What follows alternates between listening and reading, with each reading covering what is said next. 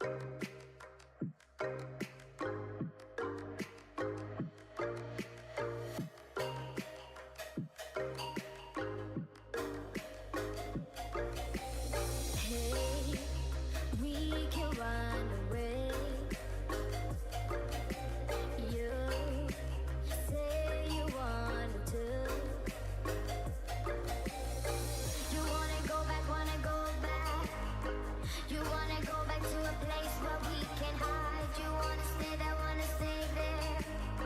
you wanna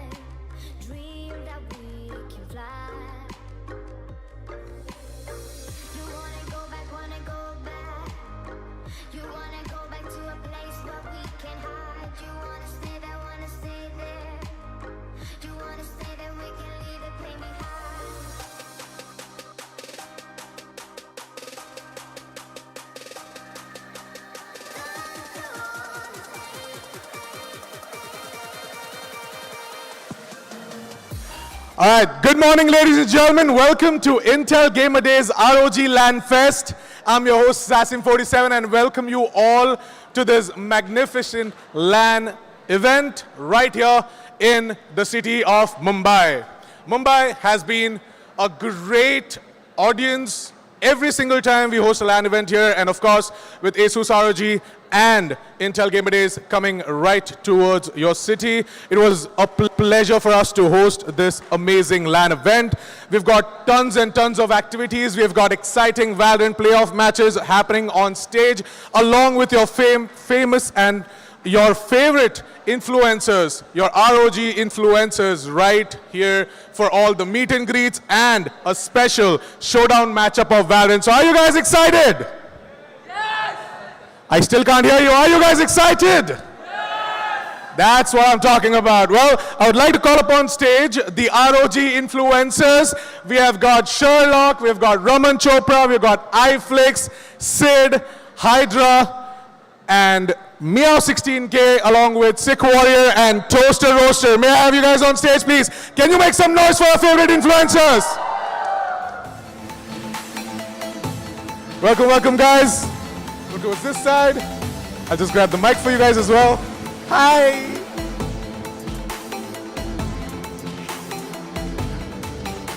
All right, guys. Your favorite influencers right here. Can we have some noise? That's what I'm talking about. We're going to start with Sherlock right here. Hi. Hi, Sherlock. Hi. Welcome to the Intel Gamer Days ROG Lan Fest. How are you feeling? I'm feeling really excited, and yeah. How's the entire vibe here at the ROG Lan Fest? What? How's the entire vibe here at the ROG Lan Fest? It's really good. It's really nice to see all of the people who came here to meet us, so it feels great. Absolutely. I mean, like compared to last year as well, this time we have got like an insane crowd. Yeah. And we are also excited to see you guys battle it out on the stage as well, yes, with the Valorant Showdown matchup. Are you guys excited for the Valorant show match? All right. Can you pass it to Toaster Roaster idea? Hi, Toaster. What's up? What's up? How are you doing, man? I'm doing fantastic, man. You can see. Yeah, long time, I mean. Yeah. And yeah, how are you feeling about the entire ROG Lan Fest? I mean, it's my first event here on stage, and looking at these wonderful faces, I feel like too hyped for what's coming today. And सबसे ज़्यादा like meetup तो आज सबको मिलने का मौका मिल ही रहा है, लेकिन सबसे ज़्यादा excitement ये show match खेलने का है मेरे को आज. Absolutely, we are all very excited for the show match. And talking about show matches and professionals, we've got Meow16K. Hello. How are you, Meow? I'm great. How are you? Great, absolutely. I mean, it's always a pleasure to have you on stage and showcase your professional skills as well. Are you guys excited to see her play? No. No? You guys are not excited to see Meow play? They would like to see me whiff more, I guess. Yeah, I mean, I think they're just like, they're just getting ready. They're saving the energy for you to get on stage and then, get started. But over towards iFlix now. iFlix. Hello, bro. Hello, everyone. Yeah. How are you doing? Yeah, doing good. Enjoying a great public here. How's Mumbai? How's Mumbai? यार बहुत ज़्यादा गर्म है यार यहाँ पे मतलब yeah, humidity is a little bit higher here, but let's go with it. यहाँ पे तो भाई अच्छा है भाई. I mean, can't help it. You guys are here, so it definitely is getting hotter. Oh yeah, because I mean the girls are here, so of course it's gonna make it hotter, and the people are here, so म्याव तो है ना यार एकदम पूरा ready होके आई है. Well, talk about hot and savage. We've got Sid. What's up? Can we have some noise for Sid? Absolutely, Sid. How are you? I'm doing good here. Man, it's always a pleasure to have you on stage. By the way. Thank you. So, do you have something to say to our audience? I don't know. I'm just excited for the games. My boy Excali is back in action on LAN, so I'm excited to see that. और joker भाई के सामने match है, तो I'm looking forward to teabagging him in the game. So yeah, very excited. Absolutely. I mean, we can't wait for the pre-match banter that we're going to have with Joker and Sid. So really looking forward to that. But over towards Raman Chopra. Hello everyone, क्या हाल है सबके? रमन जी कैसा लग रहा है मुंबई में ROG लैन fest में? एकदम बढ़िया. मेरा ये पहला लैन इवेंट होने वाला है. मैंने आज तक वैसे लैन पे कभी खेला नहीं है. लाइक बहुत पुराने टाइम पे तो खेला है, पर यहाँ पे एक पहली बार होने वाला है, तो मजा आएगा. Absolutely. I mean, it's been a long time and it's really a pleasure to have you guys on stage here at the ROG Lan Fest. Over towards Sick Warrior now. We got Sick Warrior. Paji, कैसे हो? बहुत बढ़िया. Hello Mumbai. पाजी कैसा लग रहा है आज Valorant खेलने वाले हो स्टेज पे? Excited हो? Very excited. Like Valorant का first LAN है. इससे पहले जितने भी LAN खेले थे, that was a different game. But ये Valorant का first LAN है. बहुत मजा आने वाला है. Absolutely. I mean, I guess ये पहली बार आप स्टेज पे खेलने वाले हो ना? Yeah. With all the influencers. Yeah. So it's going to be like very exciting and you are very like, have you like warmed up or something? Like क्या है? नहीं. But हाँ. करके आए हो practice? खेला हुआ है, कोई दिक्कत नहीं है, फोड़ देंगे यार. Confidence है. Because हमने देखा है आप बहुत Apex Legends वगैरह खेल रहे हो, तो like Valorant के लिए ready हो ना? Yeah, absolutely. All right, perfect. So we are all looking forward to that as well. And over towards our final influencer, Mr. Hydroflick. Sops up. Okay, this one's for the vlog. क्या हाल है मुंबई की public? Can you guys give me a cheer and for all the influencers here? एक बड़ा सा cheer हो जाए. Let's go. Awesome. Like the energy. थोड़ी और ऊपर हो सकती है. Can I have an even bigger cheer now? Amazing. मजा आएगा आज. Awesome. Hydroflick. I welcome you to the Intel Gamer Days ROG Lan Fest. And how are you feeling about Mumbai? Feeling great, man. It's always great when I'm on the stage. Absolutely. I mean, we all love to see you on the stage as well. Every single time you come, you showcase your incredible gameplay. So today we are expecting the same out of you as well. Not sure about incredible, but yes, gameplay hoga. Okay, I mean, you have been pushing for that Radiant rank on stream. Yeah. So really looking forward to that, especially Ray's gameplays. So are you guys excited to see Ray's gameplays coming from Hydroflick? Satchel out. Absolutely. So we are all looking forward to that as well. But with that, our casters are ready to take you guys towards the first matchup for our Valorant playoffs. Influencers, I will come back to you guys after the first playoff matchups. And then we're going to have the showdown as well. But casters, Darshita and Auzara, over to you guys. Thank you so much, Assassin. It has been such a pleasure to actually see on what is going to happen today. But this is me, Darshita. Alongside me, you can see the smiley face of Zora. Welcome back once again. And this day is all about the Valorant action that we've been talking about for such a long time. So, how excited are you? I'm extremely excited. This is my first ever Valo, so it's going to be super fun. Okay. And I'm waiting for such matches. And today it's going to be a banger, Darshita. And thank you for the warm welcome. And first off, it's going to be a show match as well. So I'm very, very much excited as well. So, okay, fingers crossed. I want to see who's going to win. I mean, even I am definitely looking forward to that. I remember when Assassin was having a board with all the, streamers down there. I remember him saying that it's like very hot in Mumbai or something. But you know what I feel right now? It's like the matches are going to be more intense. Okay? Like It is going to be intense, Darshita. I mean, just imagine it is definitely one of going to them be. is there at the place, just at the LAN event, waiting for the right opportunity to just grab and get the bragging rights as well. So it's going to be amazing. Definitely, it is. I'm looking forward to what the schedule for the day looks like. I mean, I'm excited to witness the streamer showdown as well, but a lot of things up. So, the schedule is right here. The first match itself, Reckoning Esports versus Badua Lipa. It's going to be a best of one series. Again, coming down to the semifinals too, we have GrayFox Esports versus Team Respect.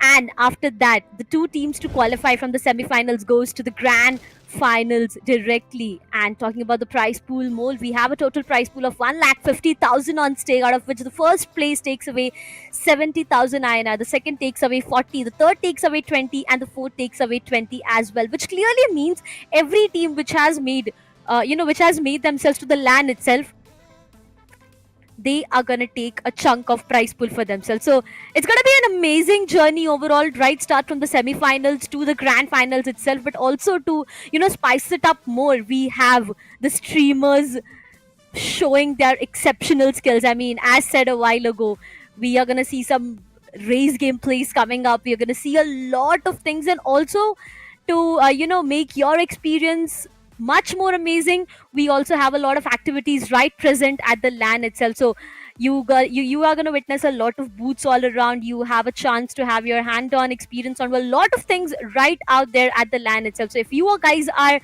present in Mumbai at the LAN, do not forget to have your hand-on experience onto each and everything. This experience is going to change a lot of things, but today's day, I'm just looking forward to what maps we are going to witness, because after Right.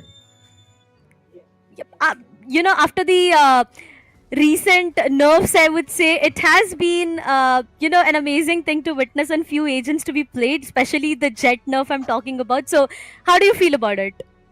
I mean, Jet nerf is hands down very, very sad. I mean, out there, whoever is playing Jet, right, it's a huge heartbreaker. Like, if I would say in Hindi, dil pe dhakka laga at this point.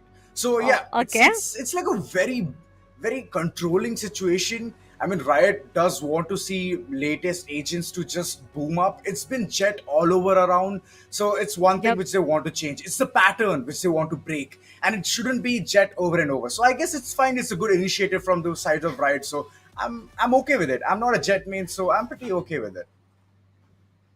I mean, I do feel, sad for some of the Jet players out there, but also with It the is. Astra, if I talk about, I mean, the astral form, now that the Astra can hear everything that's happening around her in the astral form itself, it's going to be, very much interesting to actually see on how it is going to pan out for few of the players out there who, love to play Astra. And I feel you guys already know who I am talking about right now. But you're talking about the very first semi-finals itself. What are your takes on the map prediction? I mean, Map Ascent, predictions. Bind, Haven. What else than that can we witness today? So I think that we can see Pearl.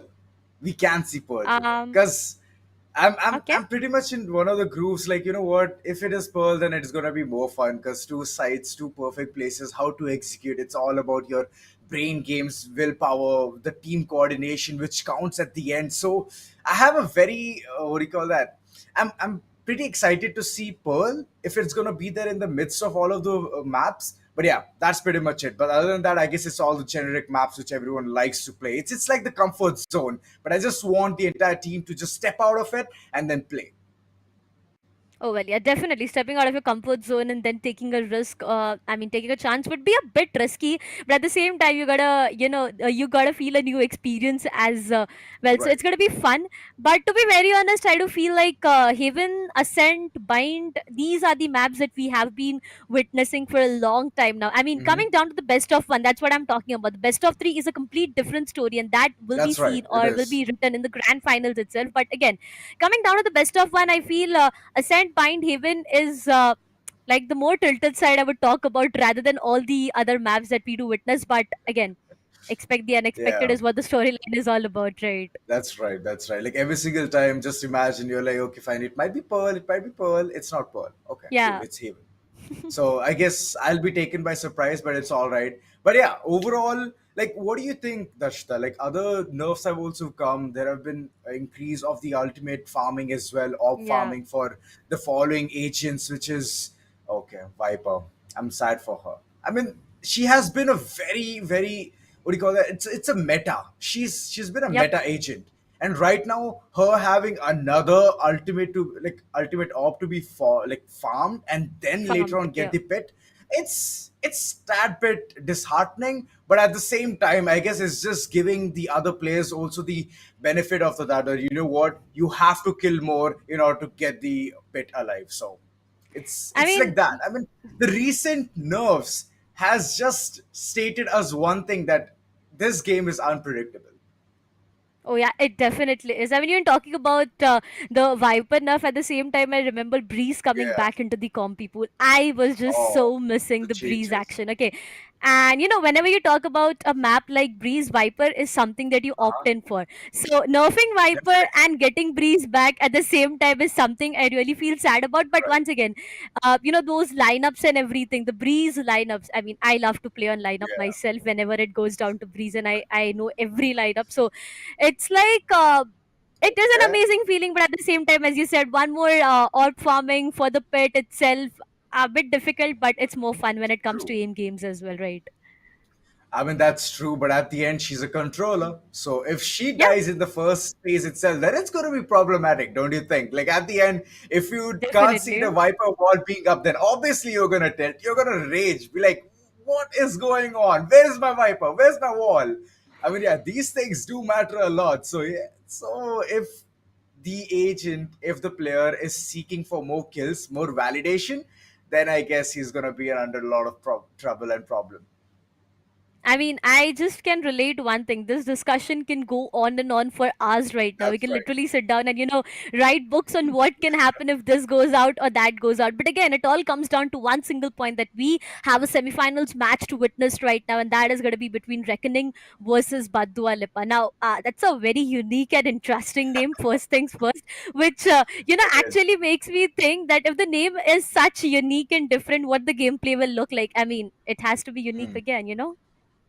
It has to be. It has to be. They have to catch us by surprise. Like, judging by the way they have the naming conventions done so right, I'm Yeah. expecting a really good gameplay. But Reckoning, on the other hand, they have some really good players. I mean, I've seen them play all throughout. I've been following some Valor scene as well. So today, Yeah. I guess it's gonna be a very dicey match, nonetheless. Okay.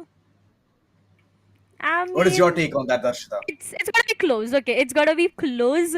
As said, I Hmm. remember Sid when he just was on desk, he said it out loud that he's really excited to watch Excali Right. come back and perform it on LAN, and we are gonna witness Excali perform.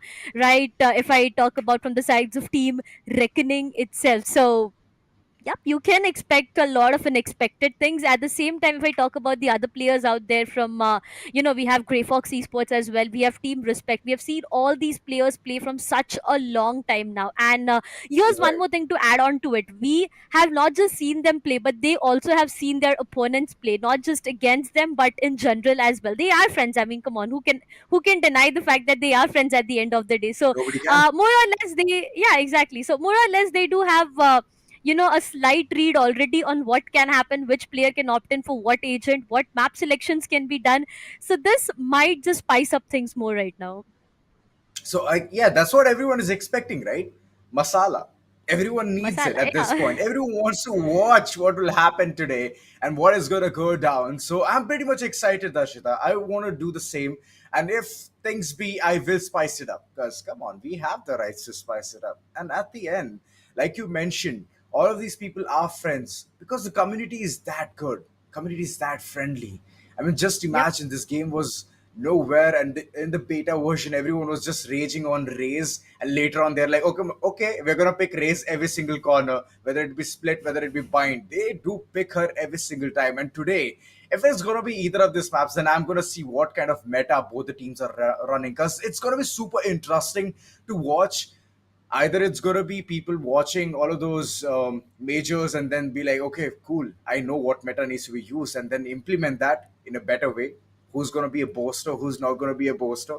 That's going to be a huge question. But today's games, Tarshita, it's going to be super interesting, super jam packed, and the intensity will keep increasing. First semifinals, and against these two amazing teams, it's just one thing I want to just wait and witness is the game.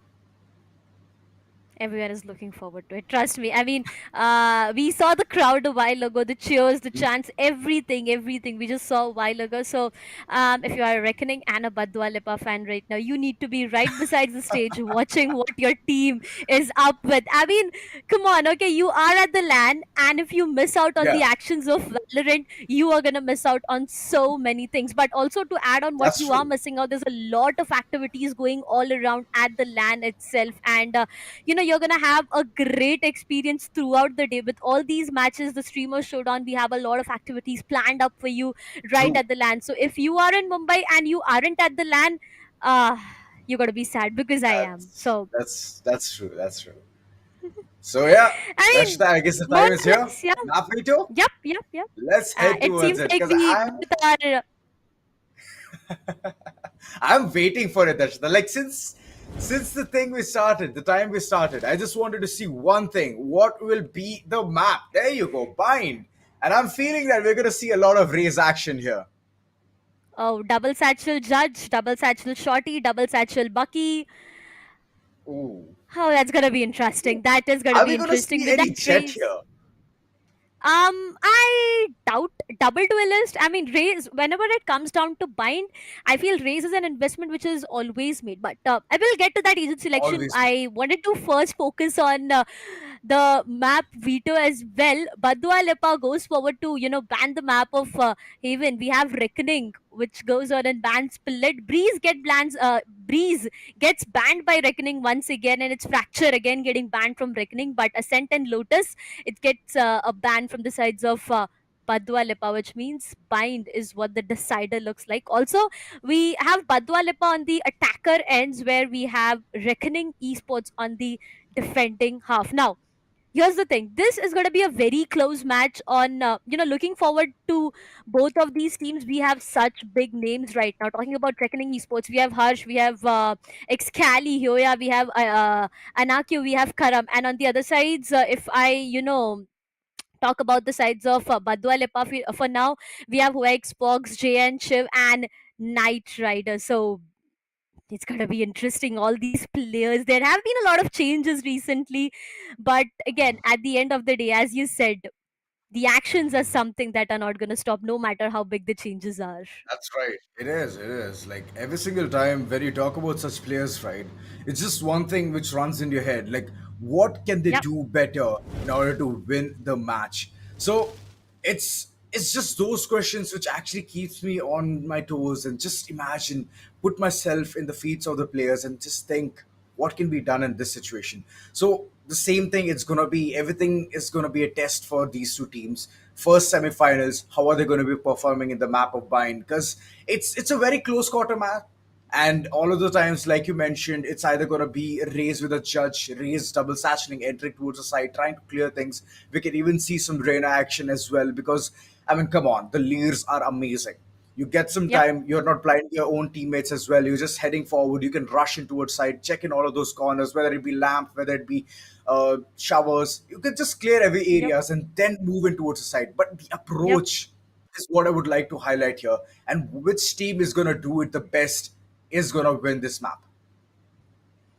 Definitely, I am looking forward to that. Now, as you were talking about a lot of agents, I am thinking if they'll give it a try to Sky. I mean, yeah, Sky again being an important initiator, coming down to True. Sova. We have Sky, also Cypher.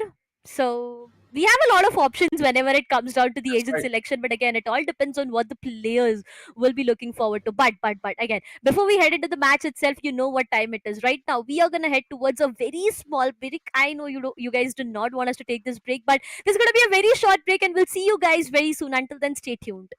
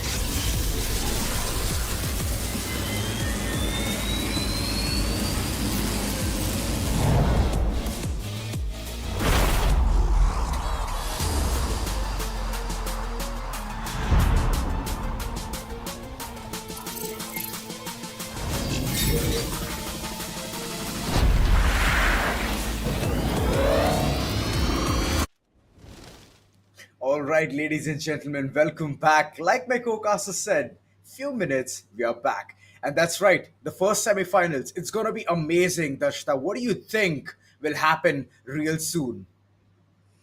A lot of fun, a lot of intense moments, a lot of great shows being put up by all of these teams. I mean, whenever it comes down to all these semifinals and grand finals matches, we all expect a lot of spiced up moments, intense fights, 1v1 duels, strategic plays, IQ level That's gameplays, and a right. lot of things. But whenever it comes down to streamer showdown, more or less kind of a banter is what we expect. As Sid said, I remember Sid said a while ago, I'm looking forward to go Teabagging. for a tea bag and everything. Yeah, exactly. So that's what I'm talking about. So right now, what we are looking forward is the semifinals actions. Both of these teams, they're already pumped up. I mean, Reckoning Esports going up against Badua Lipa. It's gonna be such an amazing match to witness, and at the same time, it's gonna be close. Again, coming down to the map that we just saw, the veto that we just saw a while ago. This is gonna be the That's right. map of Bind. So again, agent selection. I want you to actually tell me on what agents do you expect, the 5 agents that you do expect right now coming up in the map of Bind itself. Oh boy, that's a very tricky question because here's my take on any of the meta. It's about Yep. the team composition. If the team is Mm-hmm. comfortable, they can run dual initiators, they can run duelists. It's going to be much better because in the map of Bind, it can be either a hard rush and it can be a Mm-hmm. side take, and after that, they can just go ahead and hold for the choke points and then literally narrow down, funnel the defense very well. So I feel they can go in for Raze standard. It's gonna be both the sides. We can see Raze. Sky, it's not that big of a nerf, so she can come into the scene. And Reyna, I would want to see her as well in this meta. So in initiators and duelists, I've already mentioned. Even Sova can be in the midst of it. But yeah, controllers, Yep. Omen for sure, because you have the rechargeable smokes. You can easily go ahead, put in wherever you want the dark covers, and then you can even reinstate later on in the later rounds. If you want a last moment push, that can also be initiated. So that agent is amazing so far. If they pick it in bind, it's going to be a boon for them. And other than that, I feel that they might be a brimstone Yep. because more the controllers, more the merry. But there's another agent. I guess Darshita, you already know it. It's going to be Viper. So Yeah. she also might be into this fray, and it's going to be a really good composition. So you already know what I've named, and you already know what kind of meta I would run in this map. But we would really soon see what these two teams are thinking at this point. Definitely. Now, coming down to Viper, I feel that's going to be a choice. I mean, I doubt that's going to be a choice for now, coming down to Bind itself once Mhm. again. Talking more about Omen, Omen, Brimstone, any one of them can go with it. We have Sky, as you said about it. Sova, yes, a must go. Again, you really need good information when it comes down to Bind because you have a lot of things to be covered. Also, the teleporters, I mean, that's like a different play you can make with Omen and That's right. teleporters if you already know the story about it. In the start round itself, we can also go in for some good combinations with the paint shells if you really want to. You have the option to do that as well. So there's going to be a lot of things all around. Again, it comes down to a conversation between KJ and Cypher now. There's a big difference coming down to both, but do I see a harbor? Okay, I see a Viper, I see a harbor. I mean, That's right. seems to be interesting. I will- Okay. And on the other side, if we talk about technique, I saw Excali and ANQ going in both going in for race, but then when Excali he switched to Brim and it was raise up with ANQ. That's right. Say Excali just trying to. He's having a very good time at this point. Like he just wants to Yeah. showcase his talent. 3 smokes in his pocket. He can do a lot of damage there. And like I can see Hush picking Viper. It's a good Viper, addition to the yeah. roster. Yes, see, I Yep. mentioned this. I mean, KJ, Viper, KJ, come on. Because of the nerves, not many people are using her. But overall, Mm-hmm. Viper is a very good pick. And just imagine one Viper screen through the hookah, it just dissects every single part of the map. So why not Mm-hmm. utilize her? Why not abuse the power which she has? And on the other hand, it's gonna be believe in Knight, just having a dicey situation here, trying to go for a sentinel, but will he? He I does. mean, it's Finally, more, locks it. yeah. He does. We have a Sky and a Sage. I mean, it's more like Sage, you heal me, I'll heal the entire team, is what the conversation more would be between Sky and Sage right out there. You But scratch again, my looking at back, the I'll team, scratch yours too. more or less, yeah. More or less, definitely yes for that.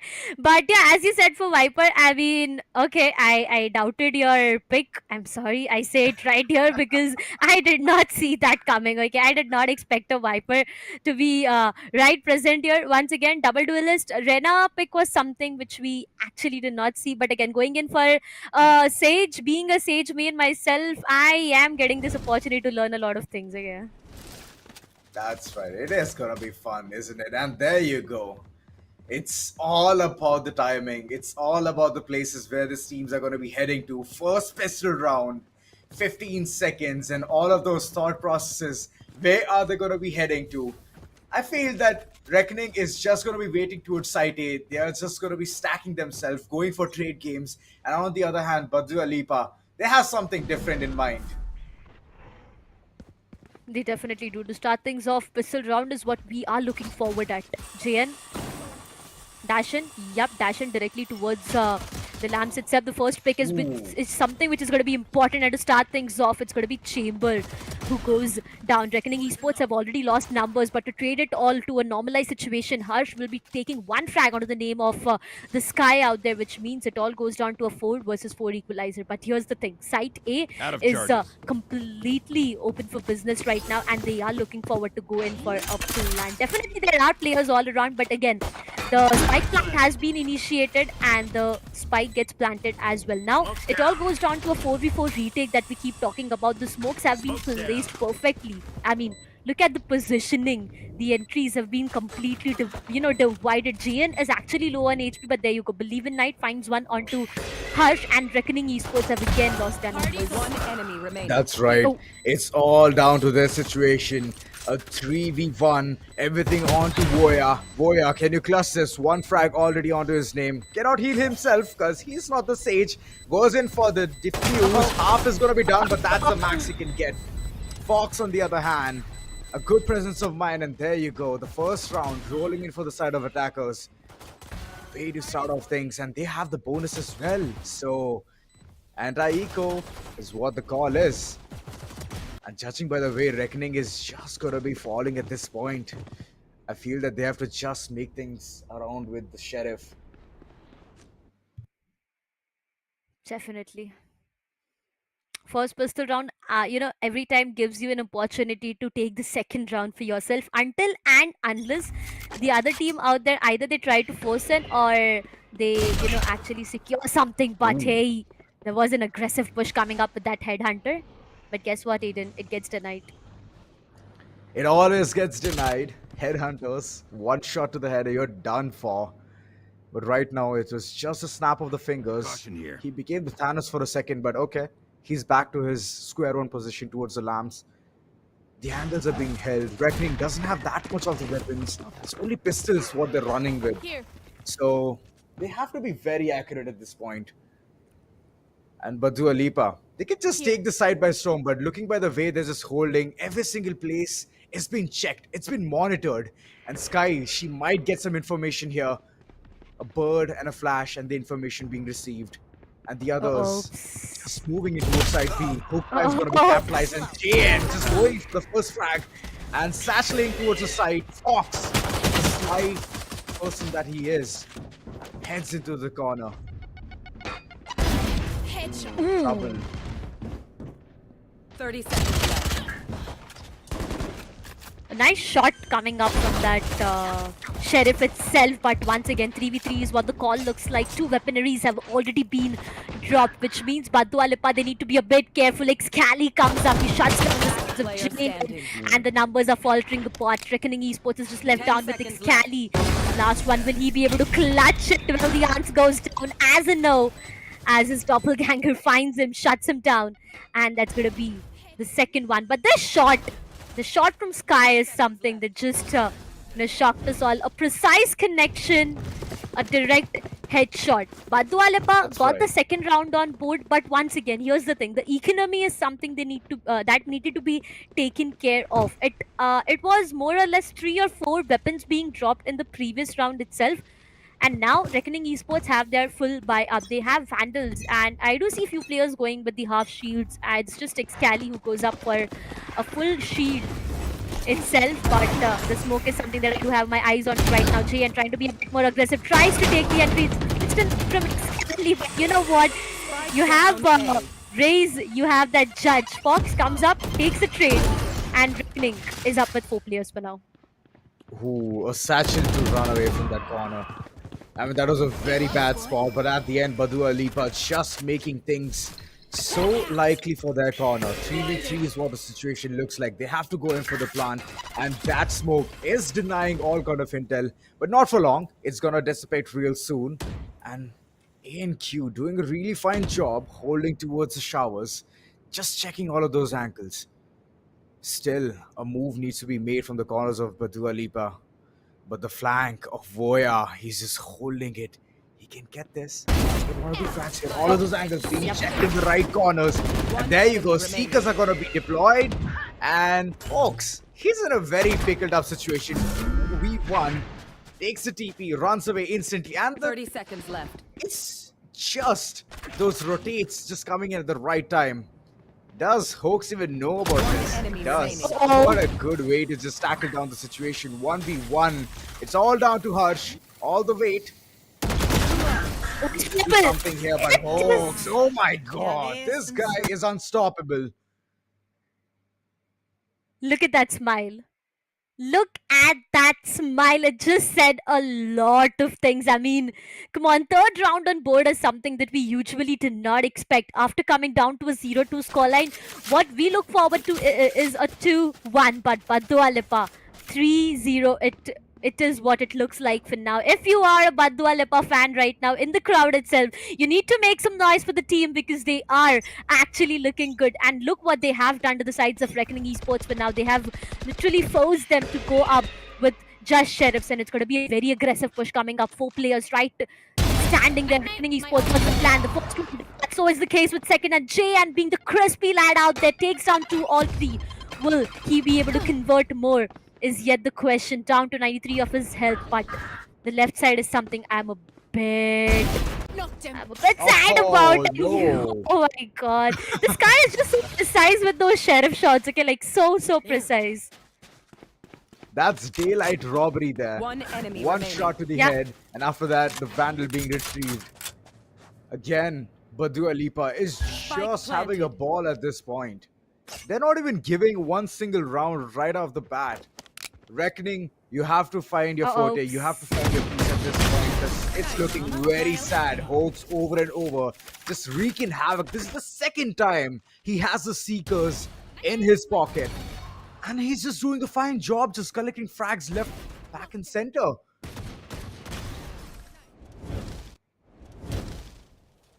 He definitely is. I mean, the replay, I can just see those shots over and over again. But here's the thing, defenders, it's an instant timeout coming up from their end.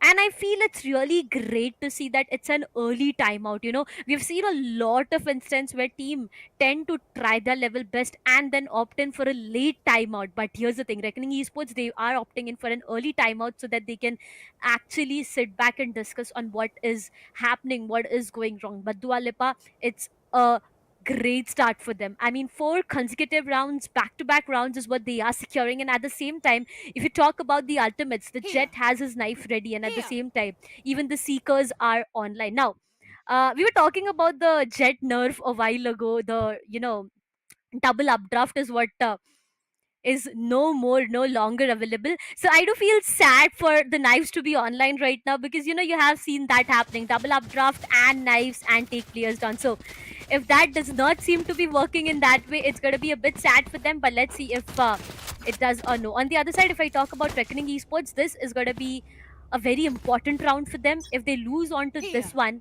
the economy is something which will get destroyed once again. That's right, that's the same thing Badua Lipa's even looking for. But there you go, Harsh trying to take the situations under control. But look at Jay and just aggressing forward. 2 frags already onto his name. And he dashes his way in towards heaven. This angle is going to be so deadly that Excali, if he knows it, he knows it. But if it doesn't, he's going to be caught off guard. The contact of 2 people, 2 frags onto his name. And there you go.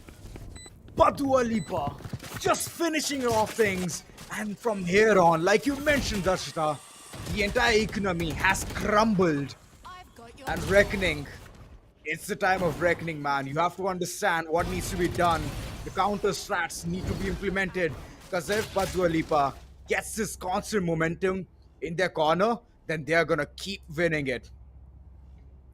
Oh, the economical crisis under the sides of Reckoning Esports right now, it's just gonna hurt them a lot. I mean, I do see a lot of players compromising onto a lot of utility, which is gonna hurt. But let's see Reckoning Esports if they can pull off this one. Badua Lipa, this time, they have decided to be the slow lads out there. They are just waiting for a right opportunity, a right moment to just strike in. But will they get the chance is yet a question. 0-5 is what the scoreline looks like. The showstopper is what is available onto the sides of Reckoning Esports. But here's the thing, it's just one ultimate. And onto that one ultimate, can they get the entire round? JN waiting for that first contact, but I feel the rotation is already being called off and they are trying to make their way towards the B site itself. Onto the sides of Reckoning Esports, they all are just holding back their position. There's no early rotation being called off. There's nothing being changed. All of the players onto the side are just holding down their sides and making sure there's nothing happening, but there's a lot of noise into the whole graphics. Two players really bad down. Judge and 2 frags. I mean, whenever you try to push Hoka, I feel that's pretty expected for you to have a judge. That's pretty expected to have a player present up there in the close compromises with the judge itself. But again, Badua Lipa, they've lost 2 of their players who had their ultimate ready. And more or less, it feels like Reckoning is going to have the first of their rounds ready. We are only that judge. It all goes down to Believe in Night. Being the last player, couldn't do anything more as he gets taken down from A and Q. Ladies and gentlemen, Reckoning Esports finds their very first round, 1-5. I don't know about you, but I know that the crowd is just loving this. Yep. They're just in it. They know what has literally been done. Reckoning side, they're cheering at this point. 1 round already in their corner. From now on, I guess it's the momentum which is going to be built. But Badua Lipa, the mistakes were being made. The deception from Excali was so on point. And from there, I was like, okay, fine, it's done for. This round is just done. But okay, right now, Badua Lipa, onto some shenanigans. They do want to take B with the storm. And will they be successful in this would be a huge question, because all of that push, it's going to be so on point that a player is just going to be heading towards the site. And the smokes, so on point. Excali again, all the weight onto his shoulders. He's doing everything at his power. And A&Q just creating the space which was being taken by Badua Lipa. They've been forced to run away from the site. And this ultimate, this showstopper is always going to be so deadly, Darshita. But this time no value nonetheless. It's okay. Yeah. I mean, I'm just looking at the way Badua Lipa has actually got, actually has got the Reckoning Esports into a lot of problems. Look at the trade games happening out there, the wall, the resurrection, everything is just so on point right now. But Badua Lipa is just down with 1 remaining player, the last one to be alive, folks. 30 seconds 1v3. Left. He has done it before. He's done a 1v2 before in the start rounds itself. Will he be able to pull this off? If he does this, it's going to be a massive fun. His location gets compromised. The spike is down. Will he decide to rotate? The teleporters are right available at the long. Okay, the timing on that one. Yep, 14 seconds on board. Trying to run away, trying to at least get an opportunity to plant the spike and get few creds for his team down there. 3 seconds. Oh, he knows there's no time left. He's trying to take all the frags that he can. But you know what? Reckoning Esports, they're just being the smart one out here. They are not even letting single of their player down because they know it's going to hurt them economically once again. But nevertheless, Reckoning Esports gets the second one on board. Badua Lipa down with up at 5 yet. It's the momentum gainer for Reckoning. And slowly but steadily, they're making their way through. But they have to do something different here. They wanted to rush B, it didn't work. The spacing, the map control, nothing in the corner. They still wanted to rush in, but at the end, it was just a sad demise. And this round, they have to do everything right. The split push, on the other hand, I did see that it was working for the corners of Badua Lipa. And I feel that this time around, they're going to do the same thing. And Sky, again, gathering some intel. But does he know that the Chamber has his ultimate on? He has his tour de force. Can get some kills here. Karma. Holding angles. If he gets, he's going to be very lucky there. And it's going to be a major frag onto his name. But looking at the way all the players are just stacked in one corner. One paint shell. And it's all done for. Orbital strike. Check all of the lamp corners. After that, it's just the map control, which Badua Lipa is just seizing at this point.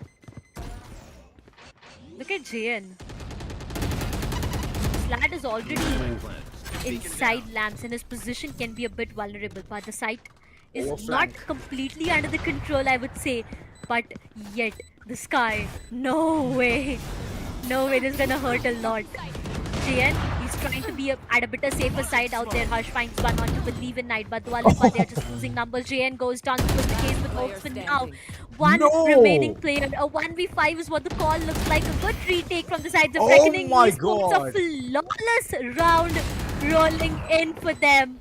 What a way to start things off. What a way to get back that confidence, get back that momentum, make a comeback. And now for the upcoming round, they have the Viper's Pit ready. So, you know what? You can just make Viper play onto one side, and at the end, you can block your enemies right with the Viper's Pit. So, Reckoning Esports, this can be their round. Once again, Badua Lipa looking at the economy for now. I feel Phantom Vandals are definitely getting invested, but one player with half shield. I mean, yep, some compromises are being made. He has to cheap out on something because the money ain't that good. But look at Karma. He has the operator in his hand.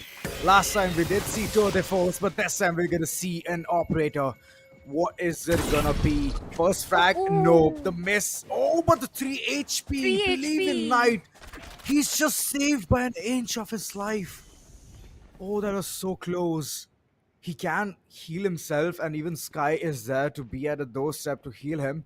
But that's it. That's a max he can get. He cannot get back his shields. Badua Lipa, they're just falling apart at this point. The initiation from JN, it's gonna be shut down instantly because Karma is holding such a killer angle there. And right now, it's all about the side execute. What will happen? What will go wrong? Badua Lipa, they're already down with one man.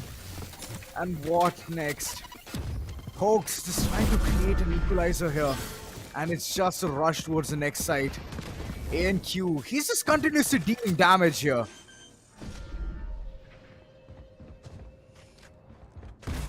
Well, for now, two remaining players. Both of them have already made their way inside the site. Believe in Night is holding that position. He's just waiting for someone to walk into his crosshair. And if he does that, it's going to be vulnerable. But guess what? Believe in Night gets taken down. And so is the case with the remaining last player. And it's going to be Reckoning Esports having one more round. I mean, what a way to communicate, right? The Raze, right? Just came in front of Excali and was like, give me that half diffusal. And more or less it's all about the off farming, right? It's all about the off farming. All you have to do is defuse half, you will get 1 point, and the others also can get saved. But yeah, if you're gonna be the selfish one out there, you can just go ahead and just defuse it full. So yeah, I'm that person. I'm kidding. It will be more like you go kill people and take your ultimate, right? That's what my teammate do with me. So yeah, I can definitely feel that. But jokes apart, again, Reckoning Esports have been performing really good in the past 4 rounds. 2 rounds of retake was so good. I mean, one was flawless. The other was a 3v2 situation where they I don't think they had any casualties onto the 3 remaining players that they had. So more or less, Reckoning Esports is actually looking good when it comes down to the retake scenarios as well. And if they get one more round on board, we already know this is going to be an equalizer. But you know what? Now that you have already challenged the sides of the chamber, he is going to hurt you a lot. JN goes down 2 picks already with that operator. The amount of investment made onto that operator is just giving back. I mean, everything is just getting summed up. Badua Lipa is just down with 2 remaining players. And after this round, their economy, I mean, the entire team is just going to hit poverty down there, because I don't feel they are going to have that economy to go in for a full buy anymore. But hey, Hoya, oops, he did not had any idea of the Brimstone being around. 2v4, Viper's right. Pit yet Nobody available, does. but Excali. Oh boy, nobody does. Excali? Excali just playing around with his food. Oh boy. This is some sight to watch, and Harsh just finishing things off in style. Reckoning has finally found their piece, and the way they're just aggressing and playing this forward, being the defense, just controlling the attack is actually very tough. But at this point, they're already at the stage where they know what the opponents are doing. And look at Caramel. He's just getting all of those things done so right. 2 frags onto his name, and at the end, Excali just showcasing what kind of an aim he has. 1 flick, 2 flick, and the opponent is dead. And look at this, Caramel. Oh my god. Those flicks is just so on point, Darshita. I mean, I love to watch this. Yep. And I guess even our audience is just loving this at this point. I mean, I'm just trying to imagine the amount of crowd chants already happening. JN! Oh my god! JN was up with his ultimate. He had his blades online and he gets denied from Caramel out there. Excali finds one. Onto his doppelganger, it all goes down to 1 remaining player. Oh yeah, will he be able to change anything? He'll get the position. Well, for now, I did not even get a chance to complete my sentence, okay?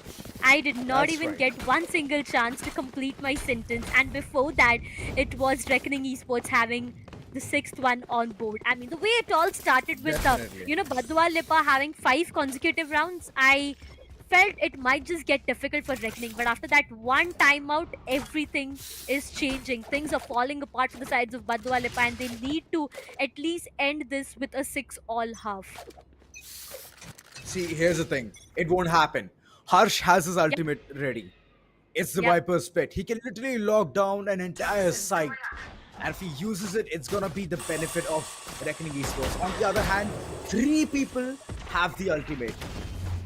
There's even Orbital Strike along with that showstopper, which means the entire crowd, if they plan on to executing a site, they will be controlled so well that Reckoning will have a ball. But at this point, judging by the way Badua Lipa is having the economy also, it's very saddening. Bulldogs, half shields, few people running with full shields and Vandal, that's still a better chance. But at the end, it's all about the side execution, and there you go, every single one of them falling a bits and pieces, 2 people alive, but at the end, what can it be done? No. It's a 2v2. And Caramel knows. He knows that a player is present towards Hookah. He can aggress forward. The information can be retained. But there you go, the angles being checked to the right corners. And at the end, Hawks just taking it home. It's a 6-6 first half. And Badua Lipa, somehow they managed to squeeze this first half in a good note. The way it all went down to a 6-all scoreline. I mean, look at the scoreboard as well. JN is up with 11 kills onto his name, and he's the only one player in his entire team to have that double digit for himself. On the other side, if I talk about Reckoning Esports, I feel they do have 2 or 3 players on those double digits already. But once again, you know what? At the end, your util, the way you play and the way you control is gonna matter a lot. Excali is on top with 13 kills onto his name. I mean, I just can feel the reason why everyone was so excited to watch Excali back the GN. He's the aggressive lad out there, tries to take a pick on. Sheriff gets denied, tries to go back, but you know what, Harsh? he will be going in for those sprays and he will be taking down one player. There comes an instant trade as ANQ goes down, but I don't feel that's actually enough to completely equalize the situation. Hers goes down and so is the spike. 3v3, an equalizer. Do you think it's gonna work? It's not gonna work. Fox just so adamant onto peeking those corners. They managed to get one kill, but his HP is way too low. 4 kills already onto his name. He can go in for an ace. He can go in for an ace. Oh, slow lurks coming in. The spike needs to be retrieved. Excali all the weight onto his shoulders. He's very low on HP as well. But does he know Fox is there right at the corner? Angles are being held. He needs to move in close, but the back being spotted. This is gonna be tough. And with that, Excali denies the ace for Fox. But still, he's not gonna be alive for long because Hoax is just waiting there, waiting for his arrival. And there you go. He's done. He's done for. Oh, the But entire Lipa team. winning the pistol. Yep, they do. I mean, the entirety of the team was ready up there to give Fox his ace, okay? Everyone was supporting him. Everyone was giving him that information, giving him that intel. They were waiting for heal. They were waiting for everything. But sadly, That's Fox... the last moment whiffs. Yeah, exactly. He has to satisfy himself with the 4K, but that's even great, okay? That's even great. 7th one on board for the sides of Badua, Lipa, Reckoning Esports. What is going to be the plan? For now, JN does have a Marshall in his hand, which clearly means that he is going to go in for an operator very soon. But for now, he'll be forced to go back. Yoya gets taken down to start things off. Badua, Lipa, they do have the numbers for themselves. And also, as they won the very first pistol round, they have the economy and the weaponry advantage. That's right. They're going to be playing anti-eco, and on the other hand, Reckoning again, they're going to be on to their dirty shenanigans, pistols in the hands, and Ghost is just going to be squeezing the maximum value out here. But yeah, not for long. ANQ did manage to retaliate, and he's going to be just down with 28 HP. What can he do? Just tucked in lamps. He's going to be a lamp to the slaughter. Jane just waiting for his arrival. One peek, and he's going to be done for. Because that weapon deals a lot of damage. 101 on body, and if it is head, then 202. So deadly. I'm too stubborn to die. Very deadly. Oh, it is. 8th one, Badua Lipa once again. I mean, more or less, it feels like a deja vu moment for the first half itself. The initial few rounds were under the name of Badua Lipa, and if it happens in the same way all around, I feel it's already done. Reckoning Esports, a lot of trust onto all the lads playing out there.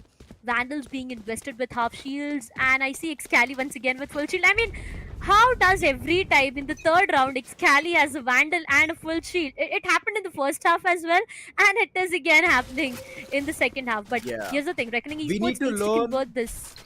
Yep. That's right. We need to learn how to maintain our economy from Excali. He does it very well.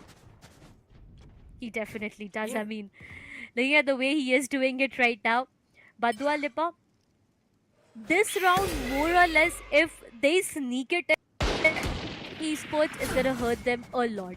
This is a full buy for Reckoning Esports. The economy is something that needs to be taken care of. Also, to remember, Badua Lipa just needs 2 more rounds to actually go in for an equalizer. That's true. Yikes.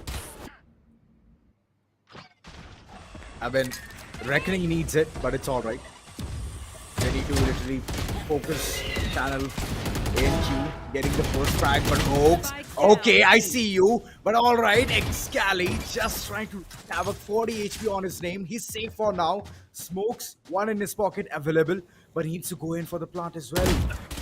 Jimmy, very close in this quarter. He can't go in for those frags, but believe in Knight. He's just there to save the day. It's a 1v2, but at the end, it's GN just capitalizing on that. Ooh, the troublesome days.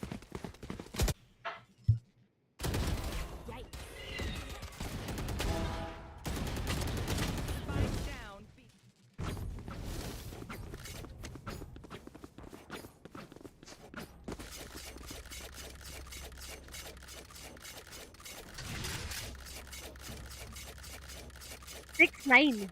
I mean, an interesting scoreline. Okay, Badua Lipa for now 9 rounds. I did not see that coming. I felt a full buy round can be converted from the sides of Reckoning Esports, but once again, sheriffs are being invested. And now the wall boost. Believe in night. I mean, if you are a Sage player, you know how to use that wall, not just to block your enemies, but to boost yourself as well. Badua Lipa, they do have, the Raze Ultimate online. The Showstopper is online, but how much more will it work is yet to be a question. It seems to be a bit difficult for the players of Reckoning to actually have this round for themselves, looking at what the economy is for Badua Lipa, and also talking about the split for now. 3 players onto the A side, 2 on to the B side. So having her hands onto the A side more or less is going to be very, very difficult. But again, if you try to enter B side, you have Sky right present there, and you have a player That's with right. Judge in the hookah itself. So I feel it's going to be a bit difficult. Reckoning Esports trying to make a plan on what can be done to start things off. Paint shells, yes, they have the intel, they have the information. B long. 4 players right onto B long. The information has been 30 passed off. The seconds left. Showstopper comes online, and now I have to see if this makes yes, as Harsh. He goes down with Excali to trade things off. Finds one onto Fox. my lord. Caramel finds What one am I onto seeing, Hawks as Darshita? well. The sheriff shots. Damn. Believe in Night finds 2 One to enemy trade it remaining. off. Last This remaining round player. has been so chaotic. It has been so chaotic. Dual headshots just coming in. Knight just saving everyone with the shining armor he has. And what was those headshot streaks? Excali just going ham. And even the way the headhunter was just hitting at the right corner. Oh boy, this is one thing. Caramel can do it so easily. Every single time we've seen this timeout being activated, Reckoning has done something out of the box. And this time they do have 2 ultimates available as well. Orbital Strike and Showstopper. So it can be an amazing combo. All they have to do is the crowd control. Like we saw in the previous round, Fox just went all in. And that Showstopper did so much area damage that it was just one shot, which was just hit on the opponents and they were done for. So, Yep. Darshita, I feel that the plan is going to be pretty much very simple. That Reckoning will just plan on to getting those weapons because previously they had to cheap out onto their weapons. They had to bring in those pistols and then just rush in towards the side. But this time they will have the weapons. They will have things to showcase their strength for. Even though they're just cheaping out with the shields as well, it's all right. But they will know what needs to be done. Because 2 ults is going to be a lot important than what is going on. But JN, he has the op in his hand. We have not seen that much opping from the corners of Badua Lipa, right? Yeah, we definitely haven't yet. I mean, understandable for a fact that they were on the attacking ends in the first half itself, so they preferred going onto Vandal and Phantoms more as compared to the operator out there. But And now Marshall. now as JN has that operator online, I'm just looking forward to the first connection that he will have. Now the Viper is actually denying a lot of things. Harsh, he has an intel. He does know that there might be an operator on the B long, so he wants to be the careful one out there. He does not want anyone to actually push from B long. Reckoning Esports, this is going to be an important round for them. They do have 2 of their ultimates online as well, which can actually help them a lot, depending if they want to use it post plant or for getting the side control itself. But JN is very aggressive. He just can be punished. Does Harsh has any idea about what JN is planning? So now one finger comes up. No way, JN takes doesn't. him down. He had no idea, Harsh. And for now, there's going to be Reckoning Esports losing one of their players. JN went aggressive, but you know what? He got 1 frag for his team, which actually compiles it up completely. The smokes have denied a lot of visions. They've blocked the entries and is getting Reckoning into a lot of problems. But Knight Rider, you know what? He was at a safer side, okay? He was like, if I do not get that kill, I'm just going to teleport. And that's what he does. He became the omen for a second. But okay. Yeah. It's gonna be a showstopper time this time. Okay, no values whatsoever. But at the end, it's all of those frags coming with the Vandal. Caramel struggling at this Enemy point. remaining. Okay, question mark. Those shots didn't hit at all. Jet being so vulnerable, but still no shots whatsoever. And at the end, it's all down to Harsh. Harsh taking down every player one by one can be a big shot. But Hoax just shutting down the dreams and the hopes of Reckoning to even get that round in their pocket. 11th on board, and they're just doing such a phenomenal job in the second half. Being the defenders, they're just checking every single list of the bucket. They are. I mean, I feel Dashita, all they wanted to do was somehow finish the attacking round and then capitalize in the defense. Because the way they're just playing at this point, it's just sheer confidence which I can see. Oh, it definitely is. JN once again with the operator. I mean, you know, if it would have been a Vandal, a Phantom, or his ultimate where he has been an aggressive lad, I wouldn't have doubted it. But with an operator going so aggressive, peeking, and actually converting frags is something I see it happening very rare. Okay.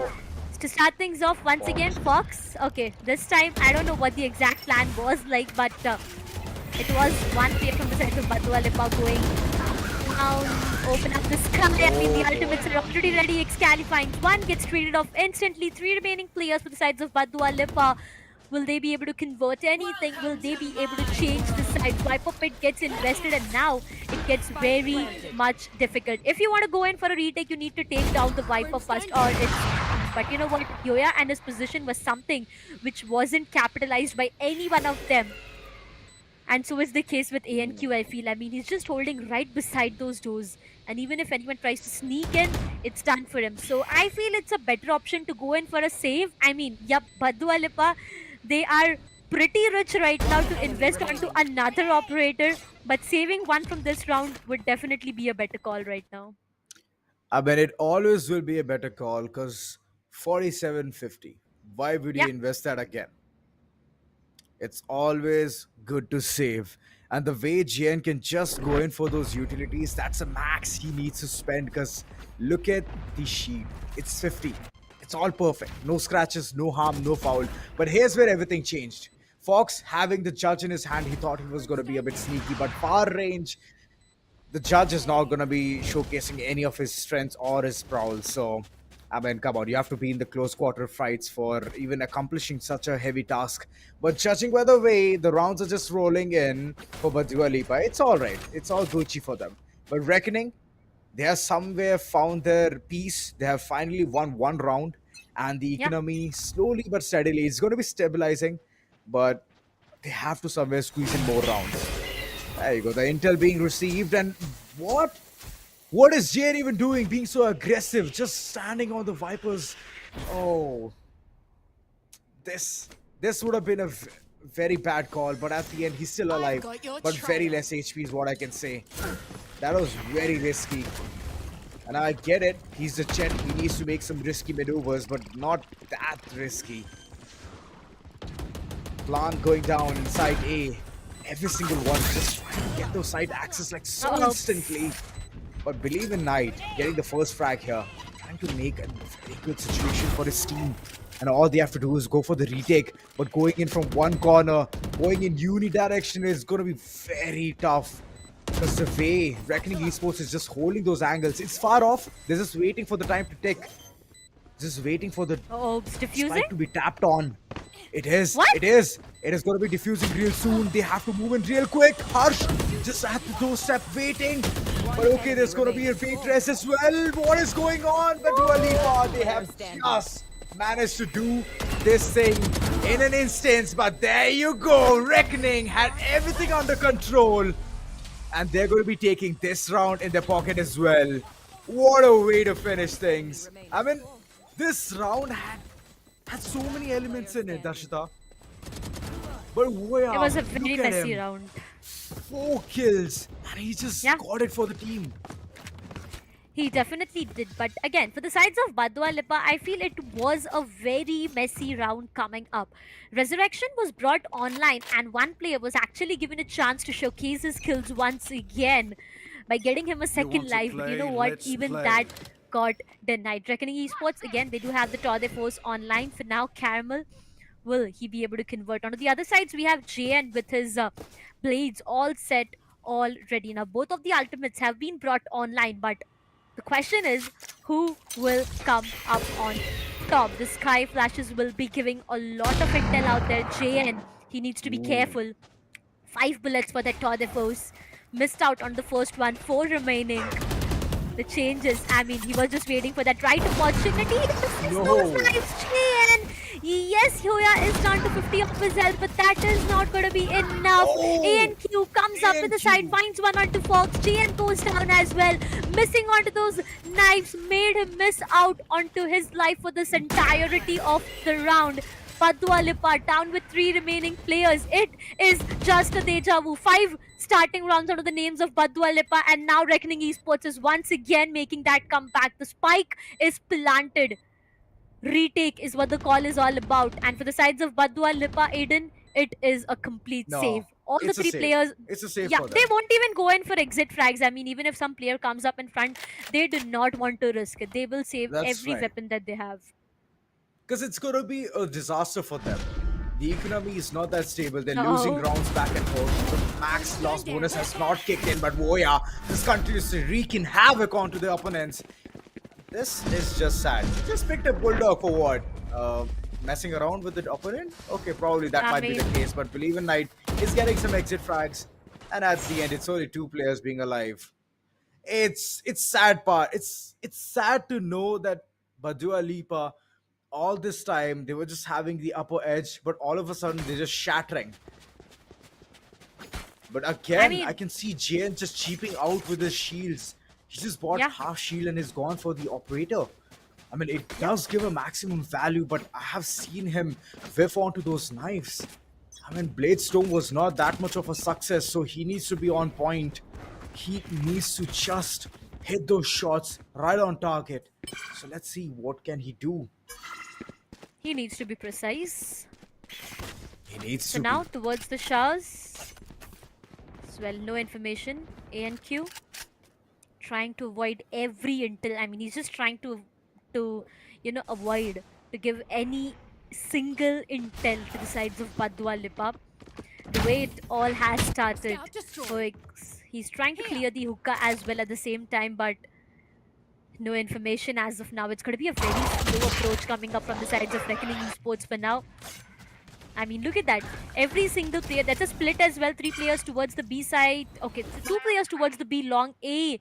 We have 3 players, short, long, short and Charles both the side. But JN, he has the operator online, so you know what? He needs to be careful. The Seekers are being invested and to stop things off. JN, he finds one onto ANQ, and now I know the reason why. Did he sneak into that operator? 3 remaining players, 3v4, yet the numbers are not in the favors of Team Badua Lipa, but will they be able to work onto this retake? This is an important retake. They are just waiting for that one intel, for that one connection. JN, oh no, he misses the first shot. Oh no. It's gonna hurt them a lot. Excali is into the close to found the molly. It is gonna hurt, but you know what? It's gonna be Excali going down. A trade comes up from the sides of Hyoya, but it's still 2 remaining players. Well, as I say that, you just have to make it 1. That's gonna be JN. He has an operator, so we know he is just gonna save. He's just gonna go in. Oh my god. Save, but you know what? No way. No way. Oh, he can't He save that isn't either. allowed. He isn't allowed He to is- save that operator. Yeah, he's just been denied constantly, and right now he is gonna be so hurt, and he won't be able to buy another op for the next following round. And this is where everything just went down. Shibi did try, his luck just went ahead, and just wanted to get more frags. But that weapon is not that strong, man. Come on, close Oh, the range. economy. Nope. It's only anti-eco where you can capitalize with it. But all in all, it's just one thing which Badua Lipa is at this point facing. It's those constant defeats that just coming down with those pistols. It needs to be there. Some kind of an angle which needs to be held. JN, he has been aggressive in the first half, but in the second half, every single time he's gone in for the frag, he's been silenced instantly. Yep. Slowly and steadily. waiting for the right opportunity to strike in. I mean, JN, you know what? They've already read JN thoroughly, and they know that JN is going to be very, very aggressive. It happens once again. JN comes up, and it's like the 6th player of the team who takes JN down.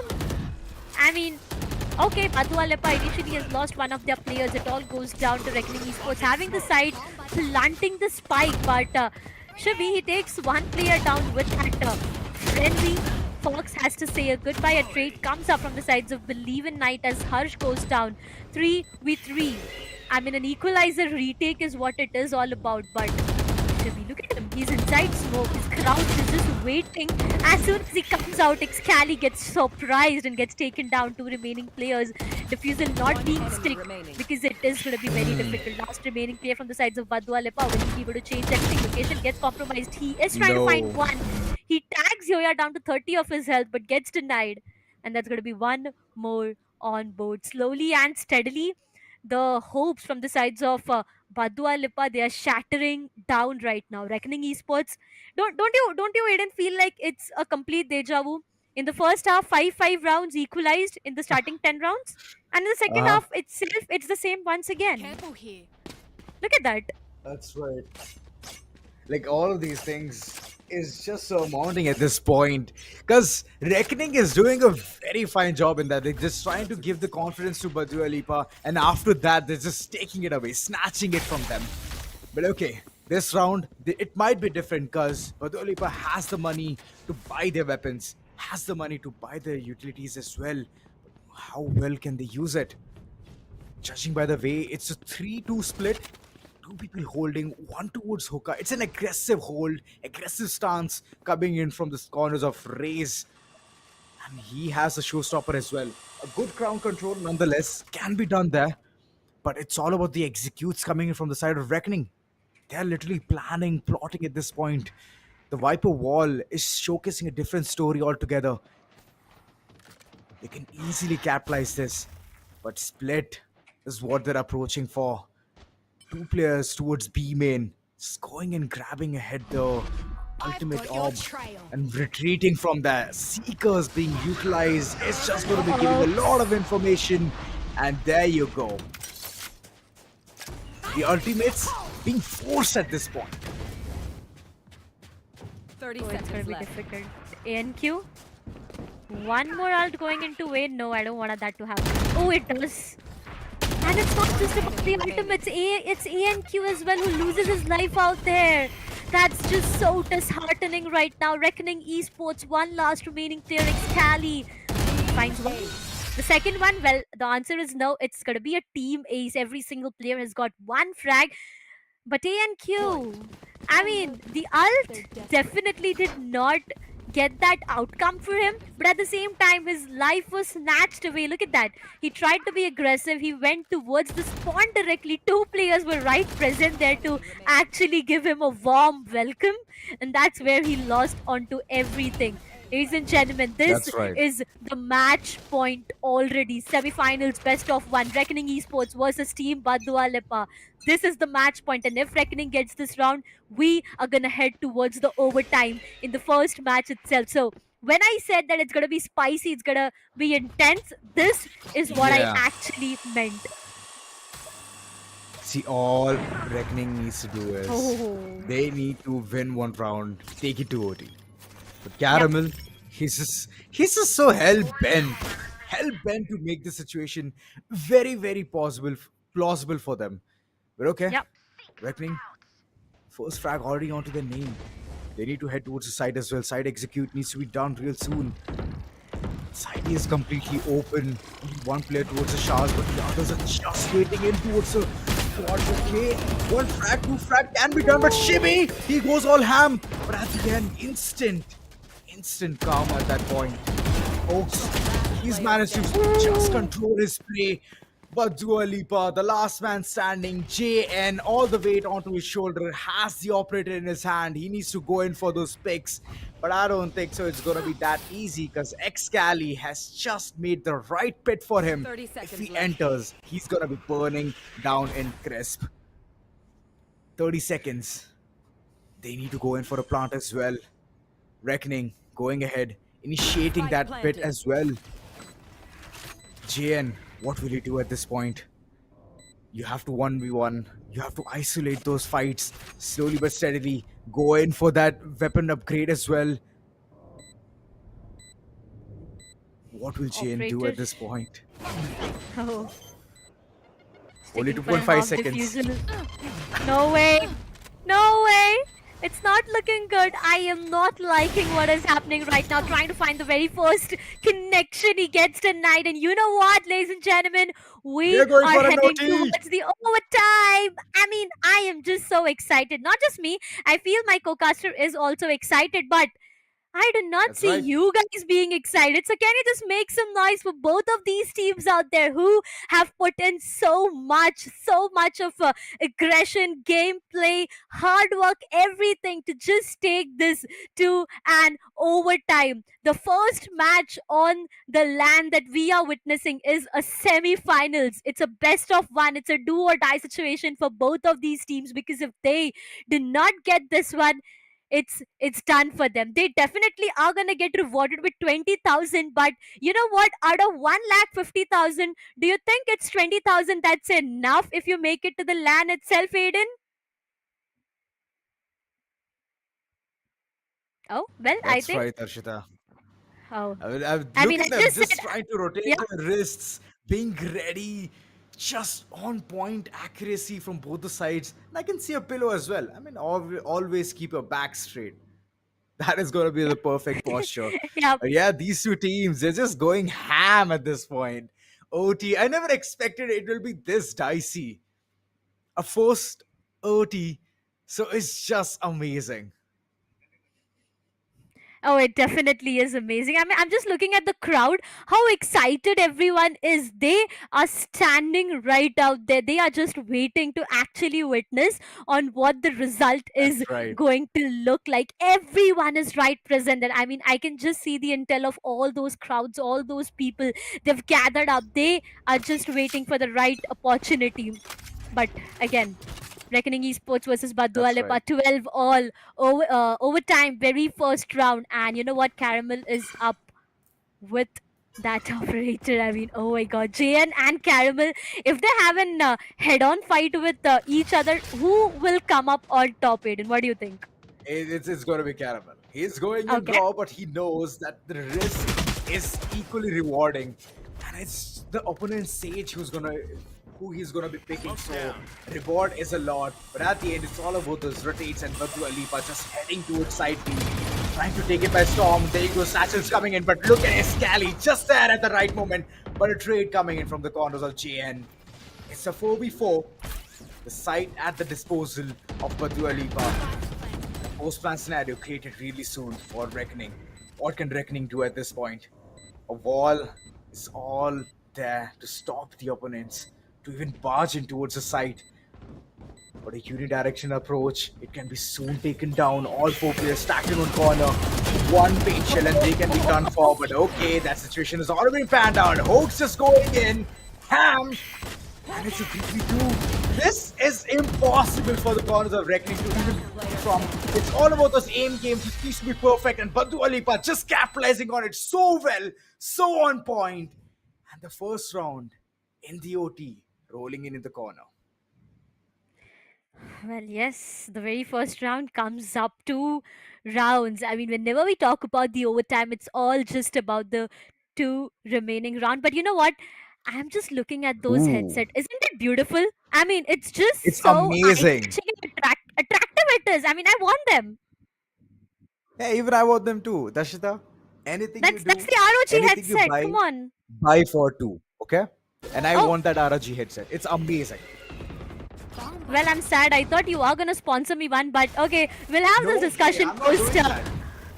We'll definitely have this discussion post this round. But JN, no way, Badua Lipa onto the attacking half. They were looking so good, but now coming down to the defending half, Badua Lipa is just left on with one remaining player. One last hope. A 1v4 is what the call looks like.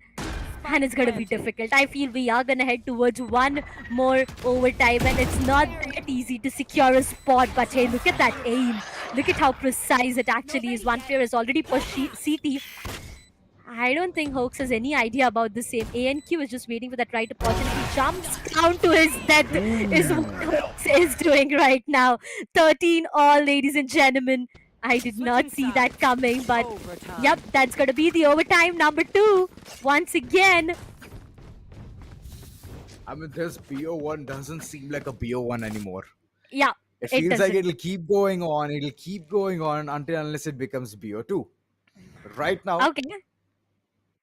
it's just amazing how these two teams are just in at it over and over. I mean, Badua Lipa is it's just making mistakes in defense, but the attack is going solid. On the other hand, it was looking really good that their defense is going well in the second half, but their attack wasn't in the first half. So it's a very dicey situation for them. They need to find their forte at this point. They need to know what needs to be done, how Reckoning can be controlled in a spot. And this thing, if Badua Lipa has not figured out, then it's gonna be too late. The aggression is on. They are planning on to executing side A. But yeah, it's all about those short angles which needs to be checked as well. Intel being gathered towards Hookah. And that's not it. That's not too much information. It's just one player there having a perfect angle. But oh boy. He's just gonna be stopping any person moving in, barging in towards the site. Fox, adamant lad. He wants to get the site control and even equalize the situation. But Shibi, being the controller, he's just controlling the entire situation and going for the plant as well. This is absolute dedication. 2 players. Harsh. 2 players right up onto his face. And he could not do anything for now. Caramel finds one with that operator. 3v3 is what the call looks like. Badua Lipa. Spike is planted. ANQ tries to be aggressive. Finds one. Can he convert the second one? The answer is going to be no for now. Believe in Night is right present there. Caramel finds him as well. A 3K onto the name of that stage. I mean, whenever a sage says that she is not just a healer, this is what she means for now. And you see one more round rolling up, 3 kills. The resurrection was also given, but I feel that's completely okay. At the end of the round is what it was provided. But you know what? Badua Lipa once again. On the attacking end, things are looking good for them. But whenever it comes down to the defending side, that's where things are getting messed up. So they need to be careful. They got the 14th one on board, but will they be able to find the 15th? Because Reckoning Esports onto the attacking half, it's looking good for them, right? That's right. It is looking good for them. We can see this entire endless streak of OTs. But Badua Lipa, they have been doing it well. They have been playing well. They are already there pretty adamant. Like previous round itself, the way they controlled the entire site, it was all about the power positions. The lamps were being held, lamps were being fortified, and after that it was just straight games which was just so on point. But this round, they have to do something very different. But they need to have the hint of the site being accessed from the corner of Reckoning. The first frag, the second frag rolls in for the corners of ANQ, and he's just on a ball. But it looks very tough for them to even contest this fight because it's a 5v3. Oh, for now, it feels like it's a circle which has no corners. Oh, it goes on and goes on and goes on. Oh. He's a sneaky one. Oh boy. There you go. Showstopper being utilized, but no value. And at the end, Caramel is just going to be finishing it off. Back-to-back OTs. Back-to-back OTs, Darshita. Yeah. And the competition level is just getting intensified. I mean, it's going to be amazing. 14 all, 2 overtimes done and dusted, and this is going to be the third OT that we are looking forward to. 14 all is what the scoreline looks like, and for now, again, coming down to the attacking half, Badua Lipa, they need this round. If they do not get this one on board, we know what is going to happen in the second half, because Reckoning on the attacking half half is actually looking good. I mean, the point is both of these teams are looking good when it's their attacking half as compared to the defending side. So I don't know when the streak of OT is going to end and when we are going to find the very first finalist for this LAN itself. But it just spices up it more and more. Slow and steady wins the race, is what they said. But is that the case? Be long. Trying to gather information for now gets denied. I mean, yeah, they do find some intel of the players being around, but they will be sticking back to their position. They did not want to risk it. They know how important this round is going to be. Reckoning Esports, if they have their hands onto this one, we know what the results might just look like. Belong is what they are looking forward to with the stim beacon and the dash in towards the side itself. JN gets denied from the sides of Yoya. To start things, Badua Lipa has lost those numbers, and now it might just be a bit difficult. Fox trying to be an aggressive one out there, gets denied. Excali finds two. Badua Lipa with just one remaining player. 1v2 is what the call is. A huge and big responsibility coming up on the shoulders of Shibi for now. Will he be able to do this? Slowly, steadily. Hush. Left side. No, he does not check that. And it's done. It's going to be Reckoning Esports getting the 15th one on board. And this is what I was scared of. It's the match point for the sides of Reckoning Esports. And also, guess what? Reckoning Esports is on the attacking half, Azura. That's right. This is a deal breaker. This is exactly the deal breaker which I was talking about. If Reckoning starts to gain momentum from this corner, it's just one thing. Badua Lipa is just going to be caught off guard. They're going to be caught by surprise. And defense is again, they're heading at this point. So they have to get everything right. Because the previous time when I saw Reckoning just enter towards the site, it was an absolute disaster. Badua Lipa couldn't even hold them, couldn't withstand them. So right now, it's all about those concrete holes which needs to come in from their corner. But look at that, Reckoning being the smart lads. This is faking, giving them the fake information and then just rotating all the way towards B main. So be aware, Badua Lipa. There's a big treat coming ahead. Oh, I don't like what is happening right now. 3 players on the A side. Badua Lipa, if they want to continue in this competition, if they want to still be in the race for grand finals, they have to get this round. But hey, they've lost one of their players, and that's going to be the duelist itself. Raze goes down, but the hopes are still alive. Teleporters is being used. Showers is the position that needs to be contested right away. Smokes to block the visions completely. JN just cannot see anything happening on the other side of that site. Excali finds one out of Shibi. Badua Lipa, 3 remaining players. This isn't a good side. The spike gets planted and it's all about the post-plant scenario that we keep talking about. All these 3 players, will they be able to convert anything? Well, make it 2 for now. JN goes down, 2 remaining players. Yoya goes down, and so it's the case with Hush. The hopes are still in until and unless it was 1 remaining player who gets taken down. Ladies and gentlemen, Reckoning Esports, can we have some noise for them? The very first grand finalists that we were talking about a while ago. Make some noise for Reckoning Esports, as they have just came such a far way. They have put in so much hard work to get the ticket to grand finals, and I can see the smile on the face of Excali for now. He's happy. The entire team is so happy, but I have to give it to the sides of Badua Lipa as well. I mean, the try, the hard work, the time, the patience, everything. I have to give it to them. But Aiden, the first semi-finals. They were just wreaking havoc until the last few rounds. Like, they were getting it back to back. And once the momentum just shifted, right, it was just done for. They just knew that they have messed it up. And after that, it was just a downfall, Darshita. Like, this is one thing which the team needs to have a grasp on. Like, if you're losing at the part where you're having the forte in, then all you have to do is keep the calm in yourself. Just wait for the right opportunity. Don't go aggressive. Always play for the information. And that information game was not so strong in the last few rounds. So that's where they were caught off guard. Definitely. I mean, as said a while ago, on the attacking half itself, it was actually looking good for them.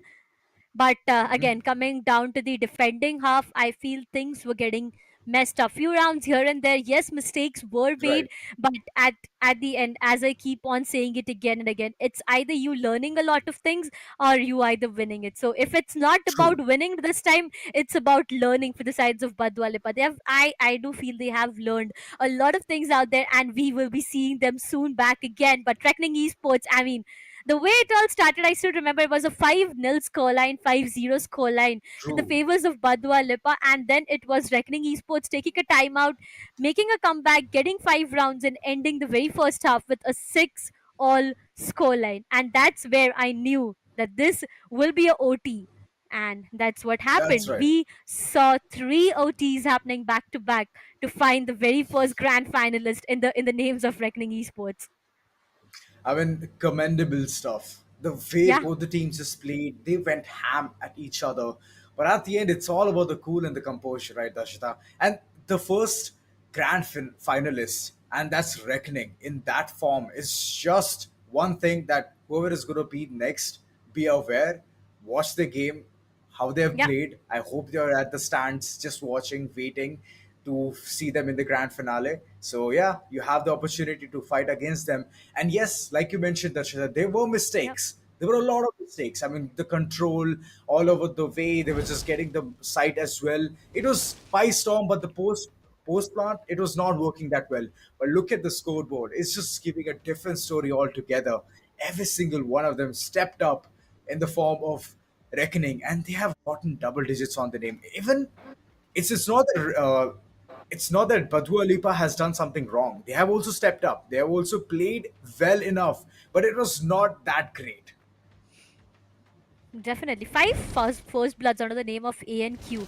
I saw the True. 4 players, I feel, from the sides of, Reckoning has like 20 plus kills under their name, which is way too much. Okay, which is way too It much is. for me to have 20 kills. It's like, okay, let's go. It's a good rank up for me then. But yeah, again, coming down to all these professional players, once again, it's a lot of experience, a lot of aim practice that keeps on happening for the entire day. I mean, the aim routine that we keep talking about for the entire day. So much of hard work, so much of patience, everything to be done. That's where you get so of a precise aim to have those skills under your name. But the semifinals, That's right. number one, has been such an roller coaster ride, to be very honest. Ups and downs all around. It was spinning a 360 rotation directly, which was just getting every one of us a nail biting moment. But again, you know what? I want to hear from the players right now. I want to see what they are, what they are up That's with right. and what they have to say. So we won't take long. It's Assassin who is waiting right present there on the stage. So Assassin, please take it away. Thank you, Darshita. And yes, I am going to call upon stage Knight Rider from the side of Badua Lipa. Knight Rider, if you can just grab the mic and join me on the stage. And Harsh from the side of Reckoning Esports. And yeah, you can join me right here. And Harsh from the side of Reckoning Esports. Well, the captains for both the teams. I would like to start with Knight Rider. What happened, man? I mean, you guys were on a crazy streak, right? And then what went wrong?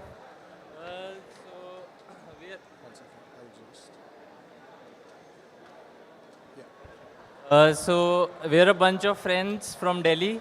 We didn't expect to reach this stage because we have not practiced anything. We are just playing for fun, I guess. Like players, they are not playing professionally anymore. Maybe, I don't know. Maybe they will come back after this. Maybe I will come back after this. You don't know. Absolutely. I mean, the OGs, right? Shivi, Knight Rider. We know them from the time of God Particles, actually. And yeah, we're also excited to see you on the stage today. And it was really like a refreshing performance coming out from you. It was going so great. And then suddenly, Reckoning Esports brought it all back. So, like, exactly, I mean, I understand that you guys weren't really going, all ham on the side of Reckoning Esports, but still, like, what went wrong? Like, I what think was that one point? It was the difference in structure. Like whenever their coach paused, they adjusted very well, and we could not adapt because whenever he paused, it was like perfect calling from their coach, and we didn't change much. I think that's what went wrong. Okay, so I would like to ask Harsh now, if you can pass the mic on to Harsh. Thank you, Night Rider.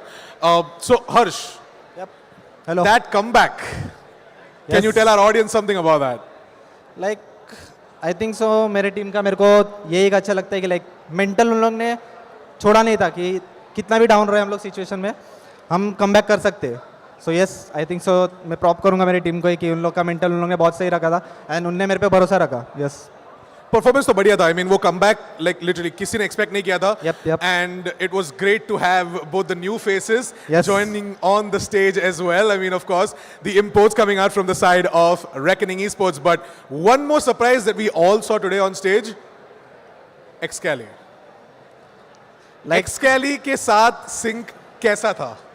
तुम्हें पता है कि वो land daemon है and उसने आज दिखा दिया परफॉर्म करके कि वो लैंड डेमन क्यों है यस सो यस मेरा लाइक उसके बाद बॉन्डिंग है लाइक नॉर्मल इतना मेरा पहला बात नहीं होता था बट जब से हम लोग टीम में लाइक हम लोग बहुत बातें किए एंड उसके बाद जितना एक्सपीरियंस है मेरे को वो चाहिए लाइक मैं जितना उसके बाद जेलअप हो सकता हूँ उतना मैं ट्राई कर रहा हूँ अभी Absolutely. I mean, we all know Excali land demon तो है, but at the same time सबके दिमाग में एक ही सवाल है.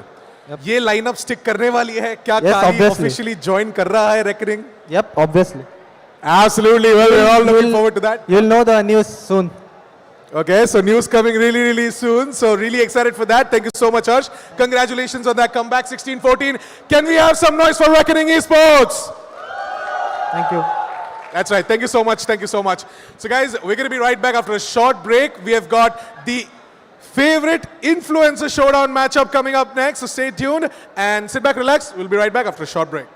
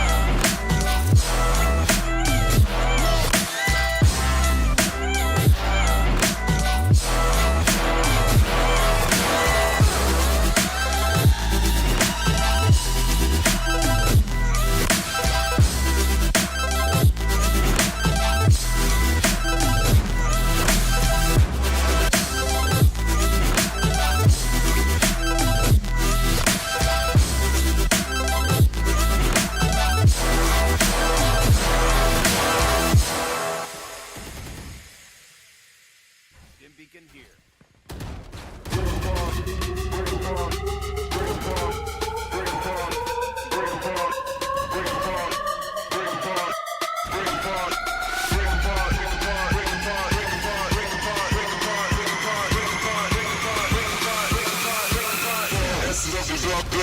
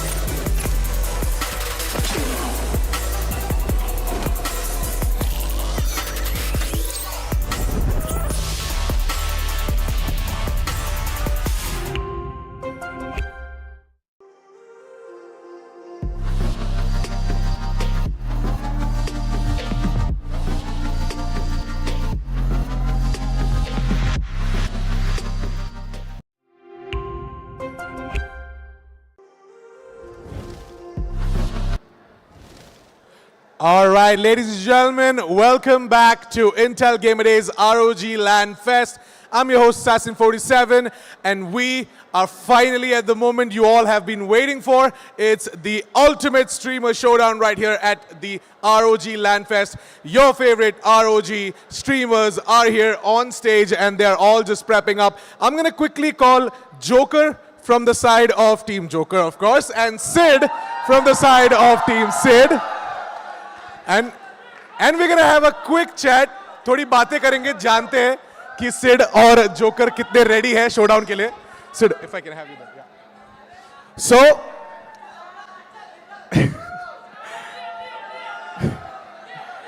everyone's really excited. The entire crowd is pumped to see the show match. Sid, मैं आपसे शुरू करना चाहता हूँ. कैसा फील कर रहे हो? Like, how's the entire prep and the morale coming in from the entire team? I'm prepared, यार. I think it'll be an easy game. मतलब जोकर लियो चिल्लाते मैं लेने वाला उनकी गेम में अभी देखना. I mean, I don't think so. You can have a better comeback from that. But moving on to Joker now. Joker, yes. We have a lot of Joker fans right here, and Joker, आपके fans को और सिड को क्या reply देना चाहते हो आप? क्या रिप्लाई दूं भाई तुमको यार? बस लियो करेंगे इनके साथ, और क्या करूं मैं आपके साथ? Thank you guys for coming. आप लोग को देख के यार और एनर्जी बढ़ गई है. तो गेम में भी वही करेंगे, और गेम है यार खेल लेंगे.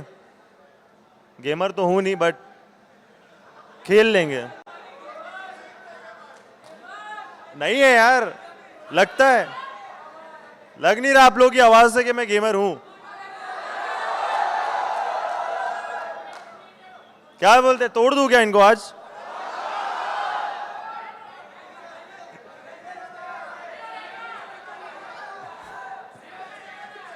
देखो यार, सिर्फ 2 घंटा सोया हूं. चालू नहीं हुआ है, एक्सक्यूज भी दे. एक second. We would like to hear that again, sir. मैं बोल रहा हूँ मैच चालू नहीं है, पहले से 2 घंटा सोया हो, ये वो एक्सक्यूज दे रहे हैं. मतलब खत्म तो होने दे पहले. खत्म तो होने दो यार, मैच तो खत्म होने दो. बट जोकर, क्या कहना चाहते हो उसके लिए? कुछ नहीं यार, बस एक कॉफी मंगवा दो यार. बट यार देखो यार, हम लोग आए यहाँ पर, आप लोग एनर्जी दिखाना, पूरा सपोर्ट करना, ठीक है? क्या चैलेंज कर रहे हैं? बोल रहे जॉर्डन दिलाओगे जीतूंगा तो. जॉर्डन पता नहीं, गेम के अंदर तेरे मुंह पे चप्पलें बहुत आएंगे लेकिन.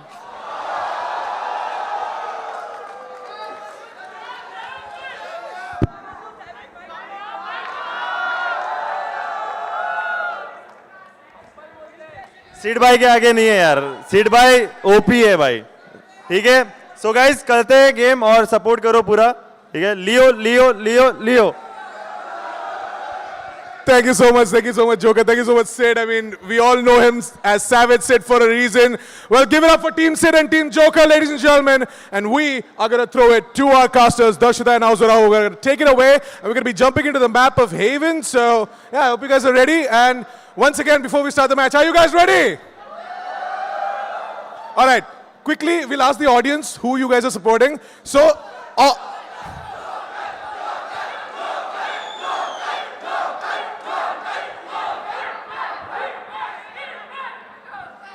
okay, so we clearly have an answer, but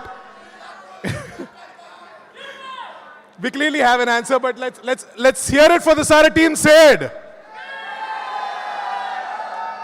All right, awesome. So the competition's pretty equal right now, and like the supporters are also ready. So without further ado, we're going to throw it to our casters, Darshita and Auzara. You guys can take it away, and I'll see you guys later. Wow. The Josh is just so pumped up, Darshita. Every single one of them just cheering out there for Joker. I mean, Sid के बारे में किसी ने कुछ कहा ही नहीं है. I could only hear like few people just chanting out, but okay, we see this support is so strong for Joker. But yeah, Darshita, how excited are you for this? Well, I really want to mention this very first. I feel Sid's gameplay is just gonna say a lot of things out there at the LAN event itself. I am just waited to see all these players come up in the server and face each other. I am excited. I am all pumped up, all energized. We have just witnessed a semifinals first match with a 16-14 scoreline, 2 overtimes that That's we've right. already witnessed, and now coming down to the streamer showdown, it is gonna be an amazing, amazing match. What I felt like was Assassin even didn't get a single chance to, choose and go in for an option. It was Team Joker all No. around. So, That's right. That's so right. this is the request I have with all our audience out there. If you are a Joker fan, you need to shout. You need to cheer him up. You need to shout Leo all around because that's what we also know him for. But the gameplay is what is awaited onto. Looking at the teams, I mean, look at that. We have Meow, Toasty. We have Flix. Okay, Mortal. I mean, Yeah. It's Interesting. just gonna be super good. Oh, we have Mortal as well. That's right. You already highlighted, and it's gonna be double the fun at this point. Joker. I mean, it was just a chant all around the stadium that he is gonna be wreaking havoc over. Oh, Sid, come on. I feel that it's gonna be bad, but all right. Even their team has some really good players. Ankita, Hydra Flick, Raman Chopra, and Sick Warrior. Come on, these are all names. We all know it throughout. This industry is just filled with such good lads. And right now, yeah. it's gonna be super fun, Darshita. It's just the start. It's just the picks which we have seen in the map of Haven. And what will happen next, we don't know at all. But we did hear Sid telling that ki chappal par chappal padegi. That is only one thing which we know. But we expect that to even happen. So I mean, you know what I'm looking forward to right now? So, Sid has this big chamber tattoo on his hand, okay? I want to see him flexing that tattoo. I mean, come on, who does not want to make some noise if you guys also want to see that happening? But again, talking about the map of Haven for now, 3 different sides. So, That's it's right. going to be interesting. Attackers, a bit attackers' favorite map this is going to be. Coming down to the defending end, there are a lot of things that you need to, actually take care of. So rather than having fun in this entire match, I feel we are going to also witness some intense fight coming up from these players. We have seen these players playing. I mean, come on, Ankita, we have, seen Mihao playing. All of these players are just so good when it comes to aim game. But now, when it's all about having streamers and players all together, it's going to be a lot of fun. That's right. Everything starts off with this, the first pistol round, and it's gonna be initiated real soon. Every single player from the side of Joker is just going melancholily so slow. Hydra Fleck, he's just there, prepared, gets the first frag. The second was so close, but yet so far. Meow, she's just roaring through, trying to get all of those angles checked off. With just 20 HP, she can do some damage. Ghost in her hand, has a spike also on her backpack. She needs to move away. 3-sided map is what you say, Darshita. 3-sided map is what we are seeing.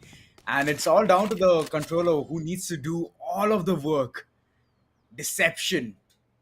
And after that, execution as well. Definitely. 4v3, Team Joker, they did not have that numbers for themselves, so they need to be a bit careful. They need to take the site under control and then go in for the plant as well. Smokes being utilized, site completely under their control. It's gonna be Meow who will be sticking to that plant as well. But you know what? She's down to 20 of her health. They need to be really very careful. And if the information is lied on to, see, here's the thing. The information is already lied onto that Meow is going to hold close quarters, and that's going to be Sick Warrior who comes up, takes it down. There comes an instant trade as well. Okay, it all goes down to a 2v2. One last remaining player from the sides of Team Sid, Ankita. Clutch, will she be able to do that? She finds one, but the reload! No, the reload comes up, and that's going to be a 3k. Rolling in, and the timing as well. But the very first round comes up under the name of Team Joker. I mean, Pistol the one. funny part is level 500 still bad. Why? I could see the I did not all want it of to. the goodness. Yeah. I mean, I saw all the goodness there, like last moment clutch. But yeah, a nice try coming in from the side of Team Sid. Somewhere it was just that reload which caught Ankita off guard. But right now, it's all about the bonus, and Team Joker is going to be exploiting it.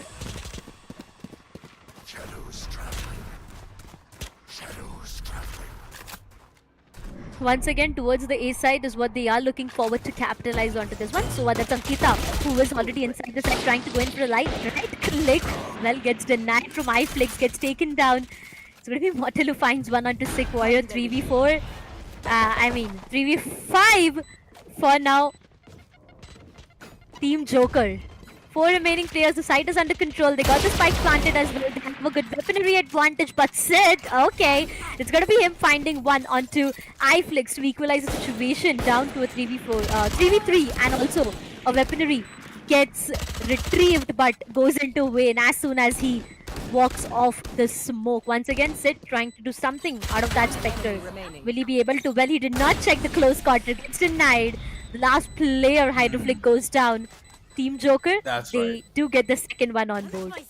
I mean, every single time, if it is an execute towards site A, check those corners.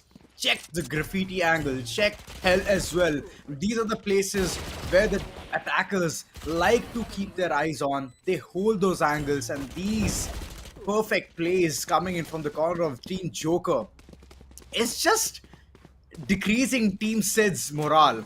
Look at that. The buys also don't look that good. Meo again going in with that Spectre. I mean, it's gonna be a rush gameplay. That's what I'm assuming at this point. But yeah, look at the choo-choo train running in from the A main section, just going in towards lobby, trying to get that angle cleared every single moment, going in for the flank. Okay, this time it might work in from the corner of Team Sid, but they need to hurry up. They need to move in swift because that KJ is under siege. She is gonna go into a fray real soon. Angles being checked. There you go. The flank coming in at the right time. And this time it feels that Silbat is going to get some frags. But will it be enough? Sick Warrior getting mollied at that point. What exactly is happening? It's a 2v2. No plant done whatsoever. Sick Warrior going in for those shots. And okay, it's crisp. Last man standing. Oh, I would say last woman standing here. Mia 16. She needs to go ahead. Going for the plant as well.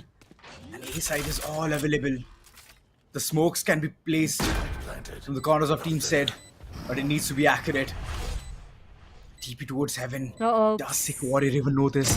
Does he know it? No, he doesn't. The surprise is gonna take him away, and the teleport also is gonna just make things even worse for the corner of Team Sid. Ankita has no clue, and she's gonna be taken by surprise. And KO is what I can say. Now that's what happens when you have Meow on Omen. The Omen plays. Open plant, TP to Heaven, finds one, uses the ultimate, goes to main, gets the frag, gets the round, clutches it for the team. That is what she is known for, ladies and gentlemen. The very first round that rolls in for them. And now I'm looking forward to what is up with the upcoming rounds. Because again, it was a full pie round coming in for the sides of... Team Sid. Oh, my bad. It's got to be a 0-3 scoreline. Okay. That's right. Okay. It's a 0-3. Team Joker has been just showcasing their power, strengths, and every single thing. I mean, previous round itself, you could see what they're capable of. And right now, Darshita, I don't think so. Team Sid is even having the grasp of the situation, because look at that. The buys are just fallen. It's torn apart. Pistols. Yeah. And, Marshall. Bad. I mean, all in all, the money is bad at this point. So I feel that it's just going to look worse for the situation of Team Sid. But all in all, Team Joker, oh my god, what a start, man. Definitely a good start. 3-0 scoreline is something I did not expect. I mean, it's going to be amazing. The amount of chance and enthusiasm and momentum that the crowd has given to Joker is something that what he is paying back. Right now, we just saw it a while ago before heading towards the match itself. It was Team Joker all around. The chants were of Team Joker. And, right. You give him that confidence, he will give you the gameplay in return. So do not forget to keep on chanting for your favorite team. Keep on giving them this momentum. We will be soon heading towards the back itself. A small pause, I mean, that's completely okay. It will be completely worth it with the, Team Sid and Team Joker going up against each other. But hey, there we are. As I say it, we head towards the game itself. That's right. We are heading into the game, and Team Sid, come on, you have to do something here. Just Spectres, Stingers, Ghost, and a Marshal. I don't think so you can get the round, but at least give the max damage to the opponents. Because the weaponry is good for their corner. They have bought the half shields, which means that they are gonna go in strong. They want to get those opponents' weapons, retrieve them so they can have a better chance of fighting against them.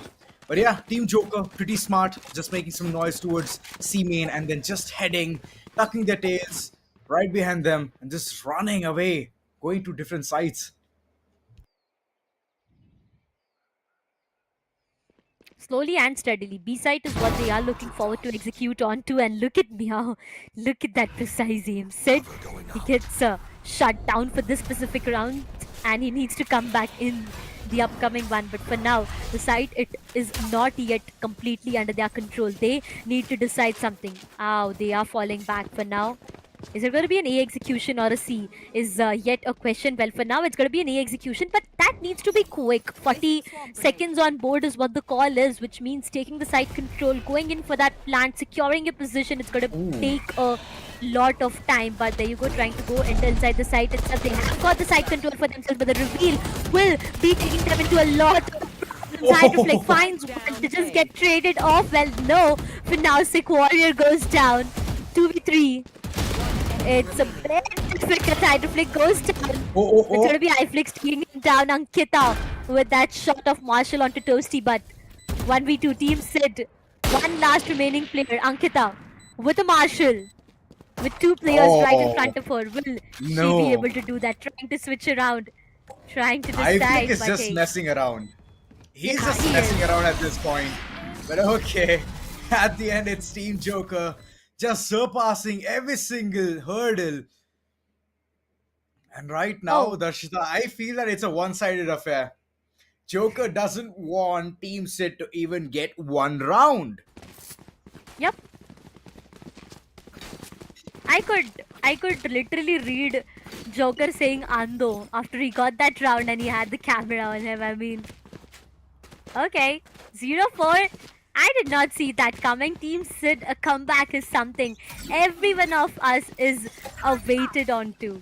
Team Joker, now that they have two of their ultimates online, it's going to be Rena and KJ, but Hydroflick, he is the aggressive line out there trying to find one, but you know what? He gets denied, and not just one, but look at that. KJ finds the second one as well. Team Sid is again falling apart, Aiden. Oh boy, lockdown in hand. It's gonna be so handy at this point that Team Sid needs to run away. It's a 4v2 scenario. No comeback from here. Look at the plant going down. Problems just mounting over Team Sid's head. And there you go. He's gonna be departing as well. Right now, it's just down to Raman Chopra. Will he be able to do something? He does manage to get one kill onto Mia 16. But okay, that's the max I guess he might get. Cause okay, Mortal, you did not have to just stay in that corner, but there's a backstab coming in. Toasty taking Raman Chopra by surprise. And there you go. Those flying kisses just say one thing: absolute domination. Oh, it does. And the way Toasty just went the stairs up trying to take Raman Chopra down, I feel it would have been a knife, okay? He would have went into that knife. He didn't take any chances there, Darshita. Imagine Raman Chopra just flicking onto the target. I would have been like, okay, yeah, this is expected, bro. Oh, it definitely is. But okay, for now, 0-5. Team Joker is just looking too good.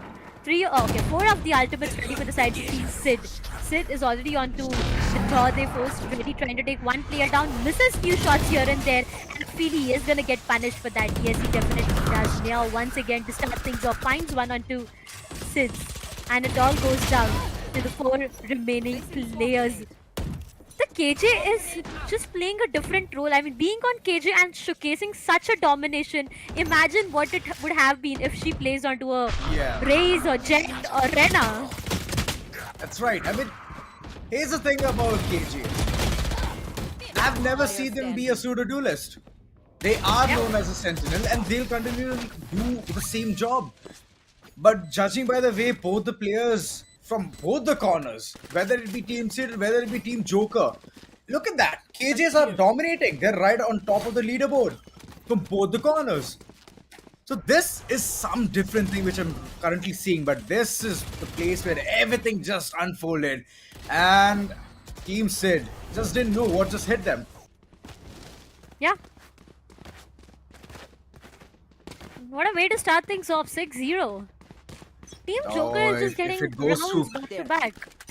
If it goes to 12-0, Yeah. so I won't be surprised because it's just the dedication, the amount of confidence this entire team has at this point. Team Joker just not even caring. Look at that. No smokes being deployed, nothing, no utilities, but they're still doing their job. Finally, we can see some kind of utility coming here. Finally being unfolded. Till the last moment, they kept it in the pocket, and right now it's going to be execution. And there you go. Mio 16 just goes in so wild. 2 frags already onto her name, and right now it's all about the post-pass scenario. A 3v5, much awaited, and iFlix holding that corner with a dual peek. Oh, this is deadly. Things are getting so out of hand. And Team Sid, what are they going to be doing at this point? Try to take as many players down as they can. For now, yep. That is something that they are looking forward to. Sid for now. Finding someone all around, but taking the position. Sick warrior. It just turns around, takes him down. Meow with a 3k already onto her name to put the last nail in the coffin. It's going to be Toasty who finds one onto Sid. And I feel Joker is trying to communicate to his enemies out there. Trying to pass a message. Trying to pass a message to Team Sid out there. It definitely was right before we headed into the server itself. But come on. I don't want to see a 0-7. Team Sid. They are just waiting for that right opportunity to strike in. Okay. No, come on. I did not expect a 0-7 either. Yeah, I mean, at this point, it just looks like Team Joker is so prepared. With just 2 hours of sleep, he's just washing away the enemies. Yeah. But yeah, credit with credit is due. The way both the cages are playing, Raman Chopra, I mean, he's just nailing it. But okay, and at this point, it's just gonna be some luck for the corner of Team Sid. Finally, their day of reckoning is here, and it's against level 500. Still bad. Will it be still bad, or it'll be great? Because at this point, those headshots are just ringing, buzzing. Hydra Flick, he is gonna be aggressive. Getting those shots through the smoke with the Phantom. It's actually a very good move, because you don't know where the bullets are coming from. Or rotate being called in. Even if he tries to save the weapon, it'll be beneficial for him, but the money is still there in their pocket. From the next 2 rounds also, Darshita, if they plan on to losing, right, it'll be alright for them. Because the last bonuses also are gonna be helping them, so, okay. But a different approach from the garage, and Ankita, oh, she's been caught off guard. With just 22 HP, still bad, it's just nailing it. But at the end, Hydra Flick, I mean, it's okay. It happens. He gets the last frag. And finally, first round rolling in for the corner of Team Sid. Look at that. Nobody's even celebrating. Oh, it's just the first round. It's just the start yet. The more rounds they get, the more of the celebration is Team Sid. They do have a lockdown to work around with for now. On the other side, if I talk about Team Joker, they do have 2 of their ultimates, Hunter's Fury and Showstopper right up there. But Toasty, hey, you do not have that shield. Hey, you do not have that shield, okay. He does not have it yet, which means he just wants to go in raw, it's alright. Yeah, it's gonna be a bit difficult as well at the same time, but okay, the execution is what they are looking forward to right now. Smokes being placed at the right position, trying to enter the side. Yes, they are looking forward to iFlix being the aggressive one out there. That's gonna be the showstopper. Will it give any opportunities? No. Will it? Instead it takes the player away. Hydra Flick and Ankita goes down at the same time. 2v4, the spike is already planted. Team Sid, will they be able to do this retake? Oh, last moment. Whiffs coming in, but Team Sid, they're literally caught off guard, caught by surprise, and just with a blink of an eye, everyone is just perished. Oh boy. Team Joker, they're prepared. They're just playing so on point. It doesn't even feel like a showdown anymore. It feels like vengeance. Yeah, it does. I mean, We might see the sides of Team Joker hitting the double digits very soon. That's right. Team Sid. I mean, they're just going with some stingers. That's it, and 2 classics. Yeah. Team Sid looks so below poverty line that they've been forced to bring all of those messy weapons, if I would say. If it'll only work if they stack in a site. It'll only work then. But look at those shots coming in. Hydra Flick. Okay, I see you. But the Hunter's Fury, Toasty, just getting 2 frags right off the bat. So the players were Genius. really close to each other. One enemy remaining. Oh. Okay. Sid. He gets taken down. And now it's last remaining pair from the sides of Team Sid. Are they going in for a knife? Oh yes, they are. They are going in for a knife. Ankita finds one onto Meow. One more knife try and that's going to be one more player down. Shock dart and everything hitting her all around. She finds the third one as well. The last 1v1 is what we are talking about right now. Ankita, will she able to do that? Will she able to do that? No, she gets taken down. Last moment. And that's going to be the last player coming up on top. Well, oh, Marfa? Maybe after they win the match, definitely. But for now, it's going to be one more round rolling in for them. 1-9, Aiden, 1-9. I mean, come on. It's just the way this team is playing. So on point, accurate. Team Joker not giving the chance. Bot coming back. And at this point, Team Sid does have the buy, but every single one of them is going with half shields. It's gonna be a tough one, but I bet they're gonna make it count.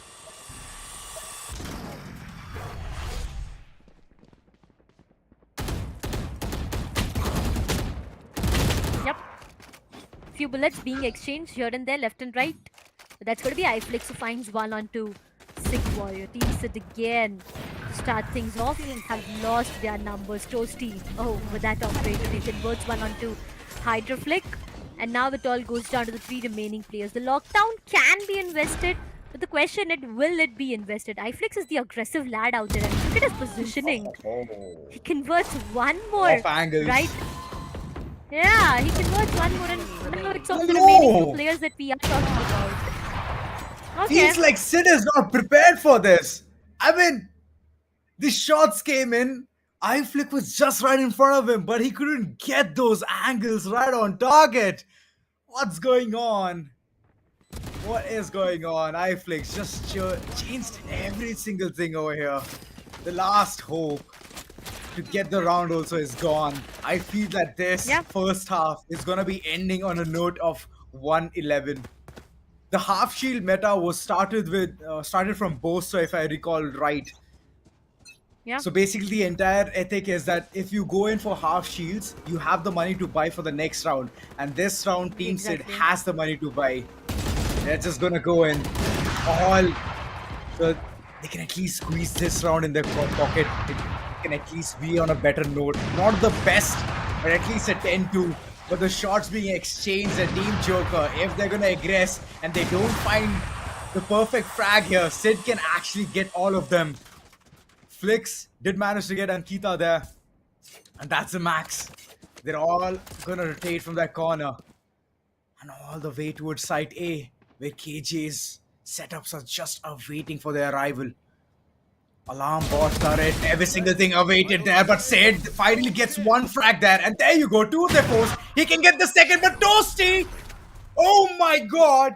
The angle's being held so on point, and at this place, there's no comeback from the corner of Team Sid. Looking sad for them. The lockdown gets invested, and now it's all about the side take. But guess what? Now is already inside the site, and she will be going in for the plant as well. She knows she has ample amount of time to plant the spike and run away, and that is what she does. But here's the problem.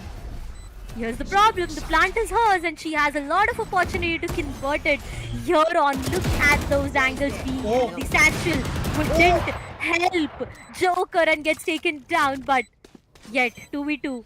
It's still doable. We are sticking to the defuse. Sick Warrior Will he get this Oh one my done? One player God. goes down. Toasty finds one to Hydroflick. It's all about Sick Warrior being the last player. The half defusal is already done. Before even he could touch the spike, Meow comes up and gets that round. Well, guess what the scoreline looks like? 11 to 1? I mean, 11 for to 1. real, 11? Oh, Toasty is vibing out of something. Amazingly, he's Yeah, vibing out of he's something for jamming. now. But, okay, 11 to 1 is what we are talking about, ladies and gentlemen. Can we have some noise for both of these teams? Can the fans of Team Sid make some noise to give them the confidence to make a comeback from here on? Oh, I feel they definitely need it. So crowd, just go all in. Scream on top of your lungs because they need your support at this point. But Team Joker, oh boy. These people are menace to the society. The way they're just capitalizing left, back, and center, getting those rounds is just so spot on. And at the end, those stabs did come in. It was a half diffuse scenario, but it didn't work out.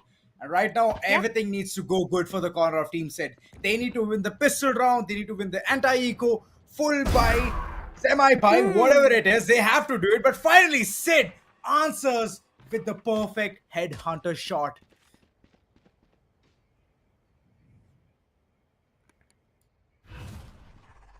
They are slow. They are very slow for now. Slowly and steadily making their way towards the side. Okay, the smoke. Interesting. Sid finds one more onto Hype Flicks. Okay, Sid. Okay, I feel your fans have hyped you up way too much right now. Hitting those precise shots. The entire team of Team Joker is to be seen flawless. nowhere. Oh, I feel it's gonna be might be a flawless. I'm hoping for it. Because level 500 still bad. Okay, we do know that he has been doing a lot of damage. But right now, seems like 5 people are right in front of him. And one is going to be encountering real soon. He needs to play it smart. Alarm bot, come on. You need to place it out so that you can get the information. Or even the turret can do the job. But does he check the corners? Will he check the corner? Oh, damage taken. Damage taken. Turn it out finally. But okay, it could have been a knife. Hydra flick. Why would you do that? He did him dirty. Extremely dirty. Ouch. That was nasty. Ouch. That's gonna hurt. That will. Okay. I mean, okay. Sherlock? I guess you're not able to recover from that. Yeah. But nevertheless, they do have an opportunity to take a revenge onto that knife. So let's see if we do see a revenge coming up from their end as well. But second round again, as Team Sid gets the very first round, with the pistol round for themselves, they have the opportunity to go in for Spectres and Bulldogs in this specific round with half shield or maybe no shield at all. For now, they got the site completely under their control. The plant gets stick, the plant gets done. Meow is already inside the smoke. They are waiting for that right opportunity to strike, and I feel as soon as the smoke fades away, it's going to be Toasty who goes down. Oh boy, those corners need to be checked. And with the shotty in hand, it's not going to be that great. But okay, Team Joker, you still have an opportunity. You can at least shatter the enemy's economy. That's the max you can do. But looking at the way all of the things are just unfolding, shotties are not going to be working. And there you go, the last man standing. Mortal, what do you have in mind?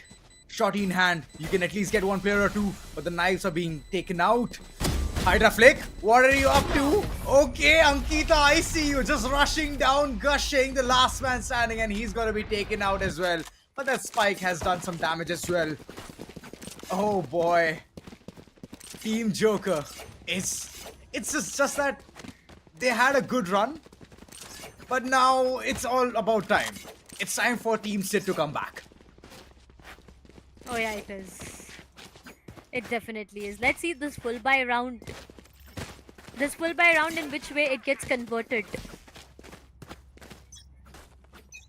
Team Sid versus Team Joker. 3-11 is what the scoreline looks like. For now, Joker trying to be the aggressive one out there, gets punished instantly, coming up from the sides of Hydra Flick. Okay, that was precise. But for now, 4 remaining players, Team Joker. Will they be able to change anything? iFlix goes down. I mean, such a precise aim as soon as they come up in the attacking half. Well, this used to to be very, very interesting. Neo tries to be the aggressive one out there, takes one player down, but instantly gets traded there and there, which means that the sides of Team Sid do have the numbers to play around with, and now they are looking forward to completely execute C-side, but hey, here's a lot of problem. The KJ is already available on the site itself, which is going to be a bit problematic, but not for Not for Hide to long. Flick, you know. Yeah, not for Hide to Flick, I would say. 3K already onto his name, and that's going to be the one remaining player from the sides of Team Joker. Toasty, 1v4. Do you think it can be done from him? He can try. He can try all he want. One frag already on his name, but look at that. The owl drone just taking the right information. And a backstab much awaited. Oh boy, Hydra Flick. Are you gonna do it again? I feel that he might be. He might be able to do this. But he's baiting his own teammates. Why would you do that? Knife out. Okay. No. it's alright. It's alright. There you go. Finally. 4 kills on his name. And he has taken down Toasty as well. This could have been done way before. Rather than just baiting your teammate, okay? Not good. Not good. But okay. It's alright. It is what it is. Hide a flick. Your team is gonna hate you for that. But yeah. But it's alright. If they're getting a knife in return, I feel that would have been completely understandable. But more or less, again, Team Sid making that comeback. 4 rounds is what they have for now. They got 3 consecutive rounds after the state switch itself, which is looking good for them.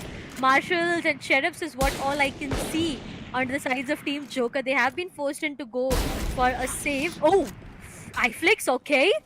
Okay, iFlix, you did not challenge iFlix with that Marshal ever again, is what the statement more was like. Precise connection coming up. One player tries to take down the second one. Running very low, risking it yet again. Gets denied from Ankita. Oh, that was a good bait. Sick Warrior just playing it so right. Finally, his cards are slowly, steadily opening up. And it's gonna be a B execute coming in. Oh, why? The entire side was at their disposal, but they're all of a sudden planning for an A take? Oh, this has to be some big brain gameplay coming in. 45 seconds on board. They have a lot of time for all of the maneuvers they want. And look at that. The Raze is just waiting towards the B link. And the information is gonna be relayed. It's a plan towards site A. Every single one of them just regrouping at this point. It's a 2v4 scenario. Very tough for Team Joker to even get this. Toasty on the other hand, and Joker, come on. What can you do here? What can you pull out? Does have the judge in his hand. I guess that judge is gonna take a lot of beating to give at least a statement there. Okay, it's gonna be close. He does manage to get one, but there you go. He's gonna be taken down. Joker is out of the scene, and Toasty being the last man standing. What can he do with the Marshal? 1 or 2 flicks. He has to go ahead for the defusal as well. No time is what I can say. Oh, Sick Warrior being caught off guard. Knives out, and he's still challenging that. Why would you do that? I have the same question. Why would you do that? I mean, the smile does say something out there. Okay, it's answering. It's answerable. But okay, a comeback story is being written. A different storyline is what is being made right now. Team Sid, they are making that comeback. Okay, every player, look at them. How focused everyone is towards their monitor screen for now. And also, I have my eyes on that headphones. I mean, the previous time. Okay, that's a closer look for me right now. The ROG headphones. Yeah. Yeah, it's so amazing. I want it, okay? You're buying it for me. But for now, the round has been bought by iFlix. 3 kills already onto his name. But okay, it's been traded off instantly. But he has done the damage. It's only 2 players remaining from the corner of Team Sid. Team Joker. Oh boy. Finally, the silence breaker. 4v2. They can capitalize on this.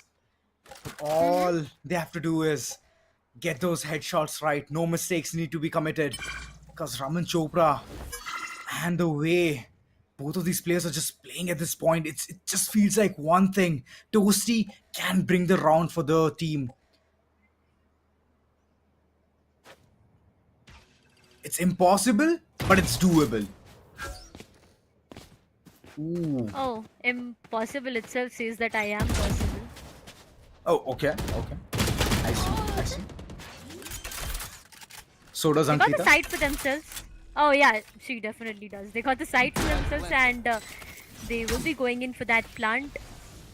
2v3, Aiden, 2v3. I mean, I do expect a lot from both of these players. Team Sid, the way they have written the storyline coming up for the few rounds that they got in the second half, this is very much doable for them. But both of them holding the same angle, this can be vulnerable. This can just go in a bad way all around. The smokes right onto the position. Okay. Best use of having a KJ onto your team. But for now, Raman Chopra finds one onto Toasty Mod. Oh, there's going to be one more player going down, but Meow is sticking. Meow is sticking to that defusal. No! It was few seconds away. 2 more seconds, and it would have been a defusal, but Ankita comes up, takes it down. And the hopes are still alive. But you know what? The way iFlix started, look at those 2 connections. I mean... Oh. Okay. It was just so crisp. I mean, he was so lucky at that point. Like, he knew that people are just going to be walking into his crosshair, and he just nailed it. And right now, the confidence for the corner of Team Sid. We were just talking about this in the first half, that it's just shattered for their corner. But they have built it so well. Everything been done so on point. iFlix. He's gonna play aggressive. Sick Warrior might catch him off guard. Will he be able to? Does manage to connect few shots, but okay. Hydra Flick just getting the first blood onto his name. And it's gonna be Toasty who's gonna bite the dust. iFlix has some idea in his mind. Through the smoke, he might do something. But a TP coming in. Sick Warrior. Just way too above and beyond. He's just waiting for the right angles to be checked now. KJ, I feel that you're in a very bad cross. Did manage to get Sid nonetheless. But he's gonna soon be pincered. Alright, those shots are connecting. But at the end, he's gonna be taken away. A 3v3. Sherlock is very precise with that, Sheriff. Okay, very precise. Those 2 connections made them lose onto a lot of weaponry. Steve said they're taking it slow this time. Steadily towards the seaside. It's going to be Sick Warrior who finds one onto the other Roman out there. But, oh, there you go. One more onto Joker. And Team Joker is now left with 1 remaining player, iFlix. He has a precise aim. You cannot doubt that. But does he read the player ready out there? Yes, he does. He finds one onto Raman Chopra. And that's going to be a 1v2. He has the Empress online. And you know how difficult it is to stop Arena on her Empress. It's going to be next to impossible. So, iFlix slowly and steadily making his way inside the site itself. There's one player right behind. But Hydroflick comes up, takes him down. And so are the hopes going down for the sides of Team Joker. But Team Sid, what an amazing comeback story this is. But you know what? I still do not see that celebration. They are waiting for an equalizer. And I feel after that, we might just see one hell of a celebration coming up from these teams. That's right. And this celebration is much awaited for the corner of Sid. They've been doing things. They've been working their way through. But finally, the rounds are bagging in their corner. The confidence needs to boost as well.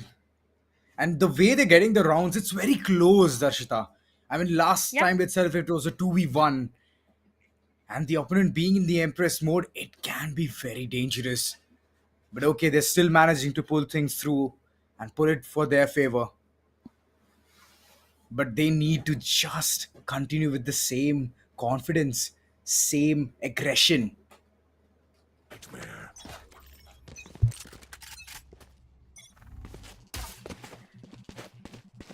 Coming to the 18th round out there, Team Sid.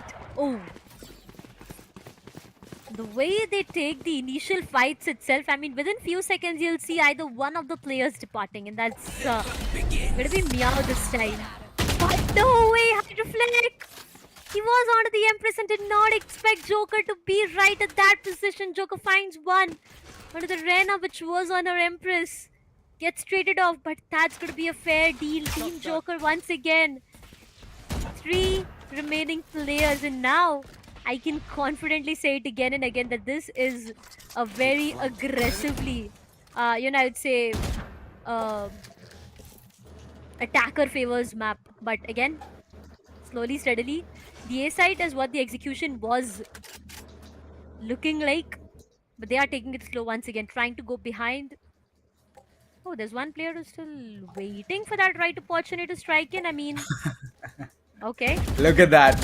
Look at that. But no eye flicks. Oh my god. Hello? Bye. He just got greedy there. Went in for the first frag, but okay. He just left it out in the wild. And after that, okay, it was just a sad demise. Team said, You should run. spike to be planted.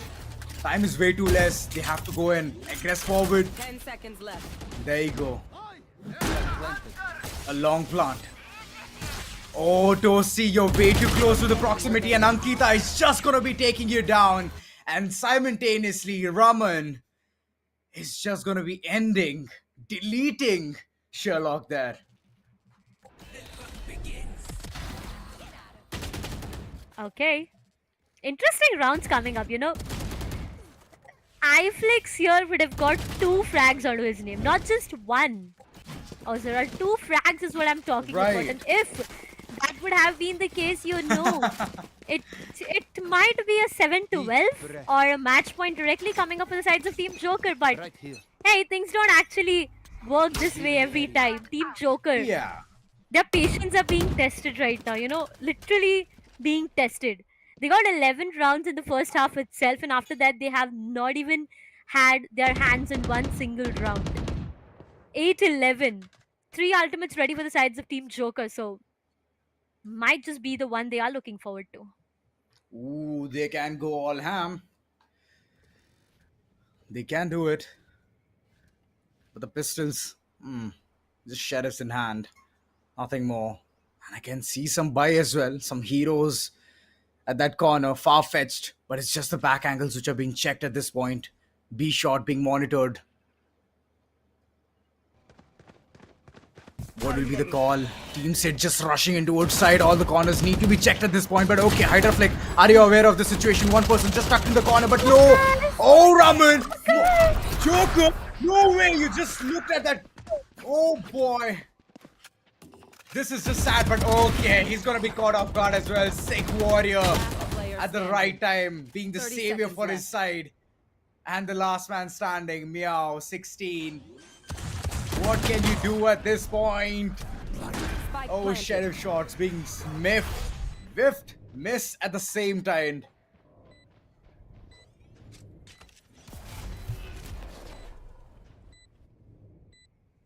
Just has 2 bullets. And look at Sick Warrior. Oh, okay. Okay, as soon as you come out of the smoke or even show 1 pixel of your body out there, it's gonna be done for you. And that is the case which is with the players. But I'm just looking at all these streamers, all the creators, all the players out there. They are so serious right now, completely having their eyes on the monitor screens. No celebrations. All they want is a victory right now. And you know, the highlight part about everything, I mean, for me personally, is the ROG headset. Every single time, you know, every single time. You want me to sponsor some to you, so we can, you know, have a deal amongst ourselves. You sponsor me 1, I sponsor you 1.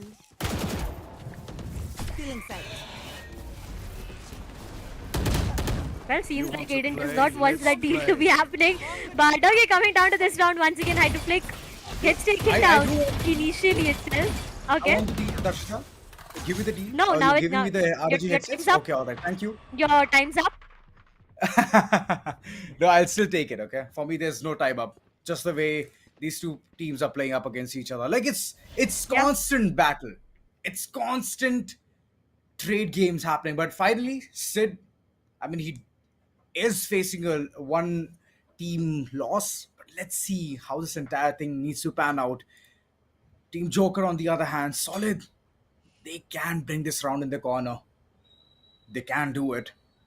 But all they have to do is keep the calm, keep the composure. Corners being checked, but okay, iFlix finally just breaking the silence towards A main. And at this point, I feel that Team Sid is gonna 30 seconds be left. giving away a round which is so desperately needed. Spike down mid. And there you go. Sick Warrior is also gonna be taken down, which means the controller is gone. A lot of losses being faced in this round, but Sid, he's just trying to keep the entire team in his favor. But okay, the shots need to hit on target. And Meow 16, what a way to just put him down onto the ground. Match point, ladies and gentlemen. Match point. Team Joker. Can we have some noise for them? Because right now, they are on the urge of winning it for themselves. They are almost there. One round away. One single round is what they need. But looking at the players, I mean, come on, 21 kills in Hydra, like Ankita with 16. That's interesting. But Team Joker, one last round. They have waited for the single round for a lot of time, and now this might just be the one for them. Oh, Sid? 8 rounds straight, they had to wait. And Sid, right off the bat, he's gonna be taken away. Joker again down to his dirty business. Holding those angles has always been his forte. And if someone just plans on to moving towards side C, they're done for. But that flank, oh, it's gonna be taken care of so well. They still have a fighting chance. Sid, they can do it. All they have to do is keep the composure. They can get this round onto their name and move in towards the double digits. And from there, I feel that they are going to be unstoppable. I have that feeling. I have the sensation. But all those corners need to be checked towards side A. And look at Tosi. Just holding this angle so keenly. Ooh, okay, alright. Sick Warrior, that might not be the best move because he's just awaiting. And the spike, it's been given away. 30 seconds left. No. No, this is very tough to retreat. It's gonna be mission impossible. And at the end, even Sherlock is gonna be having the piece at it. Ankita being the last woman standing. What will happen here? What will happen? Oh, it's difficult. Oh, the flanks. Instant. It's difficult. It is. And look at everyone cheering for Joker. There you go. Marfa. Everyone so happy. So what audience wants right now is a lot of Marfa coming up from the sides of Team Joker. I would love to see that happen on stage. All the 5 players, the winners, and the audience also having both of their hands in the air and the Marfa right up there. But yeah, there you go. There you go. Everyone is just so happy. The celebrations all around. Team Joker. What a way to win this match. I'm looking forward to what conversation is going on between Sid and Joker out there. But hey, there's a different storyline being written all over. But again, coming down to this complete match, it has been such an amazing comeback story. Okay, such an amazing comeback story. Joker, we also do see him interacting. It was a try coming in from the corner of Team Sid, but at the end, Joker was already at the lead. 11 rounds already onto their name. And all they had to do is just wait for Team Sid's mistake and then capitalize over it. And they did it so well. But the composure, the calmness was kept till the end. They didn't lose their cool. If they would have lost their cool, right, Team Sid would have taken this to overtime. That is for sure. Oh, well, yeah, definitely. But for now, I do feel like Assassin is present right there on the stage and is quite excited to talk with both of the teams. So, without any delays, Assassin, please take it away. Alright, ladies and gentlemen, give it up for Team Joker! Alright. A lot of conversations to happen right now. So, I will start with Joker. Joker, कैसा लग रहा है?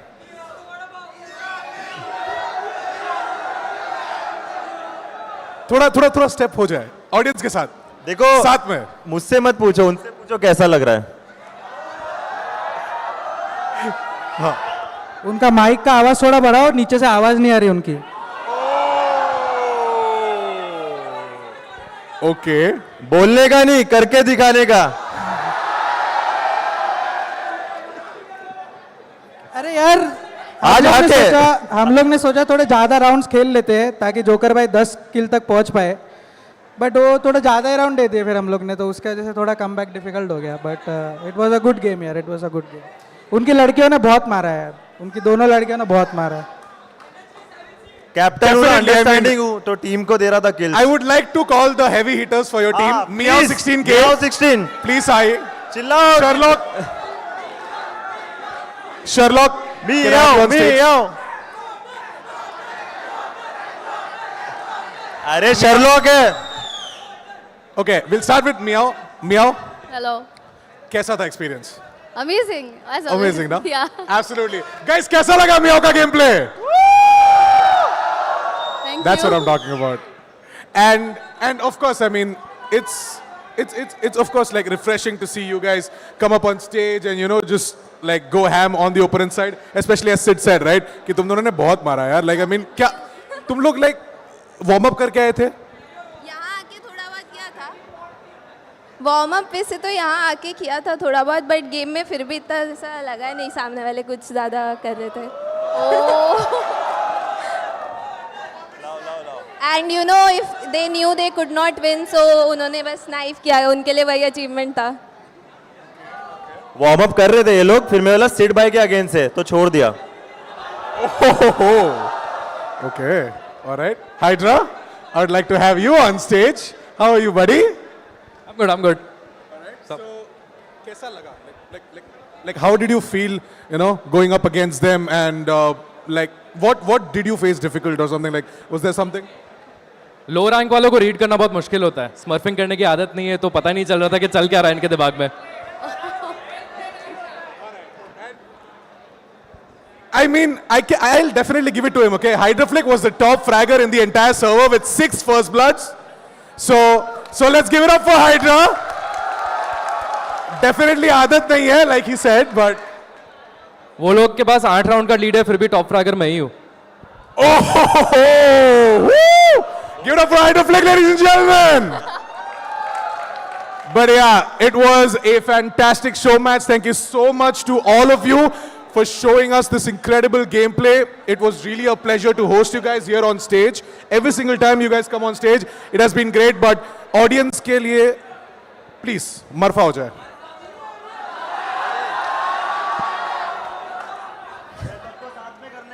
Okay. सब लोग साथ में. सब लोग साथ में. सिड भाई आना पड़ेगा. सिड भाई आना पड़ेगा. सिड भाई हल्का सा. 2 स्टेप. सब साथ में guys.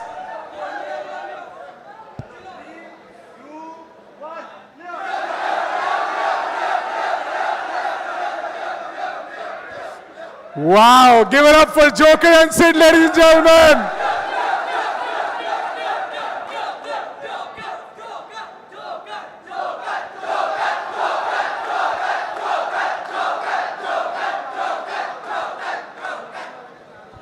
Well, absolutely fantastic, guys. Thank you so much. Hope you guys had a wonderful time watching this show match. We are going to be starting off with the second semi-finals really soon. But before we part ways with our audience, Joker, कुछ कहना चाहते हो? बस आप लोग ऐसे ही प्यार करते रहो यार, और लैंस होते रहेंगे.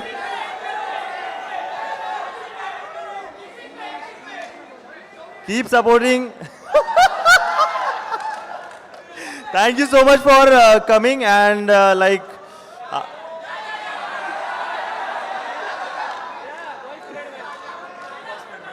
boys played well. हाँ? आओ, वैसे भी कंधे थोड़े बाम लगा दो मेरे कंधों पे, सूज गए हैं कैरी करते करते. थैंक यू सो मच यार, आप लोग की एनर्जी देख के हम लोग में एनर्जी आती है. आप लोग जिस तरह प्यार करते हो, आते हो लैंड मुंबई है, और भी इवेंट्स होते रहेंगे. और आप लोग सबका काफ़ी सिमिलर फेस देख रहा हूँ मैं सामने, कि आते रहते हैं सब लोग हर इवेंट में. तो thank you so much and love you all. किराक. Thank you. मिलते हैं अभी मीट एंड ग्रीट में मिलेंगे नेक्स्ट. कहाँ मिलेंगे? मीट एंड ग्रीट है उधर. मीट एंड ग्रीट हो रहा. Thank you so much, guys. Thank you so much. Meet and greet होने वाला है वहाँ पे. Right there behind you is the meet and greet booth. You guys can catch all your favorite streamers right at the meet and greet booth. But yeah, for now we're going to be taking a short break and we're going to be right back with the second semi-finals. So stay tuned. We'll be right back.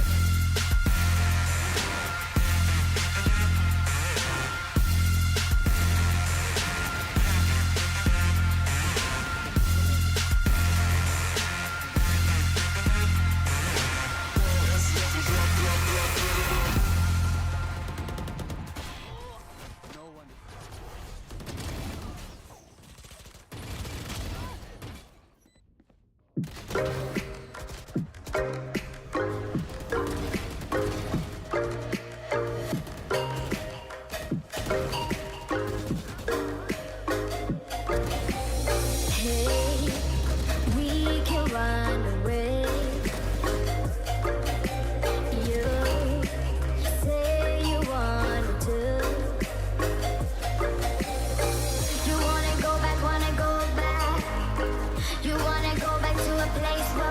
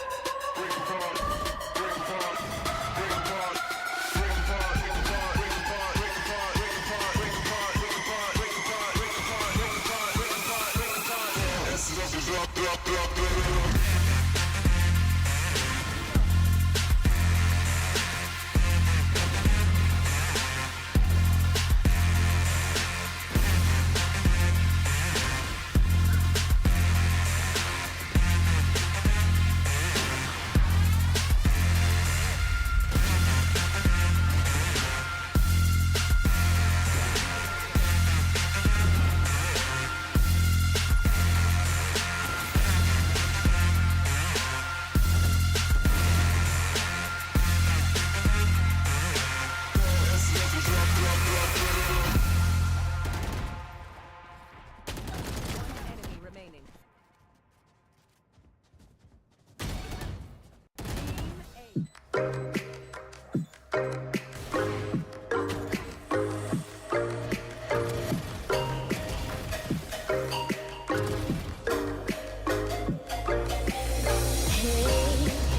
We can run away. You say you want to. You wanna go back, wanna go back. You wanna go back to a place where we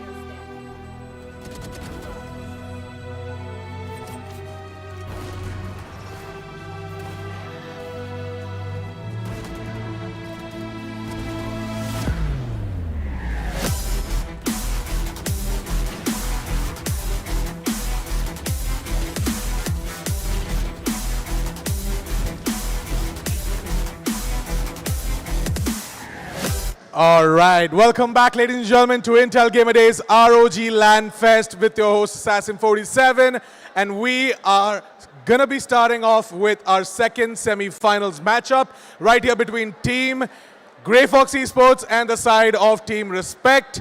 We're gonna be calling up on stage both the team captains right now. From the side of Team Respect, we have Bullet, who's gonna be joining us on stage. From the side of Team GrayFox Esports, we've got ASDF. So ASDF, I'd like to call you up on stage. And yeah, ASDF, Bullet, you can stand here. ASDF, you can come this side. Awesome. So, here you go, your mic. शुरू करते हैं ASDF के side से. ASDF कैसा feel हो रहा है? बहुत अच्छा लग रहा है. ये मेरा वैलोरेंट का फर्स्ट लैन है. फर्स्ट लैन है? हाँ. ओके. तो कैसा वाइब कैसा आ रहा है? क्या चल रहा है? नहीं, मैं इसके पहले CSGO में स्टेज पे खेला है. तो फिर बट वैलोरेंट में नहीं खेला था, तो अभी फर्स्ट लैन अटेंड किया तो बहुत अच्छा लग रहा है. Absolutely. I mean, it's always a great feeling, right? Yes. बहुत अच्छा लगता है, like main stage पे आके खेलना, to get that prize pool as well. Yes. जीत के बहुत खुशी मिलती है. But तुम्हारा ऑनलाइन क्वालिफायर्स में रन बहुत बढ़िया रहा है. एंड इधर लैंड में आ गए तुम GrayFox Esports के साथ. GrayFox Esports के साथ जर्नी कैसे है? लाइक टीम का मोरल कैसे चल रहा है? नहीं, GrayFox Esports फर्स्ट ऑर्ग जो मेरे को बहुत अच्छा लगा था अभी तक, तो मतलब legit org and all. T2 में बहुत सीन होते थे ऑर्ग के, आपको पता ही रहेगा. लेजिट ऑर्ग नहीं मिलते, तो अच्छा लगा मेरे को GrayFox के साथ खेल के. बहुत इतना टाइम से फर्स्ट टीम रहेगा जो मैंने इतना लॉन्ग टाइम तक खेल रहा हूँ, लॉन्ग टर्म पे हूँ अभी तक. Absolutely. Well, if you can hand over the mic to Bullet. Well, Hello. Bullet is no stranger on the stage. Bullet को हम जानते हैं, हम देख चुके हैं बहुत बार स्टेज में. Earlier, I think with मैं भूल गया वो टीम का नाम. Valor.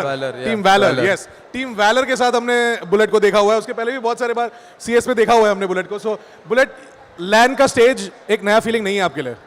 हाँ, पर अभी वैलोरेंट में कैसा फील हो रहा है? लाइक IGD में ROG लैन फेस्ट में. देखो लैन के लिए बहुत अच्छा लग रहा है मुझे, बट एक तरफ से सैड भी लग रहा है कि मेरा दोस्त स्ट्रोकी मेरे साथ नहीं खेल पा रहा है लैन. स्ट्रोकी एंड बुलेट का जो वो डुओ है, वो डुओ तो है गाइस, डुओ तो है. स्ट्रोकी एंड बुलेट का डुओ तो है. एंड यस स्ट्रोकी, we all miss you. We all wanted to see you on the stage as well, but I think comeback हो सकता है ना. हाँ? अच्छा, ओके. डन. तो स्ट्रोकी वापस आएंगे स्टेज में गाइस, डोंट वरी. स्ट्रोकी आएंगे.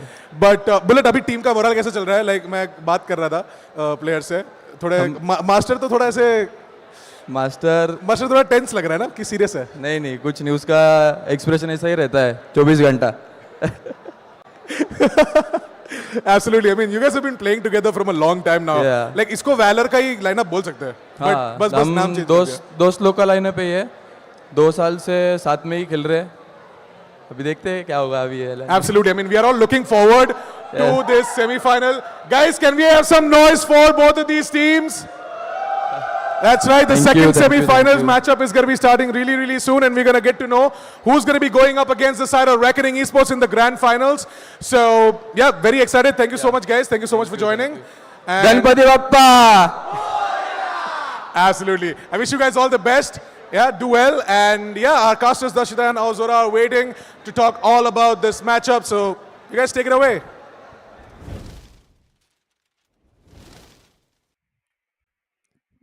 Well, what an amazing interaction with both of these teams. It has been Team Respect going up against the sides of Team GrayFox Esports. Both of these teams are pretty excited and are all pumped up to head towards the match itself. But so is the case with your casters. I mean, me and Auzora, we've been waiting for such a long time to witness the second semi-finals action happening right here. So, Auzora, what are your expectations like?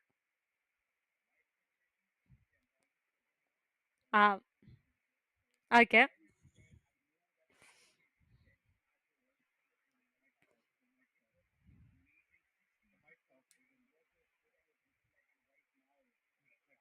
Yep.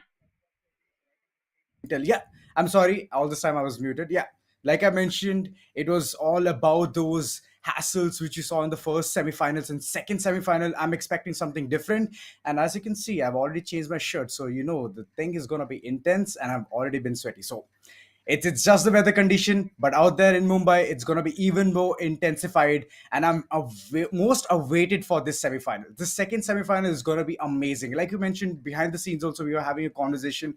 And in that conversation, you mentioned that these lads, Team Respect, has always been there, whether it be different Team Valor, or whatever it is. They have a really good synergy. But on the other hand, Fox is where I'm actually having the perfect eyes on. Like, I want to see what kind of team composition they bring in. But before that, Darshita, I guess it's about the map veto. Oh, well, yeah, definitely. It is high time that we start and head towards the map veto itself. And Notice. wait, what? Did I Yes, just I say was a expecting Lotus? this.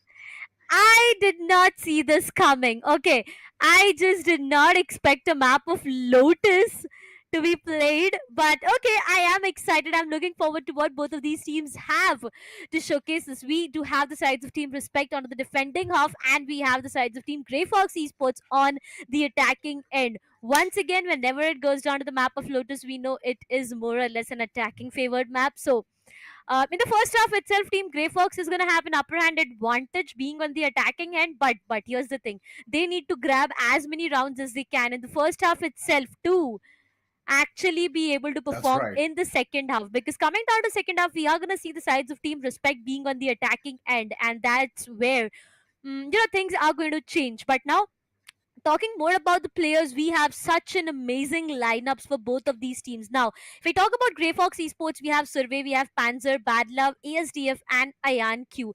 I have seen all of these players playing for such a Ooh. long time now. I mean, as ASDF said, this is his first LAN experience, but this team has been sticking together. He's the one who's been sticking to this team for a long time now. It's gonna be interesting. And on the other side, if I talk about Team Respect, we have Bullet Buster, Pasha Sahil, Master, and BB. I mean, we know them very well. We all know them very well. All of these players again That's sticking right. together for a long time. As Bullet mentioned a while ago, Strokey not playing with them this time is something that he is gonna miss, and I feel every Strokey fan out there is gonna feel the same. But hey, I feel grand finals is what is on the stake right now, and both of these teams That's right. are pretty hyped up and excited for the same. See, here's the thing: keep the big guns for the last. And Stokey might be Yeah. the master weapon over here. And at the end, when it's going to be the grand finale, I hope that this team actually fights up for that and lives for the last final battle. But this game, this second semifinal, it's going to be Yeah. very intense.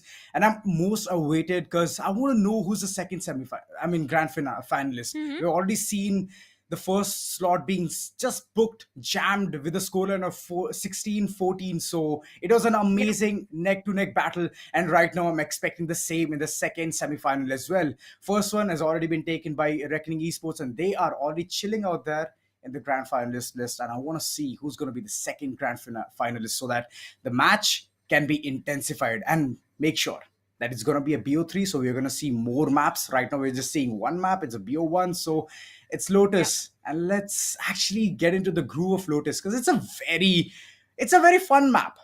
The rotating doors Yeah. are there. It's all information all out. You can just see in the mini map. Many things can be seen here and there. But here's an addition.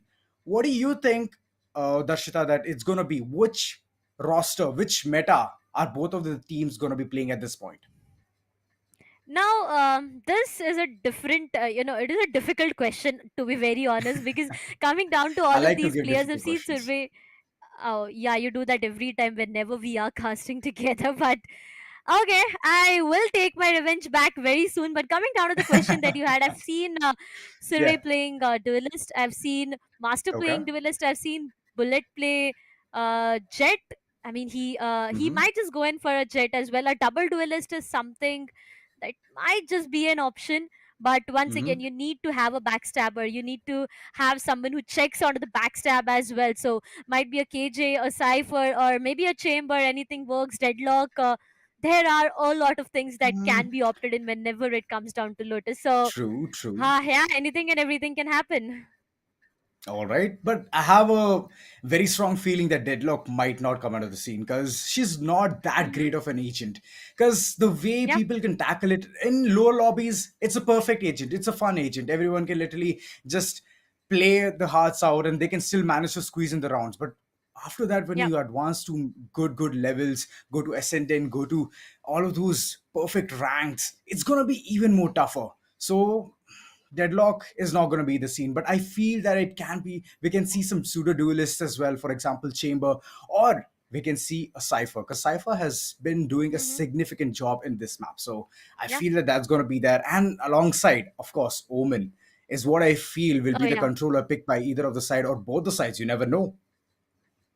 I mean, at the end of the day, that is going to be a compulsion, maybe a need, the most important That's need. A right. smoker is something that you know, need the most. So, yeah, maybe an Omen is something that even Omen, Brimstone, anything that I am expecting for now. But again, it all depends upon what the plan is for the team. A That's Neon, right. we haven't seen so much of, professional players actually going in and opting for Neon.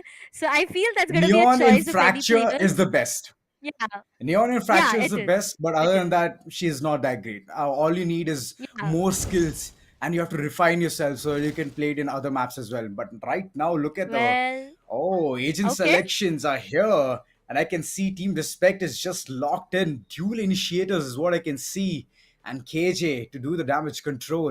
And like I said, the controllers are gonna be Omen. Yeah. Oh, well, here I see Master going with Sky and Buster on Raze, with Bullet being on KJ, Mhm. Omen on BB, and it's going to be Jid with Choose your agent. up with a lot of changes, to be very honest. I mean, okay, Chaos, Sky, Chamber, Raze, as said, I have seen Survey playing those duelists. I Right. mean, those satchels, double satchels, and Mhm. entries, double satchels and site entries, judge plays is something that I expect from both of these rays now. Coming down to, That's right.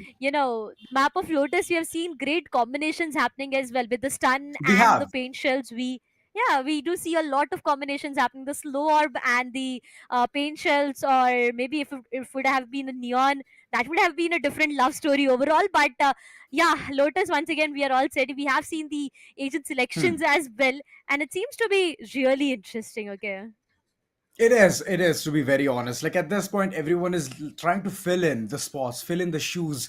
So Yeah. it's not gonna be a dead weight for the team. So everyone is trying to do their part, and looking at the way both the teams are just adjusting and they're just ready for it. A Breach is a really good addition as well, because he's a Yeah. pseudo duelist. Even though he's called an initiator, but the way you can just capitalize by just flashing and just rushing in towards the side, it's a deadly maneuver, and I do want to see it, because previously in the first semi-final as well, I was expecting the same, to see a pseudo duelist, but right now we can see it in this map, which is going to be Lotus, and there you go, Team Respect versus GrayFox Esports.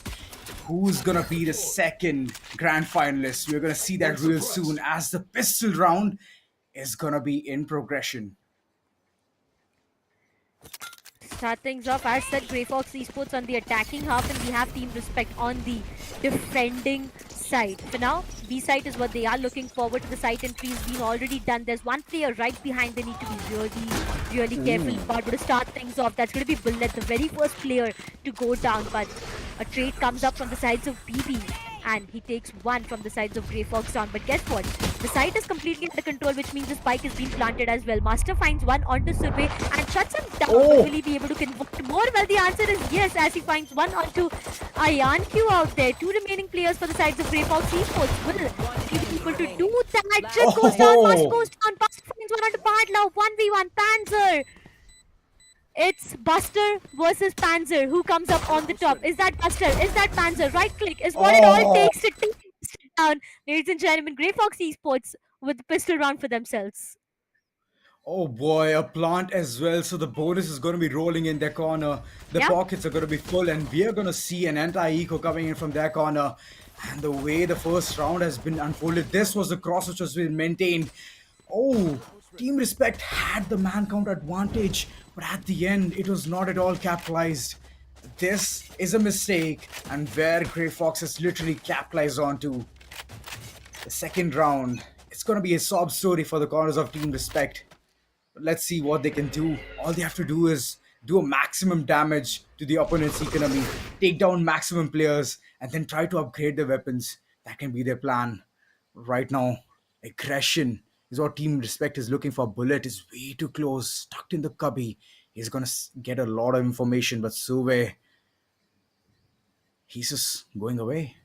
Every single one of them going towards the lobby, just heading towards the rubble. And site A is going to be the approach from the corners of GrayFox. Previous to this, site B was a good success. And right now they're looking to just have another site under control.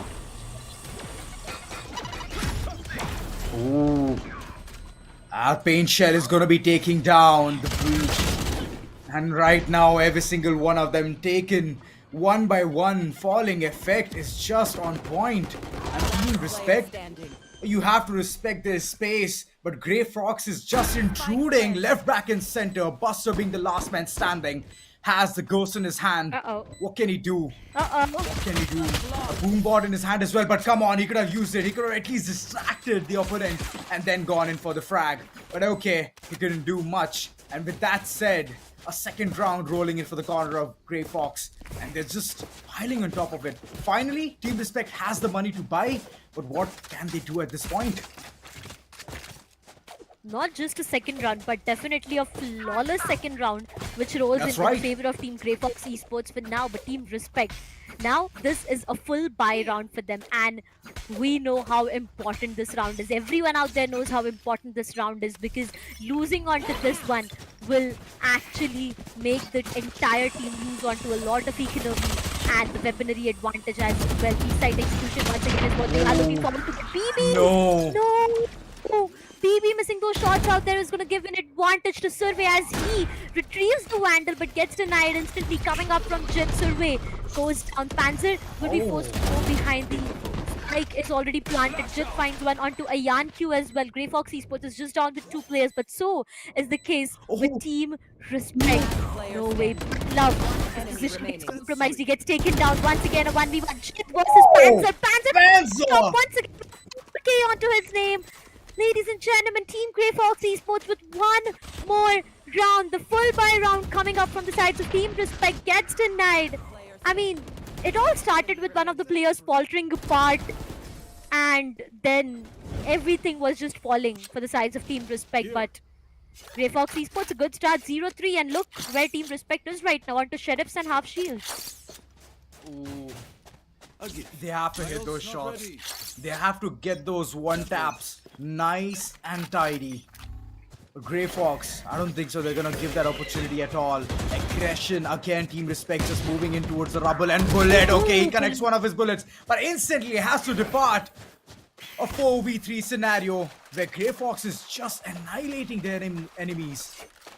Those angles being checked every single time. It's just ASDF gonna be departing Master. Oh boy, those sheriffs are doing a lot of damage. Just 800 credits, and after that it's just a good piece of advice which they're giving. Don't mess with us. But at the end, it's again the post-plan scenario which Team Respect is just struggling at this point, and again angles need to be checked. Bad love. Just showering all of those bullets onto Buster. No way that he can bust his moves, and Master being the last man standing. What can he do?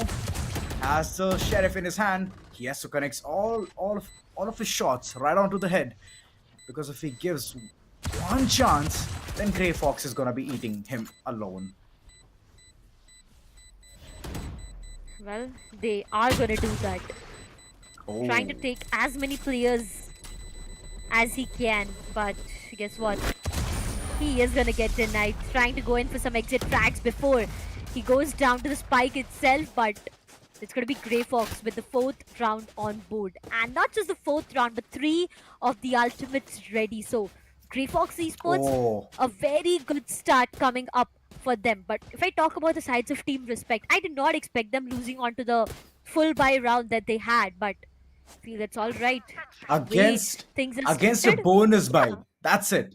Yeah, it was against a bonus buy and they lost it against such less damage dealing weapons. But okay, it's just the confidence which is talking at this point for the corners of GrayFox. They're just doing everything right. But on the other hand, again, they have the full buy, but no ultimate whatsoever. There are 3 ultimates present for the corners of GrayFox. Null Command from the Shadows and Tour de Force, which means that they can wreak havoc in this round as well. And if I'm not wrong, the pseudo-duelist, that is Chamber, he has invested in some weapon. But look at the place. It's so stacked. I mean, if I was there at this LAN, I would have been balling all around in the corners, like just enjoying the entire booth. The ROG laptops are available. You can check out those games as well, how much FPS you're getting. So it's all in all a fun place. If you're still nearby and you're watching the stream online and you're at Mumbai, so just head towards the venue and just enjoy this. Oh yeah, definitely. I mean, not just the laptops, but the headsets as well. You look at those they're lovely. ROG headsets that we are talking about. You see how beautiful they are? So eye-catching, so attractive, and at the same time, so useful. So if you guys want to check it out, do not forget to do that because they actually are so amazing. But hey, yeah, talking about the upcoming round present right here, GrayFox Esports is so confident right now. And look how rich Panzer is. I mean, he already has 6,000 creds onto himself. He's clutching rounds all over. Money He is man. doing everything. Yeah, he's doing everything that needs to be done right now. Execution looking more towards the seaside. And look, the KJ is a bit far away. And that is going to be a bit problematic. The null command gets activated, which means no utils for a while. BB finds one onto ASTF to start things off, but the spike gets planted. And now it's all about the retake. Survey, he converts one onto Bullet at the same time, but that isn't yet enough. Rolling Thunder comes into play. Survey No way! Oh! Survey! One hell of a destruction, but to end things off, to put the last nail in the coffin, that's going to be Bad Love. Finds the last one, ends the entire situation, but Survey, he is a crazy lad. Look at the confidence he has. Moment. The paint Last shell. moment he threw the paint shell, just avoided. And he just made the trade game so simple for the team. All he had to do is throw the nade. That's it, done. But the frag itself was so on point. The fault line was used. Sorry, the aftershock was used, but it wasn't of any use at all. Instant denial. And GrayFox, look at that, back to back. They're getting those ultimates online. And this time you can see a showstopper, so make sure you make way, because if you're gonna be around with the crowd, you're gonna be done for. Because Survey is just there to wreak havoc. Look at that. Sidestep Buster just running away from that corner. He knows that things might go wrong. And he's just running away for his life. Oh, the timing. The timing. Panzer. One enemy remaining. This team is prepared. Yep. They definitely are prepared. 6-0 is what the scoreline is looking like, and there's going to be an instant timeout being called off from Bullet. Team Respect, they need this timeout. They definitely need this timeout. They need to slow down. They need to calm themselves down, because right now what is happening is a lot of chaos, a lot of mess. And you can see all those serious faces out there. I mean, it's just getting very difficult for them to actually even have the control. Now, no matter how many times we say the fact that, the map of Lotus is an attacking favor map, but it also comes down to a point where you need some rounds in the defending half. You cannot completely rely on the fact that you can make a comeback in the attacking half itself. You are going to need some rounds, at least 7-5 or 8-4 to end the very first half. 9-3 is also not something that I'm talking about. 8-4 or 7-5 is the first half that I keep talking about. So this timeout is going to help them plan a lot of things, a lot of strategies at the end of the day, because it is a do or die situation, right? It's a do or die situation, and I do see a meet and greet happening. I mean, look at the crowd, look at the vibe this place has, Ozora. Every single one of them just waiting for their favorite content creators to just sign an autograph. I mean, yeah, talking about autograph, even you had signed an autograph, right? Yeah, I mean, you understand the feeling. I did. But yeah, this round, it has to say everything, because Team Respect, they need to get those frags, they need to get those rounds, but like this, it's not gonna work, because Survey is just there over and over getting those frags for his team, and he's just doing a phenomenal job in that. Jit, he needs to run away. Seekers finding him, information relayed. And it's gonna be a A take nonetheless. All this time, GrayFox was trying to head towards B side, towards C side, and all of a sudden they're shifting tides towards A. This is being just so unpredictable. Oh, well, yeah, it is. It is, yes.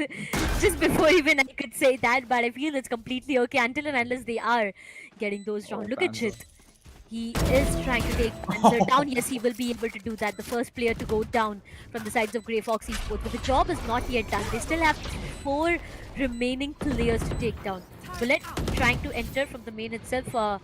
Jit finds one more onto Ayan Q. His location is something that is getting the entire team into a lot of problem. But does he has any idea onto the other side of the players standing? Well, Bullet and Jit, both of them go down. And that's going to be one more round rolling in the favors of Team GrayFox Esports. I mean, what happened in this round was I saw the sides of Team Respect being a bit aggressive, you know, on the A itself. On the A side itself, I saw them being a bit aggressive where they already had lost 2 of their players. Then it all went down to the remaining 3 players where the KJ made a rotation towards the side. But until then, the spike got planted.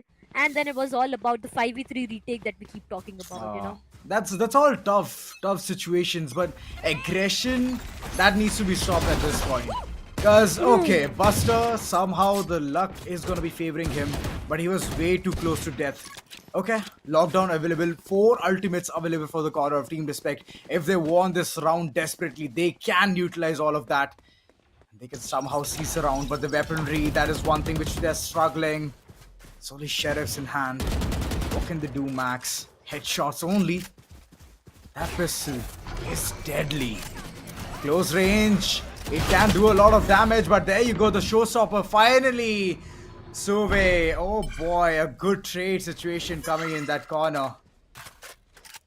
But it's all down to a 4v3. Site still needs to be explored. ASDF, way too aggressive towards site, just holding any person who's trying to lurk, rotate towards a CT spawn. That's a max they can do. But all in all, Team Respect, what is your plan? Seekers not giving that much information. But the rotates, Darshita, it's just last moment now. It's do or die for the corner of GrayFox. And they need to somewhere get these shots on point. ASDF opening it up in style. And the A side being on the siege. Jid, he's just stuck in that very pickled up situation that he had the util in his hand. But okay, the plant is gonna go down. And all of a sudden it looks like it can be anyone's game. 1v2 retake. Bullet, Sheriff, and a dream. One enemy remaining. Will he be able to do that? He finds one. Can he convert the second? No, he gets denied. 4K coming up from the sides of ASDF. I mean, did this man a while ago just said that this is his first LAN? Okay. We did hear that. Okay. We did hear that, but at the end, I don't think so. It's his first LAN.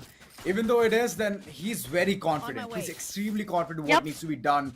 And the entire team is just surmounting at this point. They're having a confident start. 8-0 nonetheless. We have seen this scoreline in the Showdown match, but that was a Showdown match. This is fighting for the final spot in the grand finale. And GrayFox is just doing everything on point. They definitely are. For the second time, we have Malcolm being activated already to start things off. ASDF up to master, but Survey and ASDF both goes down. Now this is the chance Team before even I could complete my sentence, 2 more players depart coming up from the sides of Team Respect. And you know what? ASDF has been revived back to his life. He has been given a second opportunity, and that's you know what, more or less is the advantages while playing a KO. But there's going to be the ultimate investment from the sides of no way, 2 times missing those shots, but I feel that's completely okay. They still do have the numbers advantage. 4 players alive. Bullet with that operator. Now this might be a deadly combination coming in, but the jump peak forces him to go back, and so is the case with the flash now. He needs to clear that angle, or that just might be a death invitation. Bust goes down. It's all down to Bullet being the last surviving player here on 11 HP operator and a Dream. 30 1 seconds left. v4. Yup, saving will definitely be a better option rather than just wasting a lot of creds and fighting up against 4 different players. But is he looking forward to even gain some exit frags? Well, I do not feel so. Yeah, he is gonna go to a complete save. That's right. Saving Oh, can be the SDF? best. Oh, nah. If he's gonna be caught in a cross like this, it's gonna be problematic. He's running away for his life, gonna save that op. But okay, he finally connects his shot. He's just in such a dire situation. Alarm bot would be out. It'd be very, very helpful for him. But till the last moment, the hunt is gonna be on. They know that the op can cause a lot of problem in the next following round, and that's it. Panther just rushing down, gushing, taking away the last hope of the corners of Team Respect. And I already feel that it's a one-sided affair. But GrayFox, they're just making it look very, very obvious that, you know what, it's our game, it's our map, and we are here to finish things off in style. It seems like that Team Respect, there is something going wrong. Is that the communication gap, or it's the player coordination? I mean, I wouldn't doubt the player coordination right now, as all of these players have been sticking together for such a long time now. But again, there are few mistakes being committed from the sides of Team Respect, which is getting them into a lot of problems. But for now, Team GrayFox, they are just waiting back for the right opportunity to strike in. A few players outside the A site itself. There's gonna be Bullet on the A side with the complete setup, and there's no one near to the A side. There's gonna be one player at B and rest 3 players. A heavy presence, I would say, towards the C side itself, but a rotation is being called off, and that's gonna be BB on the other side. Well, just for information, is what the ult was used for, but for now, A execution is what they are looking forward to. Aiden. That's right. The execution can be tad bit tough because all of those utilities from the corners of... Oh, KJ. Team Respect. What can they do at this point? One frag already onto the name of Master. He's holding the fort down towards Site C. And 2 more people coming in, but there's a flank simultaneously just rushing in. Okay, BB, I see you. And at this point, it feels like GrayFox, they are going to be losing their edge, as Bad Love is in such low HP. The heals are gonna come in. Rejuvenate being utilized. And Ion Q. What's the plan? What is the plan? A player being stuck at the Oh, the plant, but Jid, the aggression at this point is gonna be respectable as Team Respect finally hits 1 round onto their name. The very first rolling in for them, 1-9. Even if they try to gain, you know, all these 3 rounds and put it to a 9-3, it would take them a lot of patience and hard work in the attacking end once again to make that comeback. But you know, we've heard about the 9-3 curses a lot. I'm not saying that it every time works again. Let's play. I'm not saying that it We've works seen in every Pro time, League but as well. I mean, yeah. all over again. The history might repeat. 9-3 is a really good number for anyone who's in the losing half.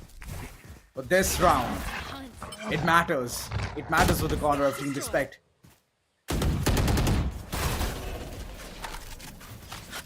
A execution is what they are looking forward to right now. I mean, it's going to be a very heavy presence coming up towards the A side. Master, towards the C side, he is looking forward to have some information for himself, but there's no one near to see. Panzer finds one onto BB. Okay.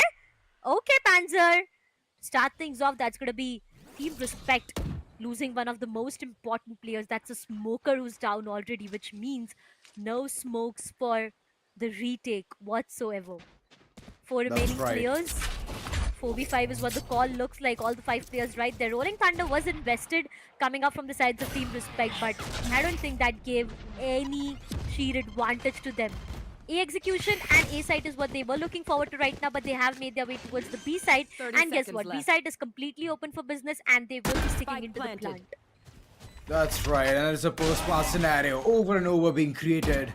Team Respect, what is your answer to this? A flash. Bad love. Oh my god, he's holding a very crucial angle. He can catch few players off guard. Jed, little does he know that he's been spotted and he's going to be taken down as well. Buster was caught. He wanted to satchel away, but no chance was given. And GrayFox securing 10th round onto their name. They are unstoppable. They just gave one round to Team Respect just to falter, just to reset their losing bonus. And look at this. Capitalizing it again is their forte. This is how you feed rounds and capitalize and beat the enemy where it hurts the most.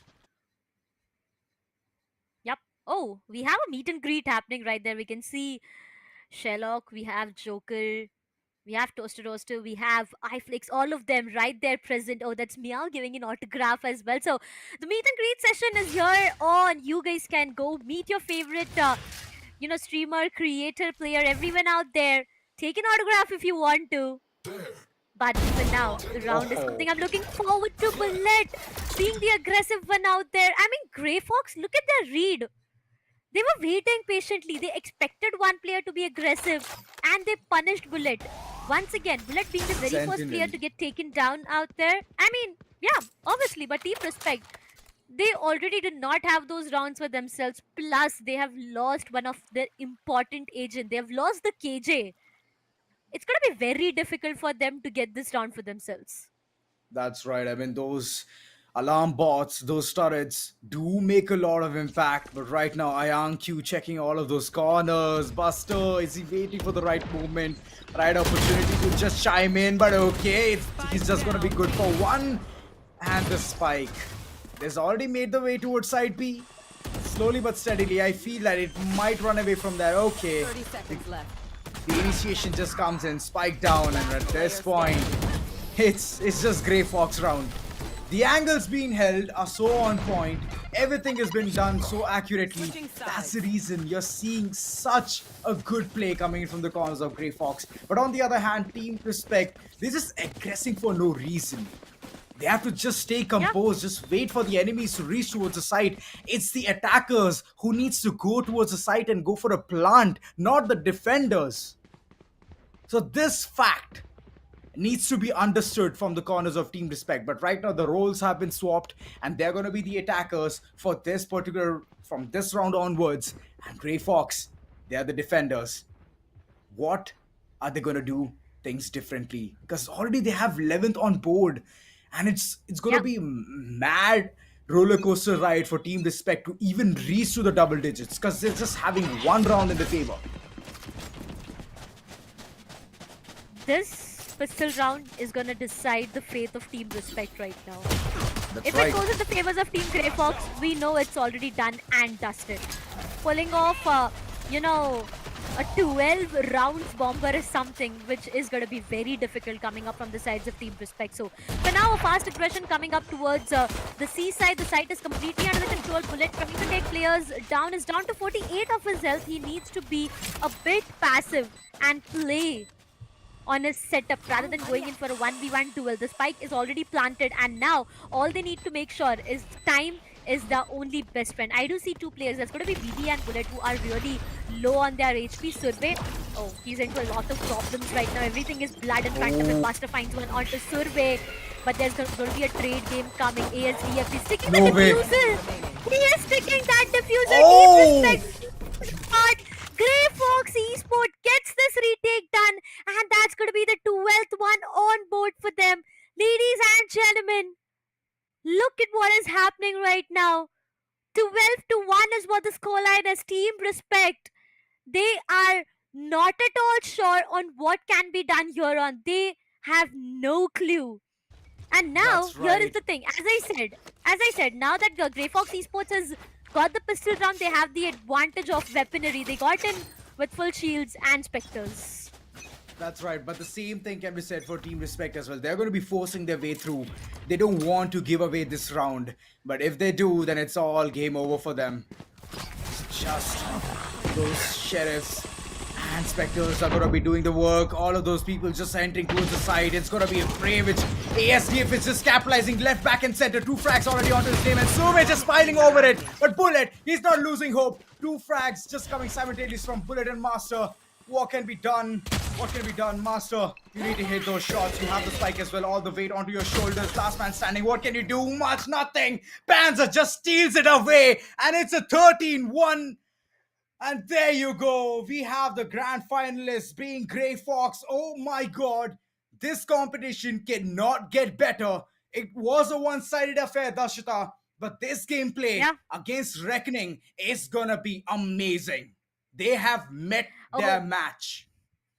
Oh yeah, definitely. I am looking forward to what is going to be the case when the sides of GrayFox Esports go up against the sides of Team Reckoning Esports. Who is going to, just rain havoc onto their enemies is yet the question. But GrayFox Esports, what a way to end the semi-finals action. I mean, come on, 13-11? I did not expect that scoreline no matter what. Whenever we talk about semi-finals, whenever we talk about grand finals, one-sided affairs is something I did not expect happening. But Team Respect, they knew very well that mistakes are being committed from their end. They are getting, more aggressive than they should be as compared to the defending and the attacking half. So it's more or less a lot of learnings that they have got with this land for themselves, because it was a best of one. It's a do or die situation, which means that we do have our 2 grand finalist team ready to battle it out in the grand finals itself. That's right. It's going to be very interesting because Reckoning, if you're watching this match, you have your match because it's going to be amazing. Oh boy, GrayFox, the way this is capitalized since the beginning till the end. This is game 1 round for the reset, and after that, it was just constant domination. No matter what pistols they bring, no matter what weaponry advantage they have, they're just going to be taking those small weapons, Spectres, Bulldogs. They're just going to be capitalizing on it and getting those rounds. The flashes, the initiations which came in from their corner were so on point that the pushes didn't even matter, because satcheling all the way through, you have to satchel in a very economical matter. Like, you have to just find the space, move in towards the side, and then go for a post-plan scenario, which was being created from GrayFox over and over, pressurizing the opponent so much that they broke at one point. And that's the reason you could see only 1 round in their corner, and rest everything just flowed all the way towards GrayFox. Yeah. Well, that was something which happened overall through the map. There were few rounds where, it would have been Team Respect having their hands onto those rounds. But again, there's one player I would like to highlight about Survey.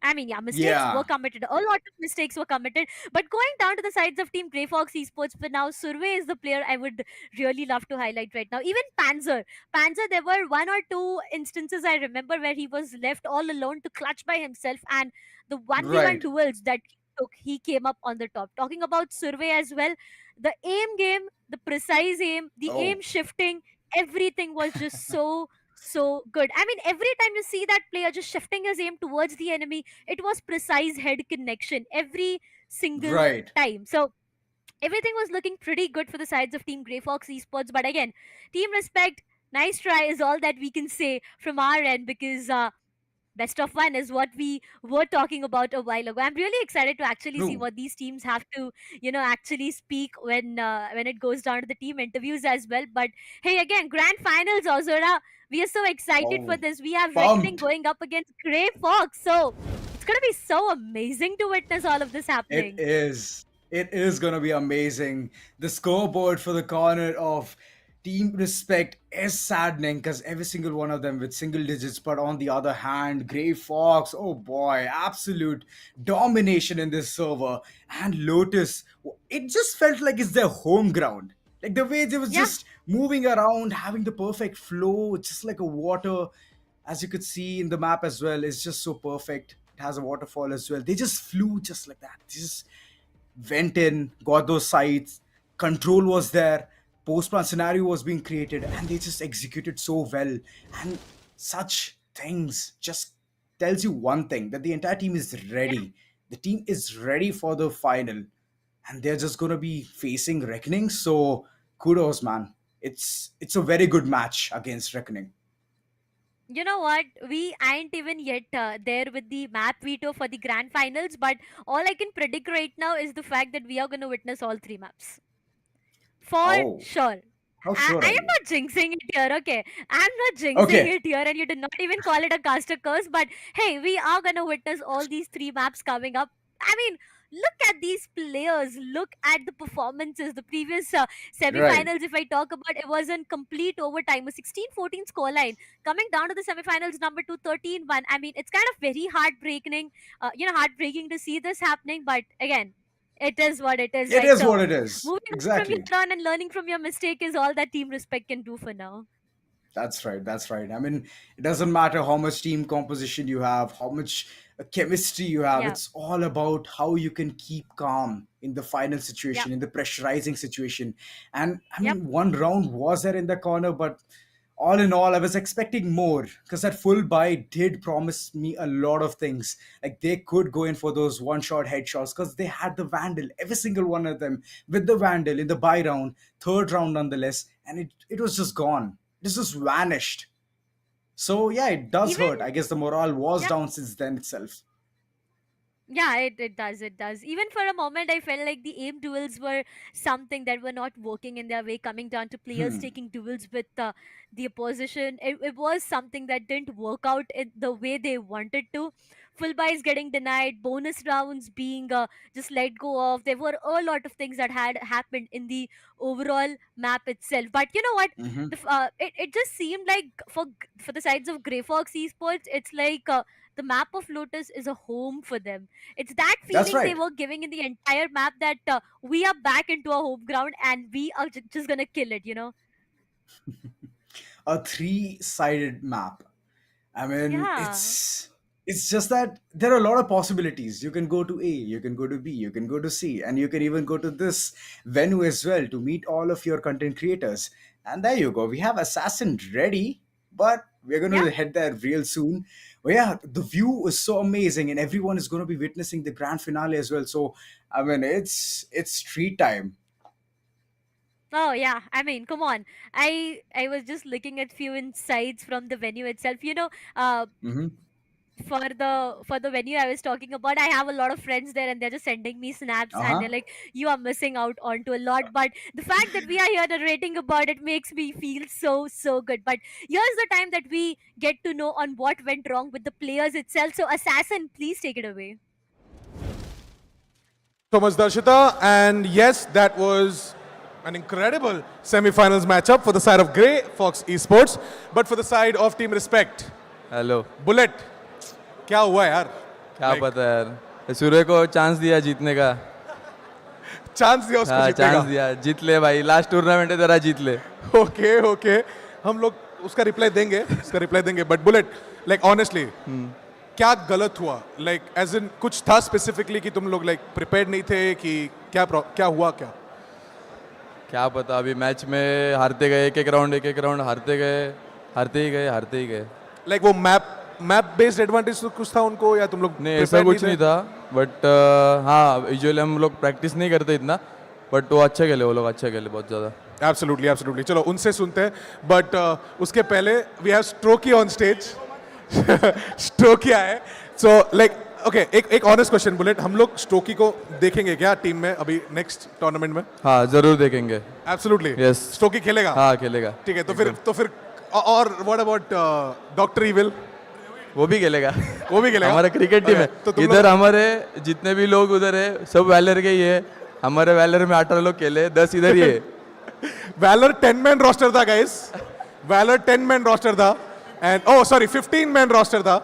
So yeah, Valor was definitely incredible team, and Bullet, you guys tried your level best, but unfortunately you're not able to. But let's hear it from the side of GrayFox Esports now. Thank you so much for the side of Team Respect. You guys played incredibly. Let's hear it for the side of Team Respect, ladies and gentlemen. That's right. Now, over to the side of Team GrayFox Esports, and I would like to start with this little guy right here. He's not so little as you guys think he is. His name is Bad Love, and he's no stranger to LAN events. Bad Love, like starting में छुप गया था. Like I couldn't catch a hold of him. But Bad Love, बहुत time के बाद LAN में कैसा लग रहा है? बहुत टाइम के बाद VCL के बाद लैन खेलने में मज़ा आया. लगा नहीं था कि हम लोग को इतना इजी भी मिलेगा ब्रैकेट वगैरह, पर अभी लैन पे भी खेलने में बहुत मज़ा आया. अपोनेंट हमें लगा कुछ बोलना है. नहीं मैं बोल रहा है हमारा सबसे मोस्ट एक्सपीरियंस प्लेयर है और बहुत हेल्प करता रहता है बताने के लिए आईजीएल के लिए ऐसा और तो उसके लिए अच्छा है. Absolutely, I mean like bad love को हमने बहुत टाइम से देखा हुआ है वैलोरेंट में, तो बहुत बढ़िया, बहुत बड़ा योरू खेलते हैं वो, तो उनके योरू के लिए बहुत. तूने बस करा के तू Neeta tours and travels. Okay. Well, like we have got like all of these stars, right? We have Survey as well in the team, and really good player.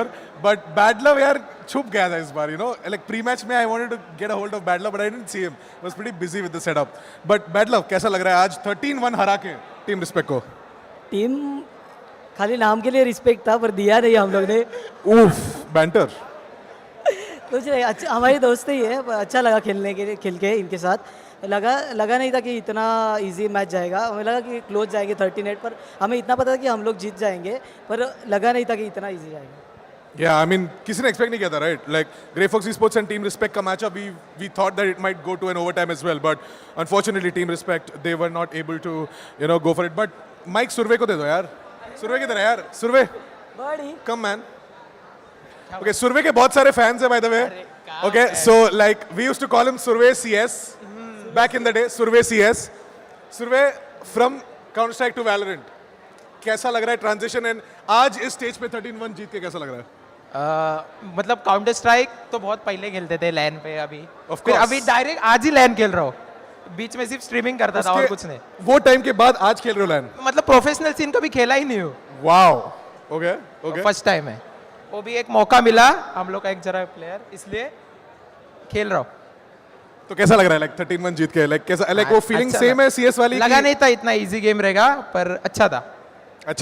Absolutely. Like, let's hear it for the side of GrayFox Esports, ladies and gentlemen. I mean, what a fantastic game. 13-1 against the Sara team, respect. And now they're going to be facing off against Reckoning Esports in the grand finals to grab that lion's share prize pool of 1,50,000 rupees. Before the grand finals, we have a cosplay competition where we're going to be showcasing all of these fantastic cosplayers that you guys have been seeing throughout the day. So please stay tuned. We'll be right back with the cosplay competition and eventually the grand finals as well.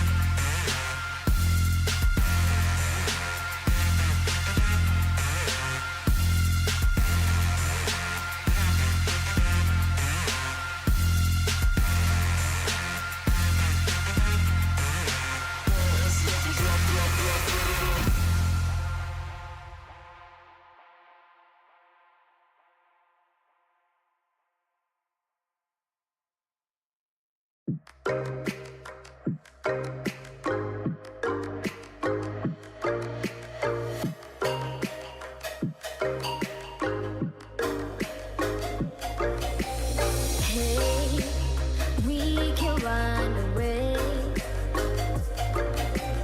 You say you want to. You wanna go back. You wanna go back to a place where we can hide. You wanna stay there, wanna stay there. You wanna stay there, we can leave it, pay me high.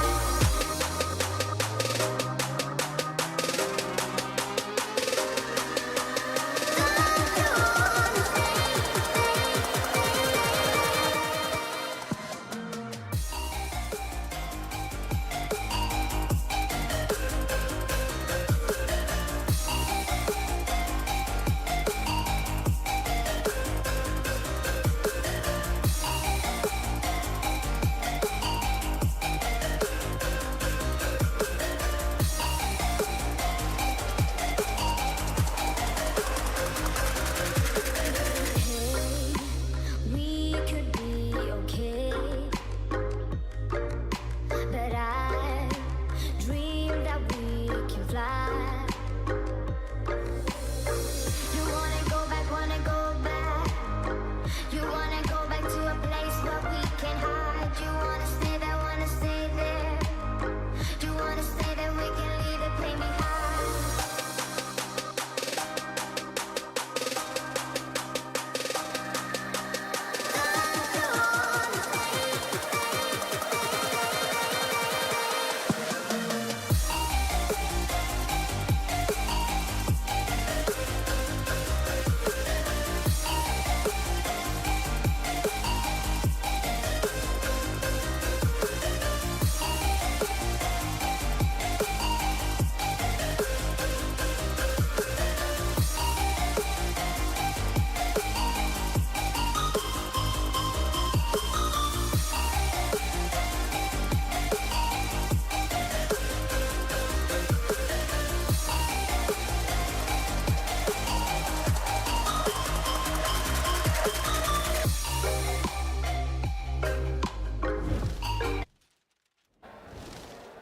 Welcome back, ladies and gentlemen, to Intel Gamer Days ROG Lan Fest.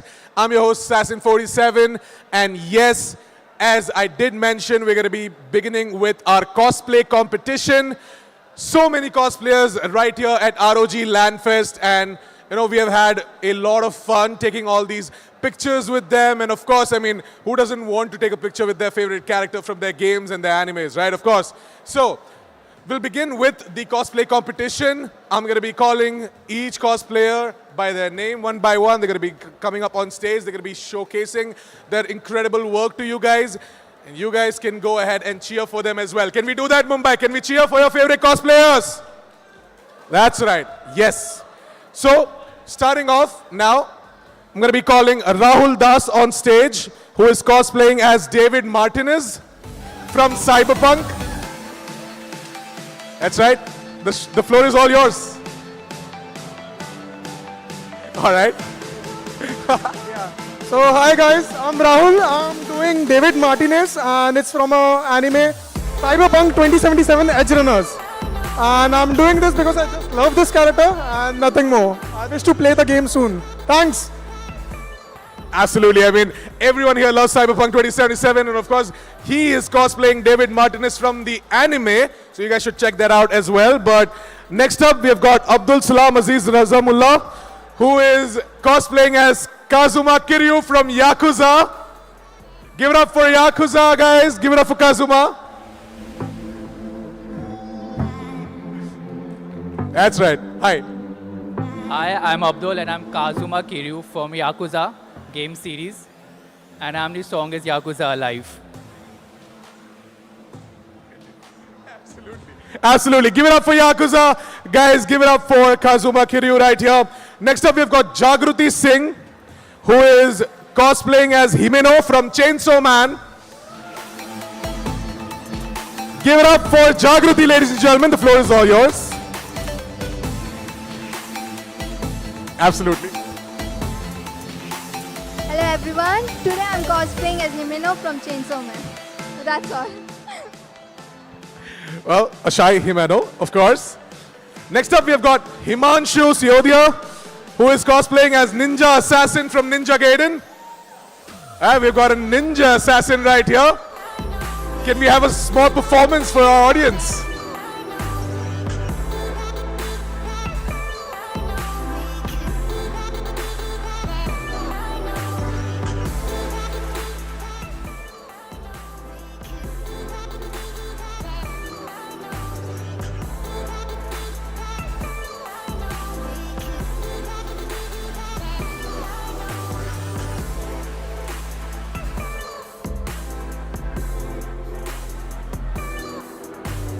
Give it up for Ninja Assassin, ladies and gentlemen, Himanshu with the Ninja Gaiden cosplay. Next up, we have got Surya Narayanan Srinivasan, who is cosplaying as FBI counter-terrorist from your favorite game, Counter-Strike. All right. Man, Surya always puts up a great show, man. Surya, how are you doing? I'm okay. Shoulder fell off. Oh yeah, the shoulder fell off. Well, I think someone shot you. Yeah, well. Gotta replenish those armors, huh? Oh, yeah. Absolutely. Well, how are you feeling about Mumbai? Well, it's hometown, so it's good to cosplay at home. So definitely going to be there at most events. So yeah. Absolutely. I mean, give it up for the FBI counter-terrorist, ladies and gentlemen, Surya Narayanan. Fantastic cosplay as always. But moving on towards our next cosplayer, we have got Dakshita Pawar, who is cosplaying as Lara Croft from Tomb Raider. Get up for Dakshita Pawar.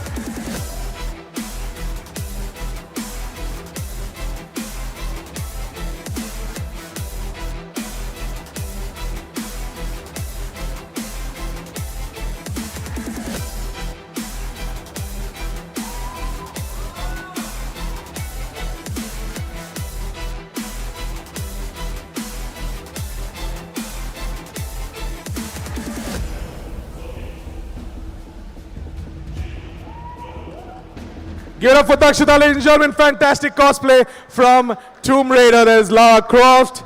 Next up, we've got Siddharth Pandit, who is cosplaying as Chamber from Valorant. All right, Valorant fans, make some noise for Chamber. Wow, he's got the card as well. So, where are you teleporting to? Probably to a bar nearby. Okay, all right. Celebrations are ready. Interesting. Well, can you tell us a little bit about the Chamber, and cosplay? So Chamber is used to be one of the famous characters before it got nerfed. Even I used to play a lot. I reached Diamond 3 that time. And after that, it got a bit nerfed into Oblivion.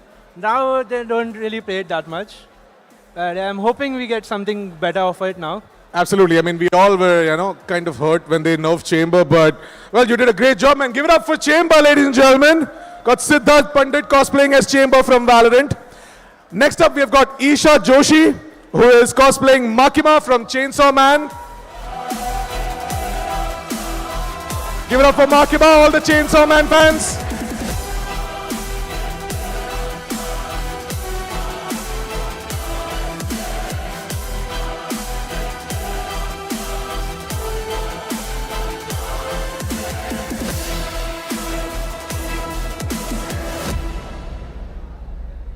Let's hear it for Isha Joshi. Isha, can you tell us a little bit about your costume?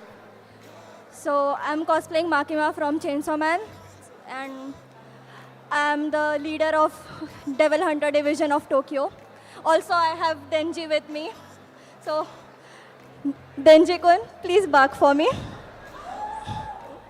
Absolutely. I mean, we're going to be calling her on the stage next as well. But like, interesting, very, very interesting cosplay. I mean, Chainsaw Man, like, are you like a die-hard Chainsaw Man fan, or did you just like do it for the cosplay?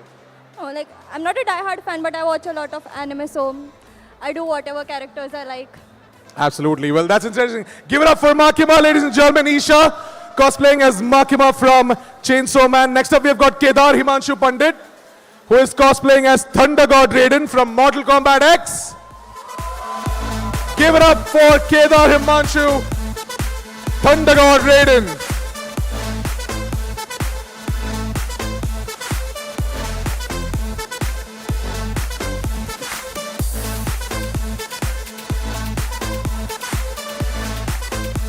Absolutely. Let's have a quick chat with Kedar right here. Kedar, can you tell us a little bit about your costume? I mean, of course, everyone here has been playing Mortal Kombat, and we had a community cup as well for Mortal Kombat. So, like, what was the inspiration, and like, do you play a lot of Mortal Kombat?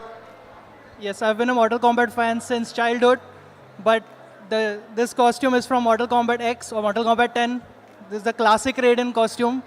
It's the best one ever, I don't care. The new, old, the old, this is the best. And that's was the inspiration for doing this cosplay. Absolutely. Let's hear it for Kedar, ladies and gentlemen, who is cosplaying as Thunder God Raiden. A fantastic cosplay right here coming in from Kedar. Next up, we have got Tejal Malik, who is cosplaying as Oron from Final Fantasy.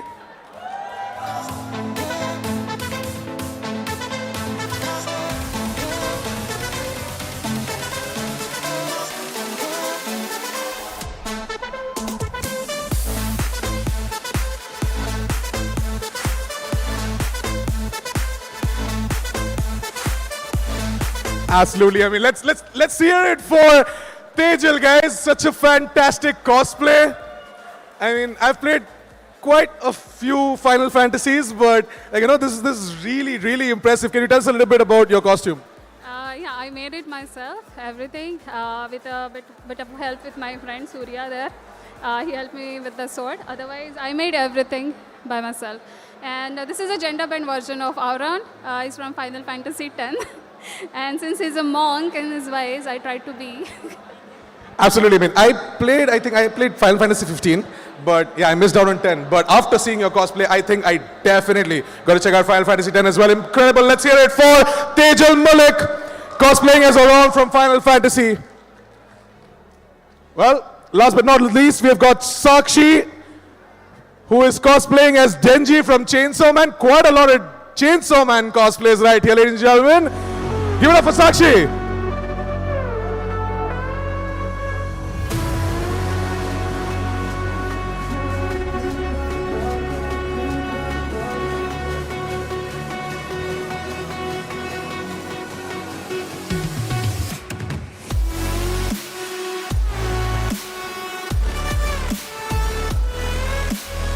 All right, Sakshi. So, I think you and Makima are like a team, right? Yeah, I haven't watched Chainsaw Man much. Don't judge me. But yeah, like tell us a little bit about costume and how exactly did you, like, you know, get inspired to like cosplay this? Okay, so hi everyone, I'm Sakshi and I'm cosplaying as Denji. And I really got the idea to cosplay this because I've got Makima right here. And I would just like to... I want to feel female touch. Absolutely. Give it up for Sakshi, ladies and gentlemen, who's cosplaying as Denji. Well, all of these cosplayers have done a fantastic job. It's definitely going to be a bit difficult for us to, you know, sort of go ahead and judge based off which one is the best out of them all, because we have got the first place and then we have got an honorable mention.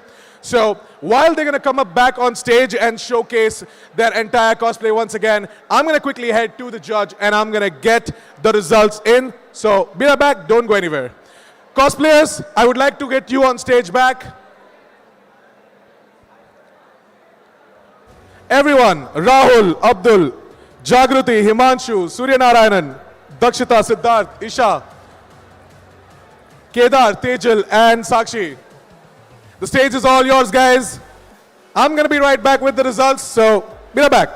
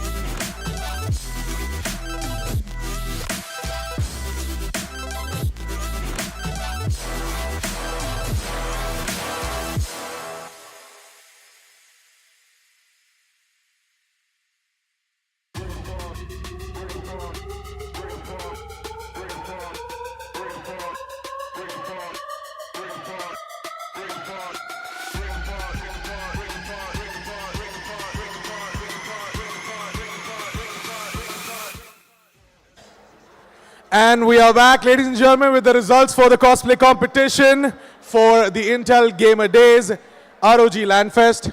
And of course, I mean, it was a very tough decision because all of these cosplayers have done a fantastic job. But of course, the best cosplay out of them all is from Suryanarayan and Srinivasan, FBI counter-terrorist, Counter-Strike. Suryanarayan, if I can have you on stage.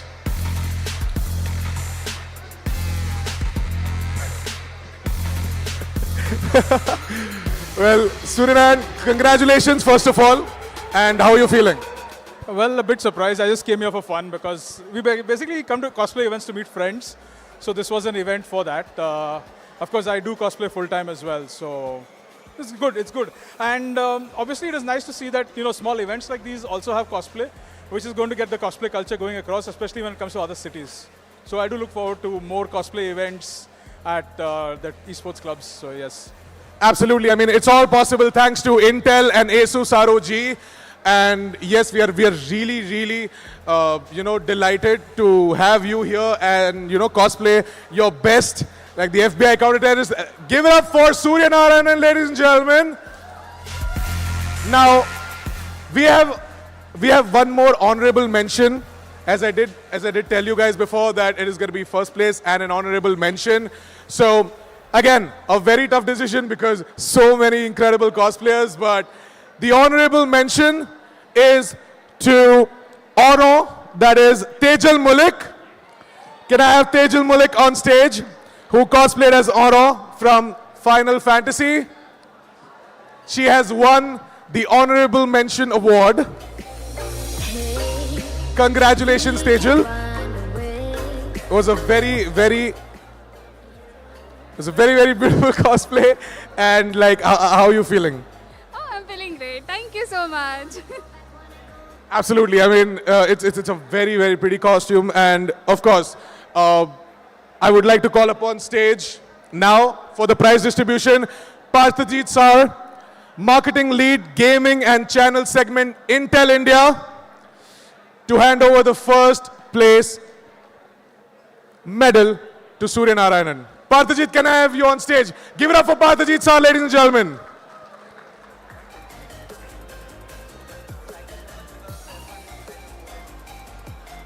There's a medal for Suryanarayanan. Let's have a huge round of applause for Suryanarayanan, ladies and gentlemen.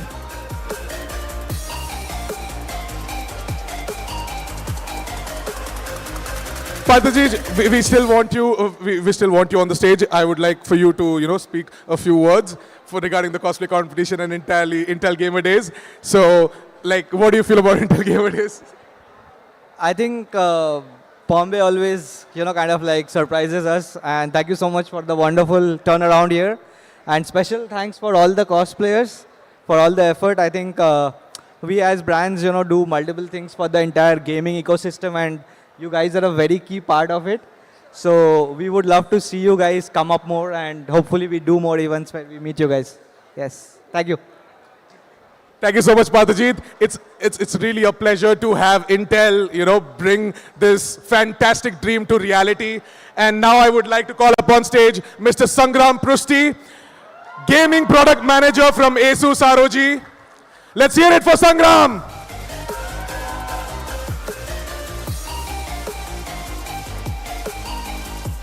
Hi, Sangram, sir. Mr. Sangram Prusti is here to give the honorable mention medal to Oro, that is Tejal. Let's give it for both of these cosplayers, ladies and gentlemen. And of course, I would like to hear a few words from Sangram as well. Sir, can you tell us a little bit about how your entire, day has been here at the ROG Lan Fest? Hi, good evening, everyone. I think this is the first event that I, attended. If we talk about a gaming, yes, really amazing. I would say all the gamers that, the crowd is really amazing to see. Yes, I would say, thank you, Intel, for this, organizing such event. Yeah, really, really amazing to see. Absolutely, sir. It's an honor to have Asus ROG as a part of this dream as well, alongside Intel. So yeah, once again, let's hear it for all of these incredible people on stage, ladies and gentlemen. We've got Pathajit, we've got Sangram, we've got Tejal and Suryanarayanan. Sorry, but yeah, thank you so much, everyone, for participating. All the cosplayers, you guys did a fantastic job. It was a tough decision for us, but yes, these guys did take away the prize. But with that, we are at the end of the cosplay competition. It's time for us to go ahead with the grand finals of our Valorant matchup. So stick around, because Reckoning Esports is going to be going up against the side of GrayFox Esports. And I know you guys are excited for it as well. So stay tuned. We'll be right back.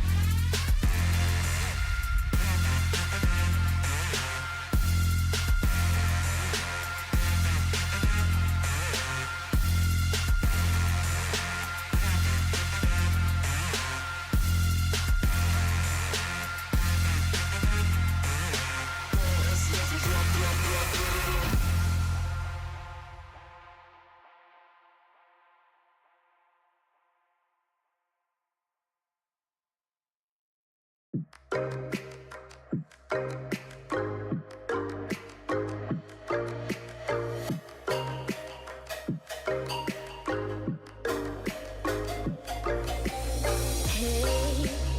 we can run away. You say you wanted to. You wanna go back, wanna go back. You wanna go back to a place where we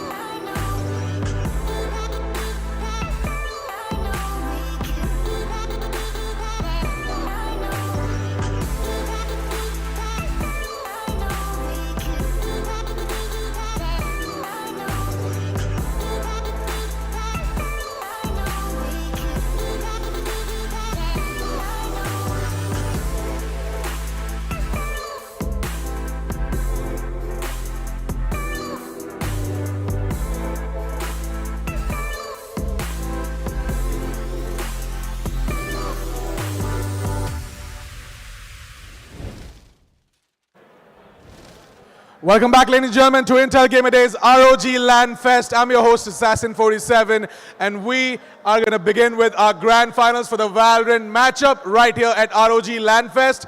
It's going to be Reckoning Esports going up against the side of GrayFox Esports. And let's hear it from the players from both of these teams. From the side of Reckoning Esports, I would like to invite upon stage Excali. Can we make some noise for Excali, ladies and gentlemen?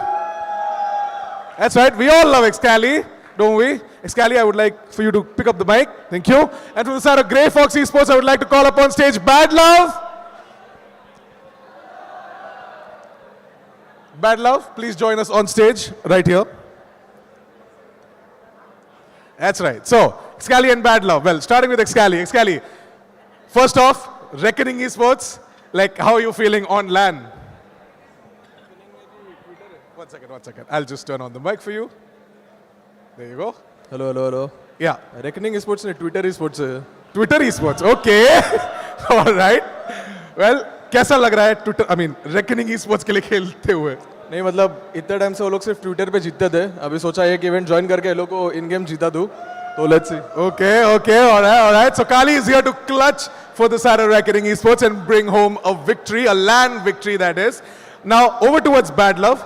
Bad Love, what do you think about GrayFox Esports, and do you think that you guys are going to beat Reckoning Esports and take home the trophy and the medals?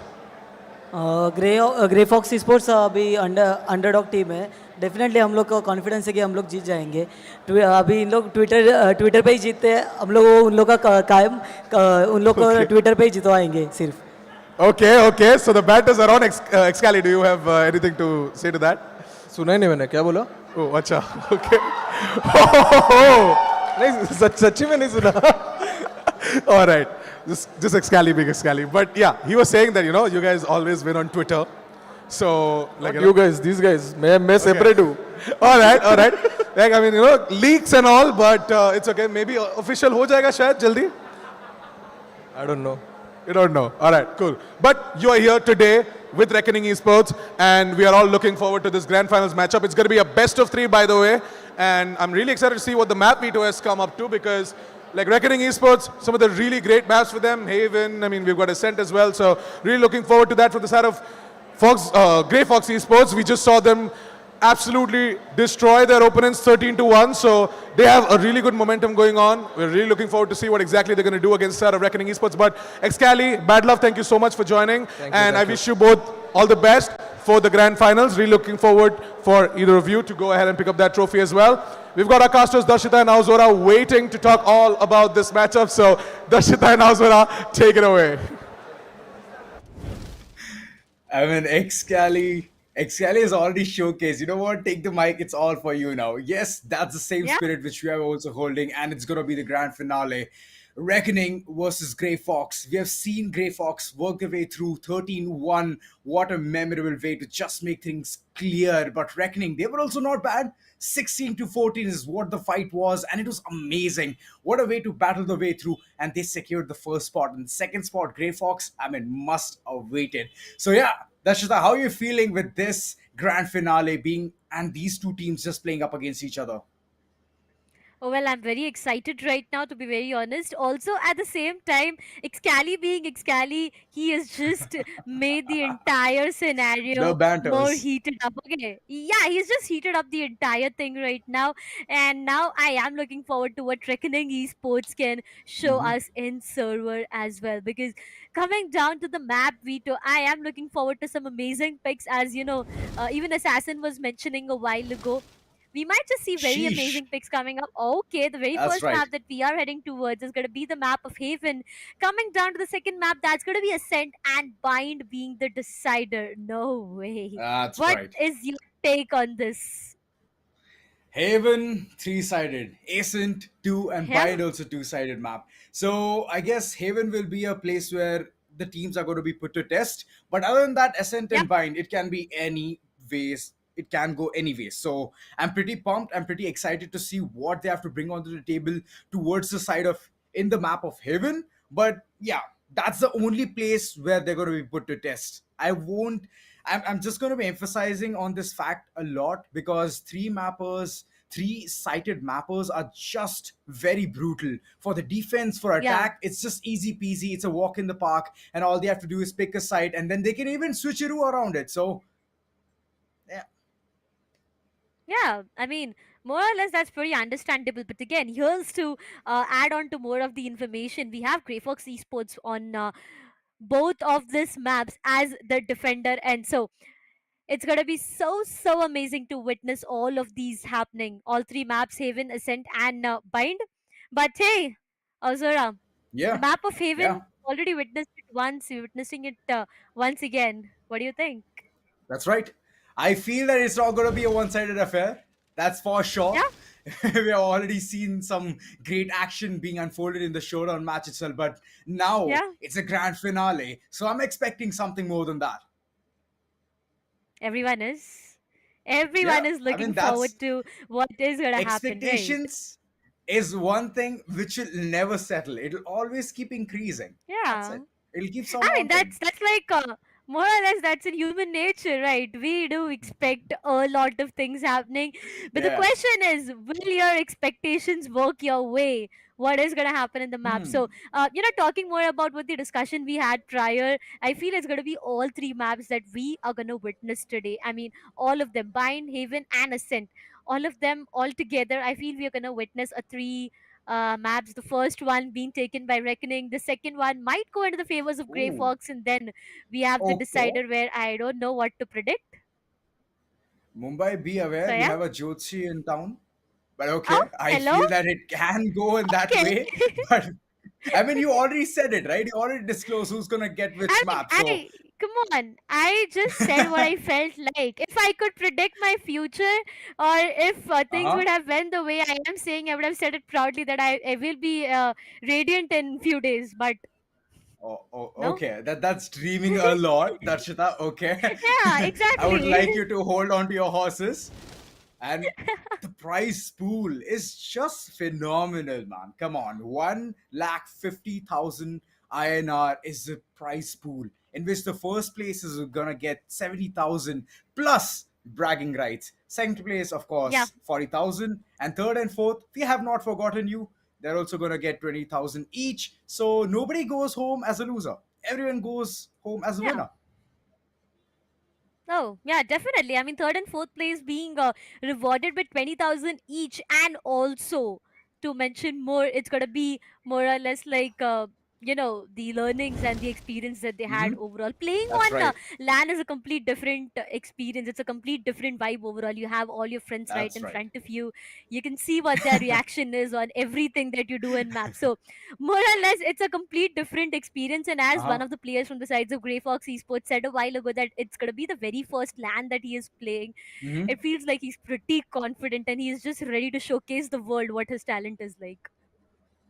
Well, have I would like to say the same. I mean, at the end, it's all about Yeah. showcasing your skills, and this is the platform. LAN Yeah. events is the platform where you can shine, where you can show the world what you're made up of. And today, like how many of our bots have hit, whether it be hard, medium, or easy, it's all gonna count. It all Yeah. is gonna be like, okay, I hit those shots, I hit those strafe shots, I'm good. But today, it all comes down to the test. It does, it does. I mean, I'm just taking myself back to where we started and where we are right now. The very Mhm. first semifinals that we witnessed between, coming up between Reckoning Esports and the sides of Badua Lipa. I feel it was a 16-14, and there was I'd say a messy match. Not messy as such, but again, a lot of things happened. Multiple Okay, OTs, a yeah. lot of things happened. Yeah, it's not just about the OT, but we saw a few rounds here and there which were quite messy, which would have been different in terms of the way it were before. So yeah, Mhm. the very first semifinals action was such a mess run. I would say 16-14 is what the scoreline was like, and everyone was actually doing their all best. When it went down to the second semifinals match, I mean, coming down to GrayFox going up against the sides of Team Respect, we saw one-sided Mhm. domination. I mean, a That's right. 13-1, We did. which more or less no one expected, coming from the sides of Team Respect, which has all of the players which are very known. I mean, no one is unknown. Come on, we know all of these players. Yeah. You've seen them playing for such a long time now. So 13-1 was something which was quite unexpected, but as we keep on saying again and again, right, Mhm. expect the unexpected is what the game is all about. So yep, It 13 is. It to 1 is. is what the scoreline went like, and we had two of our finalists ready, and now we are gonna head towards the map of Haven very soon. I know you guys are very excited and keen to see on what is gonna happen in the very first match, but the more patience you have, it will be worth it. That's right. I mean, at this point, we are all sitting down very patiently, and I Yeah. really do want to see Excali pop this time. I mean, last time Yeah. also he did showcase his talents, he did showcase his shots. I mean, it is just amazing. But right now, I want to see something more. I want an out of the box play where he's literally going down, dropping 30 bomber in the server, and he's the only one to do it. So it's all of those excitements which I want to Okay. watch. But on the other hand, GrayFox is they're not any like unknown people. They know what needs to be done. I mean, come on, Team Respect got shattered instantly with a scoreline of 13-1. So you can understand the amount of domination, the amount of preparedness they already have, and they're just going to be showcasing it. And it's going to be very interesting how Reckoning Esports is going to be tackling down all of these hurdles, all of these situations, because they're not going to go that easy on them. That's for sure. I do know about it. GrayFox, they're gonna go ham with their opponents. And you know what? I told this before also, I'm telling it now as well. They're the perfect match to Mhm. Reckoning Esports. Oh, well, come on. That is something that we are going to see very soon It's a when bold both of these statement. teams are in server. Yeah, it is. It is. Obviously, it is. But hey, we are going to witness a lot of things when it comes down to the very first map of Haven, okay? A lot of changes. The Mhm. way the previous Haven went, like, I do expect a lot coming from both of these teams once again. I mean, Right. all the players, ASDF, we have Panzo, we have Survey. I don't know how many times am I going to name this one single player coming up from the sides of GrayFox Esports. He has been phenomenal going up He against, has been. Team Respect. I mean, I just remember him shifting his aim and going for a precise headshot. I mean, I was like, okay, there's nothing I have to say on that. So, all of these players, they have a speciality onto themselves. Some are very good controllers, some down the line are the best supporters that you can find. And when it Mhm. comes to aim duels, some players just are too good with that. So, everyone has their forte to be done, but it all goes down to a team gameplay, a 5v5 gameplay that is True. going to change a lot of things in this specific map. That's right. And this is one thing which everyone needs to keep in mind. Always communicate with your Yeah. teammates. That's how the entire game synergizes. That's how you can get those frags, hold down the sites, fortify it, hold angles, and then even make some big plays as well. For example, we would see a lot of operators being utilized or a lot of operators coming online, but then the maximum value which was squeezed out was just one or two kills, not more than that. So these things do matter a lot. If you hold precise angles and you're telling your teammate that I've got your back, then all you have to do is just pull the trigger. That's it. You'll get those kills. You'll get the teammate also to be saved. And these points, these crucial places, is just going to be benefiting because you'll have the man count advantage. So all in all, just stick together, play as a team, not individual. Solo plays can be done if you're way too confident with your 1v1s. So I mean, you have to take a bet with that as well. Definitely, definitely. I mean, you're talking about operator and being aggressive a while ago, and I just remembered JN, the very first match that we witnessed with Uh-huh. that operator in his hand. We saw JN being so aggressive on B longs, trying to go further. We had Harsh on the other side, playing on that Viper in the match of Bind. If I'm Yeah, not wrong, he was trying to stop it that was player a as much very as he close could. call. Yeah, I just remember that moment instantly. The way he went Mhm. aggressive with that operator, but you know what he got in return was one important frag for his team. So, if you That's are right. capable of doing that, I guess your team will actually set you free to go ahead, take those frags, and come back to your team. And at this point of time, I guess Rena and Jet will be the options you opt in for. I mean, you can just go and take that Hmm. frag, dismiss, come behind, or you can go in with Jet, dash behind, come back to your team after taking that frag. So there are multiple ways of doing the same, right? Yeah, I mean, just no double up drafts. That's gone. You Oh, cannot do that it's anymore. It's only heartbreaking. single, and after that, it's just that you have to even take another orb. You have to go for multiple frags in order to get your blade storm as well. So multiple things, Yeah, multiple nerves just has made the player base look to the entire game in a different site now because they are just allowing other people to explore which other yeah, agents they can pick, which other fraggers they can take, whichever duelists which you can pick. it's the world is your oyster at this point. So I mean, I'm expecting a jet anyhow. So I'm not the person to say anything here. But okay, we are ready. We are ready to see what are the picks and the agent selection. It feels like Omen has always been everyone's favorite, right? As a controller. Also, to add on to it more, we do see a double duelist comp. Well, no, for now, Excali has switched on to, but I just saw a Rena coming up, so it felt like a double duelist comp coming up from the sides of Reckoning Esports. But once again, hey, Haven, this is a attacking favored map, and if I see Excali on Yoru, okay, Oh, just putting my pens down because I have put my pen down aside because I don't know what's gonna happen in this map. Look at the agent selection. We have KJ, Sova, we have Omen, Jet, I mean, Gecko, a Nah, questionable not a good addition. agent? Yeah. Not a good addition in this roster. And there you go. It's gonna be breach Okay, time. that's a switch. And Excali with a pseudo duelist. I mean, it's gonna be fun to watch, even though he's an initiator. But he's very well recognized as a pseudo duelist. Cause come on, every single time, all you have to do is just flash ahead and just make your way through, barge inside the site, and get all of those frags you want. And it's just a very handy agent.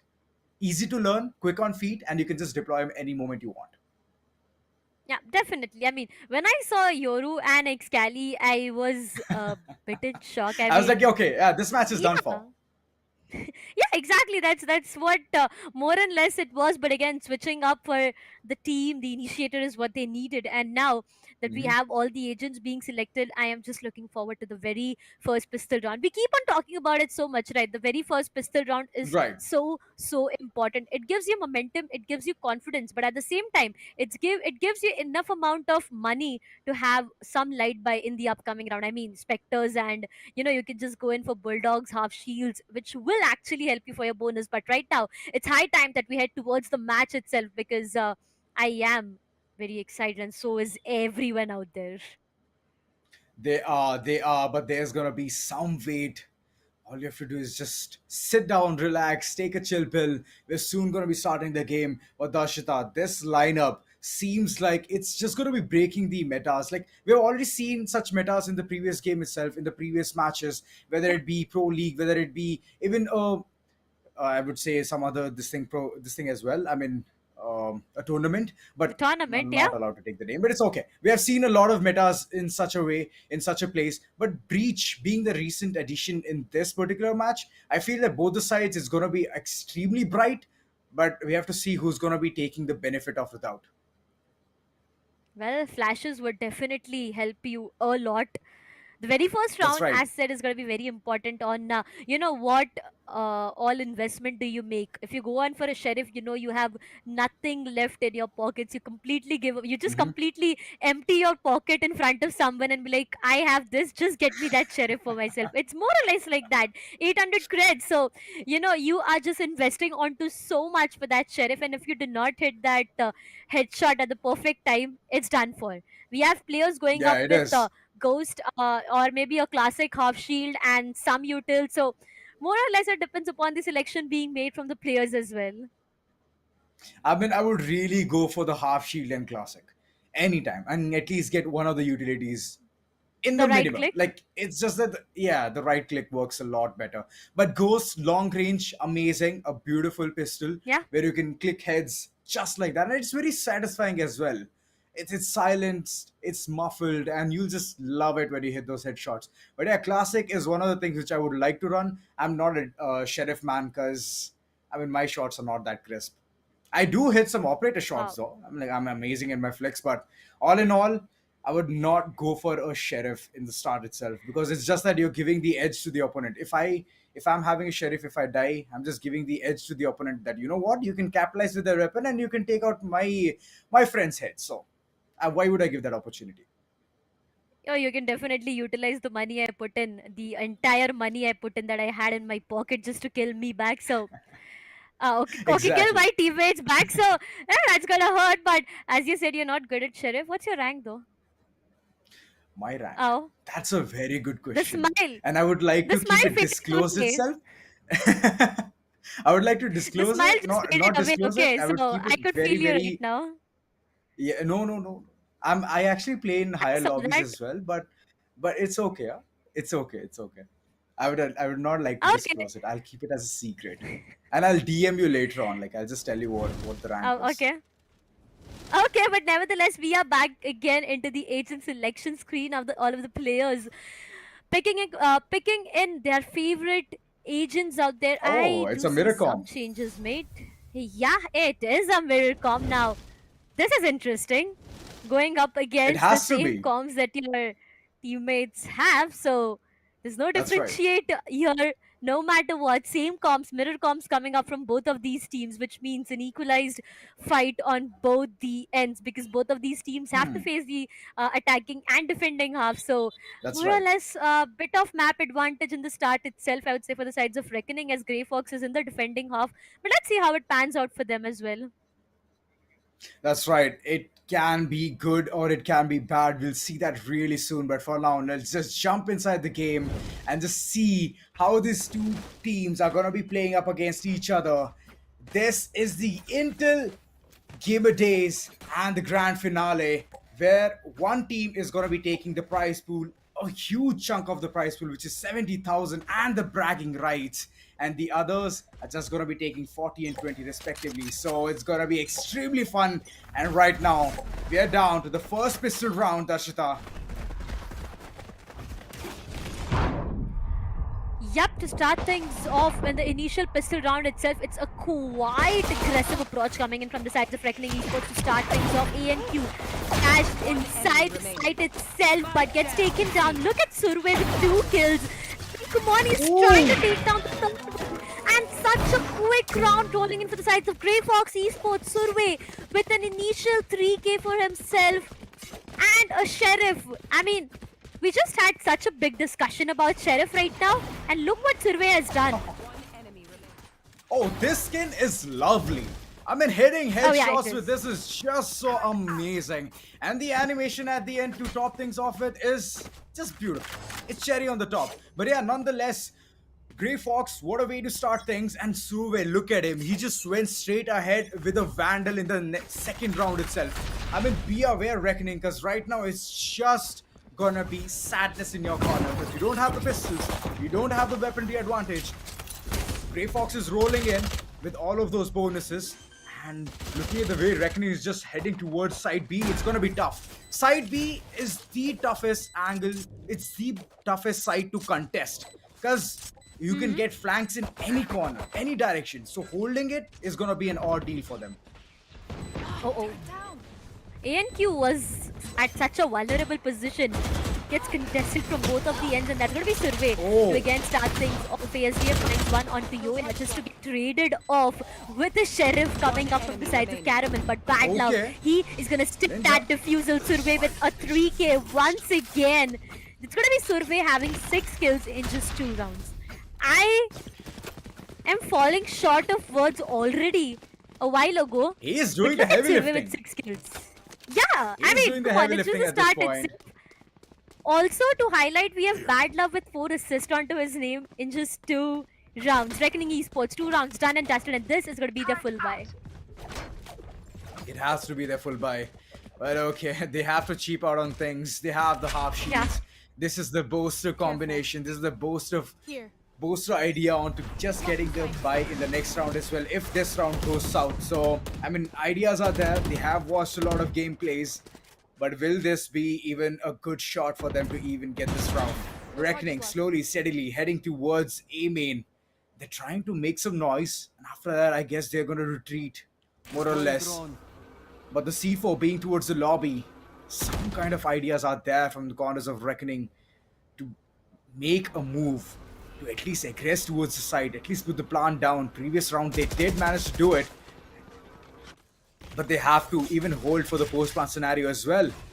Right now, every single one of them is spread apart. 2 players playing towards the mid, and the others are just moving in towards side A, just holding the angle, trying to catch 1 or 2 players off guard. One mistake is what they're waiting for in the corners of GrayFox. But they're not giving it that much. They're not committing so soon. Watching this.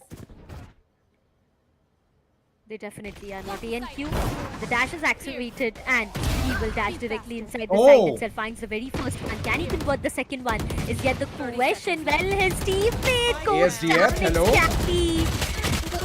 Exactly goes down. It's going to be ANQ departing as well. 2 remaining players coming up with sides of GrayFox Esports. What? What did you just do, Bad Love? What did you do? Bad Love. The classic and a 4K coming up from the sides of Caramel will actually save this round, but Bad Love. What? Did you just saw that TP? That was crazy. Yeah, it was very crazy. I mean, he did try his level best. A good shrouded step being used at the right time. There was even a dark cover right in front of him. He wanted to make some gameplay there, but okay, at the end he couldn't. This one shot by ANQ was just the beginning. Just the beginning. The site entrance was given, and after that it was just a post-plan scenario which was being capitalized so well. Like I mentioned, it was very less people being surviving in the corner of Reckoning, even though they have the money, but they have to save it for the next following round. If they do a mistake in this one, which they've already committed, Sove just going so aggressive, got one frag already onto his name, but Excali, in retaliation, what is he going to be doing? Because ASDF way too close, he's going to be getting 1 or 2 picks, but okay, good for only one, but at the end, the team is just so on point. Look at the team coordination. GrayFox Esports, they're up with 4 remaining players. Yeah, instant trades coming up, instantly players peeking at the same angle, no information given whatsoever. It's just looking so good for the sides of GrayFox Esports for now. 4 remaining players, 4v2 is what the call is, Azura. I mean, it is a 4v2. Reckoning, they were actually doing really well. Previous round to this, initial frags were coming in. It was just the Jet doing the work, and later on the entire team just heading in towards the site. But right now, Darshita, it just looks like it's just done for. Only 2 people remaining from the corner of Reckoning, and if each of them just watching one another's face. I mean, come on. You have to just check those crosses, make it a perfect trade game for them. But at this point, Caramel, okay, I see you did get one. He wanted to TP towards heaven, but he didn't. Oh, Harsh. Oh, the misstep coming in. But okay, it might be a move coming in from his end as well. As 3 players are literally fighting for the side. Caramel getting the 4 kills out of his name. Every single one of them, whoever just enters towards the connector, they're just done for.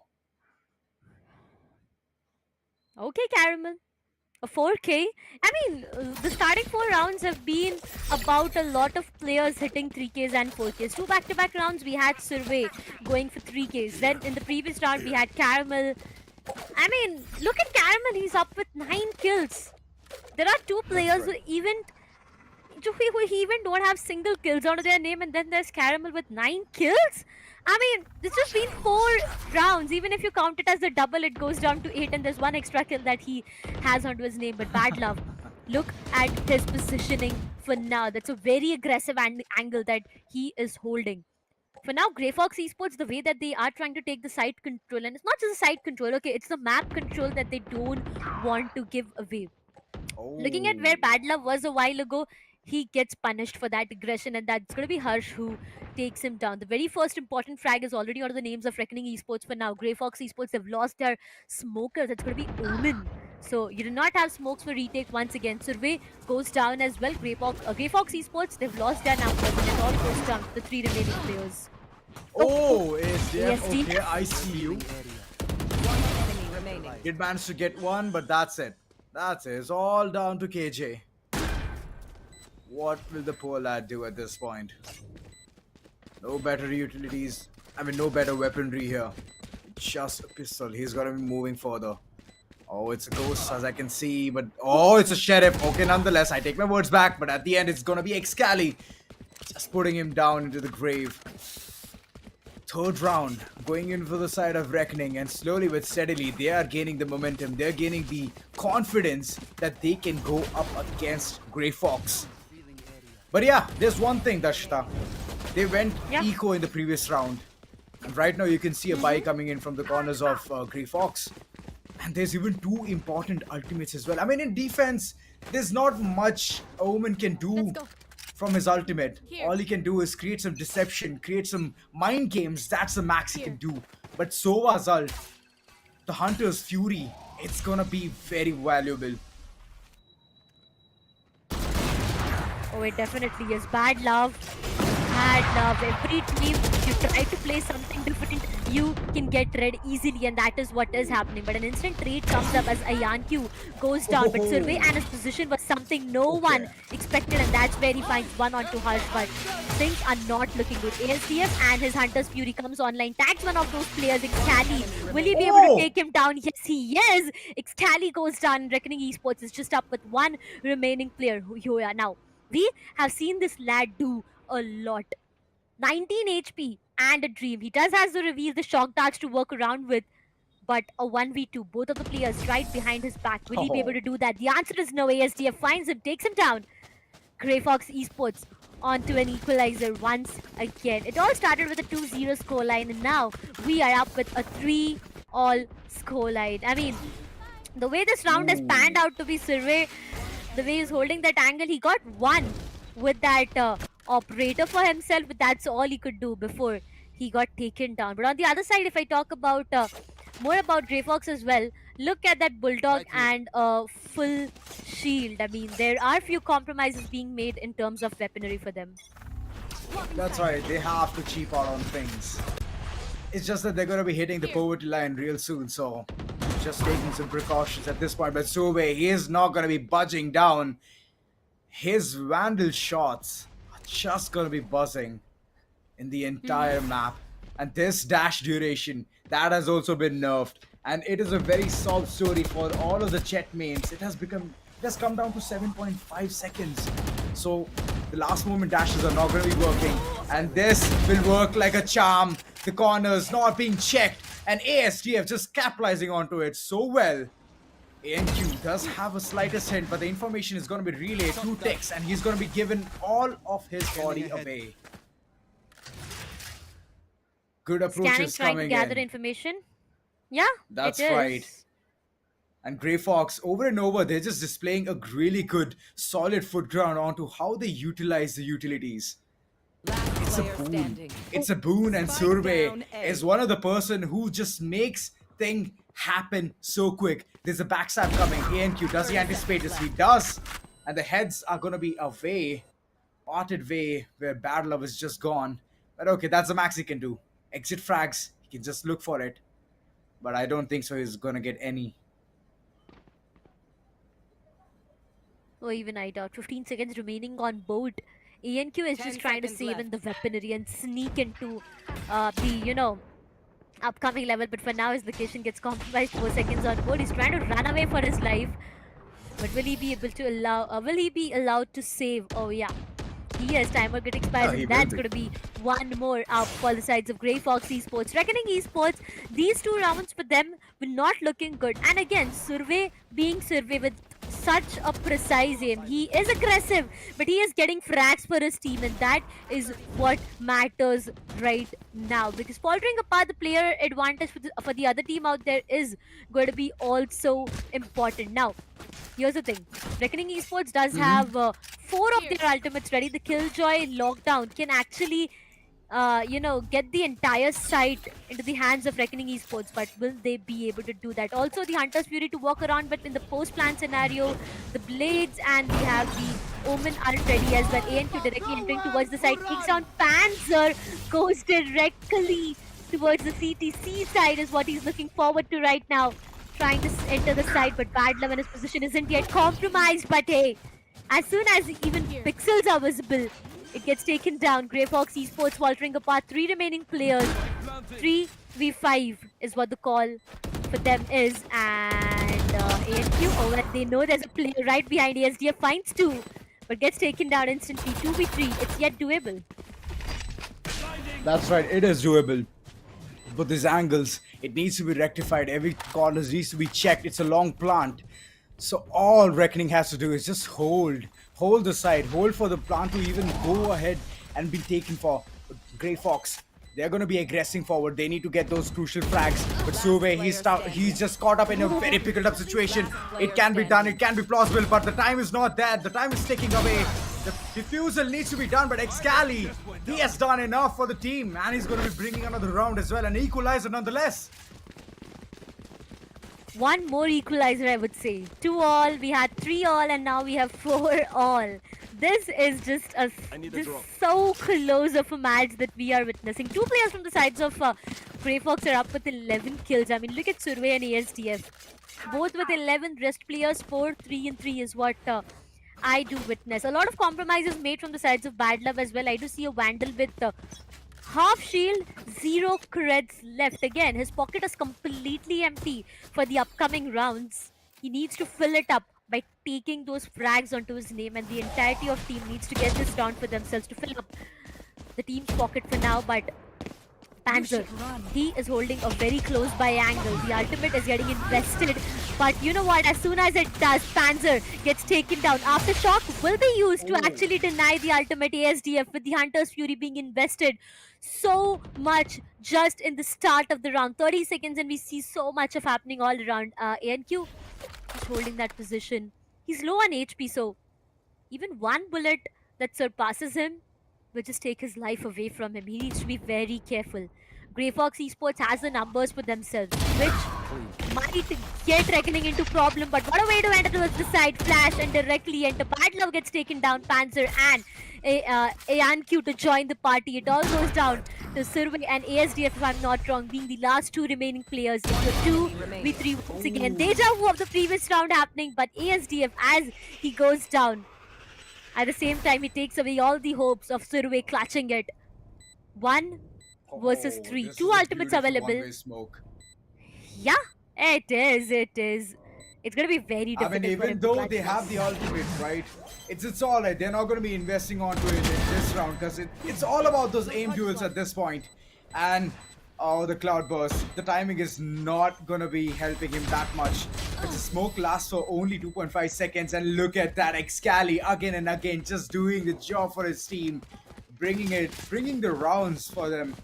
And yes, this man is unstoppable. A timeout, a must-awaited timeout for the corners of GrayFox.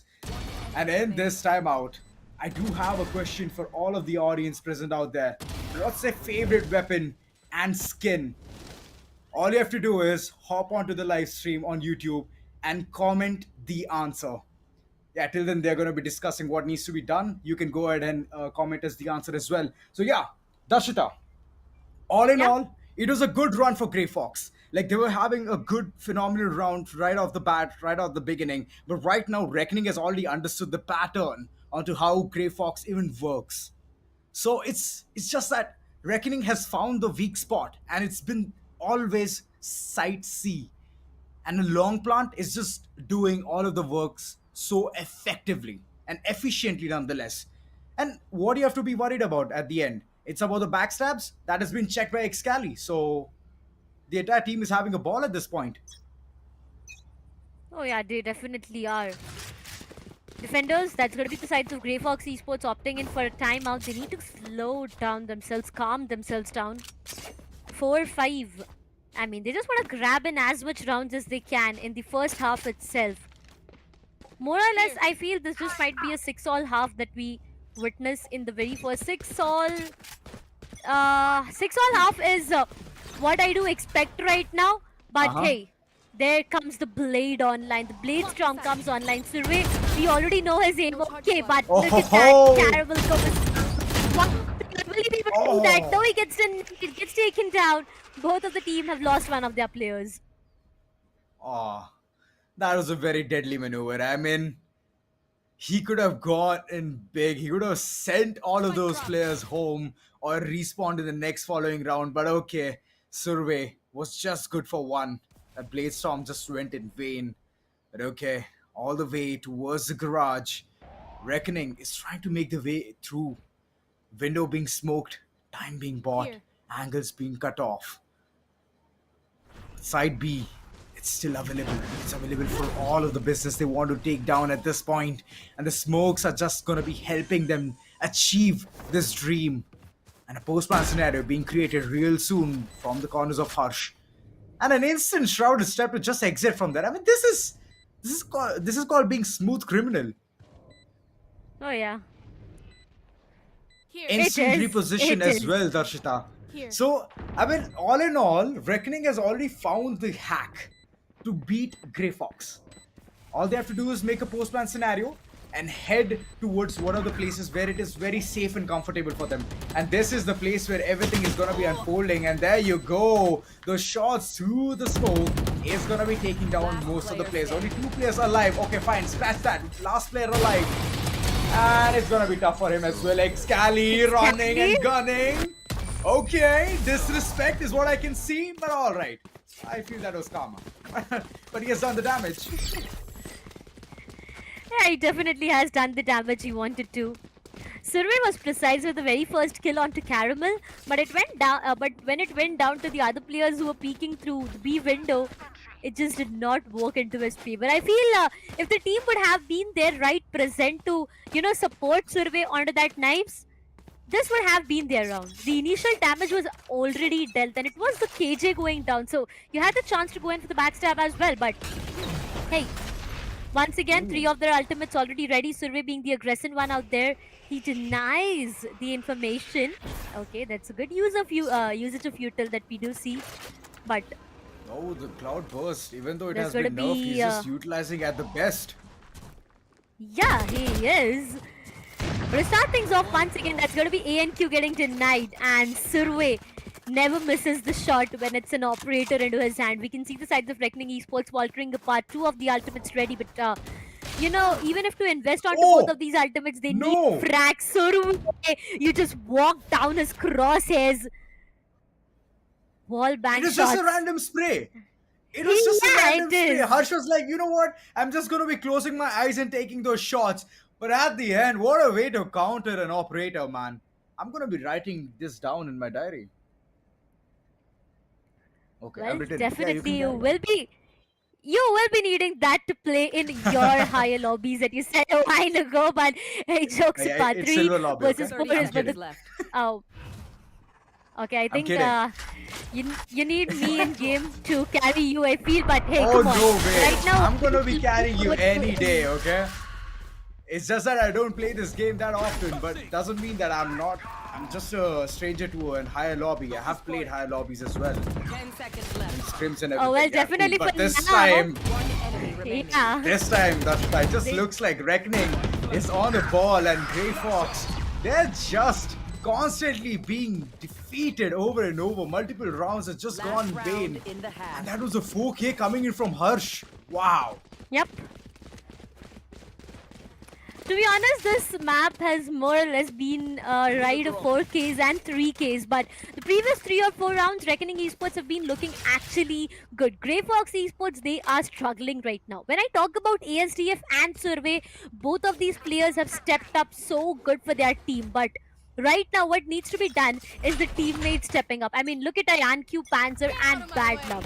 There was a time I remember I've seen IonQ being so aggressive, getting those frags, and it was just looking so easy for him. So I really wish to see that IonQ back once again. To start things off in the last round before the switch itself, GrayFox Esports does have the lockdown available, and so is the ultimate of Omen. On to the other side, Reckoning Esports, they already have the blades online. So ANQ. That's right. A Vandal or a Blade, what would give him a kill works anyways for his favor. But look at the split coming up from the sides of Reckoning. All of them are at the different position in the map itself, split all around. Maybe the outdrawn up for information, and he does have that information. He does. He has spotted 2 players already. One is playing through the smoke, the other is just towards the long angle. But looking at the way Excali wants to execute this side, oh my god, he has some kind of an ideology just there. And the side execute is gonna soon be seen. The corners are not being checked. Okay, and Q, alright. He had the Blaze Storm in his hand, but at the end couldn't get the maximum value out of it. Oh, this is gonna be tough. This has to be tough. Did spot another player there. Excali just at the right moment stepped in and did get the kill. But at the end, Bad Love. Oh my god, the angles he holds. It's just so brutal. Oh, okay. Oh. I did not expect GrayFox Esports having this round for themselves. With the way it all started, Reckoning, they were all over the map. I mean, completely spread apart. The seaside was something that was just avoided for a while, but rest everything, we could see Sides of Reckoning split apart into so many positions, but hey, 7-5 is what the scoreline looks like. Panzer in his position wasn't compromised until and unless he took one player down. Just trying to go in and ult, but you know what, in the last round itself, he did not get that chance to go in for that ult. 7-5, the very first half scoreline. This is what it looks like, but hey, Hyoya with 2 kills? I am in shock. Yeah, Woya is not having. He's in not. shock. Yeah, I mean, he's not having his day at this point. He's not feeling himself. Yeah. He's off to a very slow start, but I guess he will get there. There's still another half remaining, so I mean, he can step up for the team. Right now, oh, it seems like it's all down to this, the second half. Sove, what do you have to say at this point? It seems like you're the only one who's entering towards the site. And the Cloudburst just being the perfect friend for him, giving the information, but at the end, his information has also been given away. It's gonna be a post-plan scenario coming in real soon. But those denials are coming in left, back, and center. Look at him, just repositioning himself, trying to get a better place so that he can go for a plant down. Okay. Seems like the retake is gonna be very easy for the corners of Reckoning Esports. Survey finds Survey is not terrible. ready to give. He hit- Oh my wait. god! Survey He's not with the ready to fall let kick. go! Survey! What? Okay. I guess he has a Survey. mantra. He always has a mantra, Darshita. Like, here's the thing. He goes for multiple frags in the pistol round, and then he just straight away goes for a vandal. He doesn't With a full care. shield. Yeah, with the full shield. Look at that. He's just switching around with Phantom or a vandal. I mean, he's so rich at this point. 4 kills already in the second pistol round, and he's just nailing it. Oh my god, Survey. I mean, I'm just talking about the aim precision. Now I really want to know what his aim routine looks like. He is just looking so good. Bad luck. Revealing area. No, yeah. Well, definitely he does have just 2 kills out of his name, but at the same time, it's more like the quality he has rather than the quantity, right? So, important frag that he has out of his name with that Sheriff. It was a Spectre in front, and that Spectre got denied eventually. So, a great kill coming up to start things off for the sides of Reckoning Esports. But you know, Survey with that Phantom in his hand, I mean, come on. I don't want to question it anymore. The way he's been performing, slowly and steadily making their way towards the A site. But guess what? The Omen has decided to just give them their position, give them their respect. The smokes are definitely blocking their way, but little does GrayFox Esports know that A is completely open for business right now, like completely. It's a C stack that we are witnessing, and there's going to be the A execution coming up. The site is completely open for them to go in for that plant, and I guess it's going to be IonQ will be sticking to that plant. He will. A backstab coming in through the lobby. Multiple players just going in towards the window as well, and oh my god, his Sheriff is just ringing. Getting those frags is not easy because that pistol is very deadly. But okay, Woya is gonna be departing, so will Caramel. But at the end, ANQ, he's gonna be just joining into the fray. Oh, the angles need to be checked. Excali, okay, he's gonna be taken down as well, but ANQ being the last man standing, and that constant jiggle coming in from the corner. Suve is just gonna be stopping. Let's go. Reckoning to get at least one more round here. GrayFox onto an equalizer. And this just keeps getting better as ANQ is bringing the big guns online. That is an operator. Oh yeah, let's go. I'm excited now. 7 equalizer once again. I mean, we've been witnessing so many equalizer coming up in this specific map. Survey is up with 19 kills and 8 deaths. I mean, even if you double up his deaths, he still has more amount of kills. More than a KD of 2 to maintain for now. Survey trying to enter B's, gets to be the aggressive one out there. Slowly and steadily towards the Karachi site is what he's looking forward to. Dashes back outside. But the job is not yet done. B site. They do have one player right in the B site, and what is open for execution right now is the A site. Not completely, but yeah, you might just have a chance onto A side as there's just one player holding. But towards the C, It's going to be very difficult, slowly and steadily, once again. Executing, trying to make their way. Is it garage or is it B-side is yet a question. But Survey is being patient this time. No dash whatsoever. Yoya finds one on Panzer. He's feeling it back once again. Survey gets taken down from Excali, which means GrayFox does not have that numbers. Bad love. Precise with that Sheriff. Finds one onto Excali. Deletes him with that Sheriff. But that's not yet enough. 2v2 is what the call is. GrayFox Esports up with just one remaining player who's been caught 30 seconds by left. both of the position. But you know what? He'll be just running away towards the A side. And there's his doppelganger Roman who will be following him. That's right, Harsh is onto a very low HP. It's all about the post plant now. ANQ, the healthy one, has the vandal in his hand. But Harsh, he's gonna be taken in as a bait is what I feel. He's just gonna be heading in, but okay, he's not the one that's so healthy. ANQ been the first kill, but look at Bad Love. 4 kills onto his name. This man is unstoppable. Being the controller, he's just controlling the site, controlling the entire flow of getting the rounds. And finally, it's some kind of a daylight for the corners of GrayFox. Like all this time, it just felt like, okay, they're being dominated, but finally, they're just here with a round advancement against Reckoning Esports. All Sheriffs towards the B side, trying to be aggressive. Each and every player from the sides of Reckoning All Esports. But eyes look on at that! There's one player who is aggressive. Rest all just left them all alone and making their way towards the C side. There's a lot Oh of players my inside God. the site already. GrayFox Esports gets the site for themselves and will be sticking towards the plant as well. But this time, it's not a long plant, so they need to play it inside sight. There's going to be a backstab, and they do expect that backstab. Okay, it's going to be Yoya with the Sheriff. And we already know how precise he is with it, right? Yeah, we do know the precision is there in his aim, but Bad Luck. Okay, it's all about those frags, and he's just not stoppable. Come on, it's a flawless nonetheless. No players have been taken down, and it's just amazing. GrayFox, they're having a ball at this point, and Reckoning, oh boy, look at them having a timeout.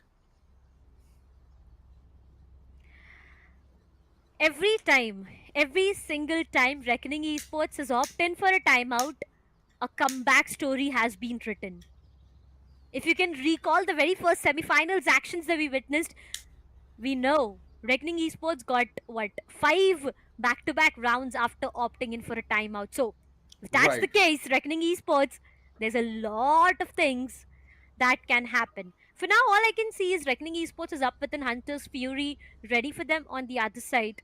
GrayFox Esports have 2 of the most important ultimate. Now, when it comes down to attacking end, in case if your spike, the spike carrier goes down, you have the Omen ultimate to retrieve it, to get it back from a position where you cannot. So, it's going to eventually help you a lot. Or in case if, there's a stack of players at the A side, the B side, you can just use your ult to go inside your shadows and come out. Go inside your shadows and come out to a different complete side. So that's how things are going to change for them. But for now, timeout done and dusted. Reckoning Esports. Let's see if the comeback story can be written. Because, it's very important right now. The very first match, whoever takes it home, the very first match is what I'm talking about, gets the confidence, gets the momentum. And we know GrayFox Esports is going to start off on the defending half for both of these maps. So they need to be very, very careful. For now, E-aggression is what I am looking at. But Panzer, this might be difficult. Rolling Thunder being invested back to Caramel going down. Survey being Survey, doing what he is best at. Hunter's Fury definitely gets invested coming up on the sides of Yoya, but will it make any change? For now, the answer is a no. Oh, sadness. GrayFox, the way this is dominated the entire side, I felt like it's gotta be very good, but okay, the corners need to be checked every single time. Graffiti is just there in that corner, nobody even checks it, and flawless is what GrayFox is bringing us back to back. This is the kind of performance I wanted to see, and GrayFox is just delivering it right in front of Reckoning Esports. Like I mentioned, Darshita, they have already met their match, and this is the place where everything just unfolded. Through the smoke, a Vandal shot, and KJ was just shell-shocked. Usually I've seen KJ set up all the way towards C and Garage, and right now I'm seeing the same thing. This is the default which everyone has been doing repetitively. And if you're holding A with a KJ, then it's gonna be bad, because A can be held with a combination of Jet and Sova as well. Yep. I mean, I was just looking at the scoreboard a while ago. 21 kills and 9 deaths. Survey? Okay, I get it. 3 rounds of differentiate is what it is between both of these teams. This is the very first map of this best of 3, ladies and gentlemen. And we also have 2 more maps lined up, but A site. There are 3 players right available towards the A site. So going towards A is going to be very, very vulnerable. But I'm looking at the Omen and the KJ. I mean, there's a KJ present right at the garage. So Omen, oh yeah, B side is completely left open. There's an alarm bot. So yeah, even if anyone tries to enter, you will be having that information for yourself. But Survey, as soon as he tries to enter, he gets denied from the sides of his Excali. Takes him down. It's the main man out, but the job is not yet done. Excali finds 3. Now you know the reason Excali is known as the Land Demon. He takes down the 4th one as well. Reckoning Esports, what a way to make a comeback. 4K on the name of Excali, and the 8th round rolling in for them. 15 kills already onto his name. He's like, what more should I be doing? I'm an initiator, I'm a pseudo duelist, I'm doing all of my work, whereas my duelist, what is she doing? And he's just showcasing a really good strength, and the way he's just performing at this point, I mean multiple rounds, he's just clutching it back and forth, whether it be in attack, whether it be in defense, he's just showcasing every single thing he can deliver for the team. And even though GrayFox has reached towards the double digits, I feel that Reckoning has some plan in the mind which they can execute. And so we're just tackling down the turret there in the very long corner. The information has still been given. And ASDF, the first frag onto A and Q, the duelist is gone. The one who could take the gamble is not there anymore. Slowly, steadily making their way back towards the garage and the B site. What is the plan? Reckoning Esports has lost the Jet already, which means that the duelist is done and dusted, so they need to be careful. Once again, Survey, as soon as he tries to enter, that's going to be the investment of Rolling Thunder coming up, which will actually put him back. And now there's an investment of Hunter Fury being made from the PSD. If he finds one onto Harsh, Survey definitely gets taken down, but I feel that's a fair deal anyways. IonQ finds one onto Excali, and now it's down just with 2 remaining players. Reckoning Esports, things are faltering apart, and GrayFox Esports have already hit those double digits. The plant is done and dusted towards the seaside, and it's all about the retake, but the hopes are dying. Caramel, the one tap. Okay, Caramel. Bad Love gets taken down, but a 1v3. Will he be able to pull this off, or will he go in for a save? I feel save is a better option because the clock is ticking and he does not have the time for himself. Exit frag would be a risky call once again. If he gets taken down, the weaponry gets denied, and you need to, you know, put in 2,900 creds once again to get back that Vandal. So Plus, better option is to go in for a complete save, plus the other utilities, the shields and everything. So it's going to be very expensive. It is extremely expensive, so that's the reason he just backed out of the fight. And GrayFox, they're surmounting. Look at the money they have. The creds is just overflowing. It's not overflowing exactly, but it's very close to hit the cap. But all in all, GrayFox is doing a very good job in the second half. And Hoya, he needs to step up. He has 6 kills on his name. But yeah, he's sober. He's the initiator. He needs to get more information for the team to even rely on, and then to even capitalize on it. And that needs to come in from his pocket. It needs to come in from his corner. Oh, the shots coming through. Survey, okay, we see you, man. Every single time, he's just there in the server to just wreak havoc. But this time, it's just that someone just ran away below his nose. Yeah. Yep. 11-8. I mean, GrayFox Esports is so prepared right now. They are prepared for everything that comes their way, okay? Every single thing. For now, everything is at peace.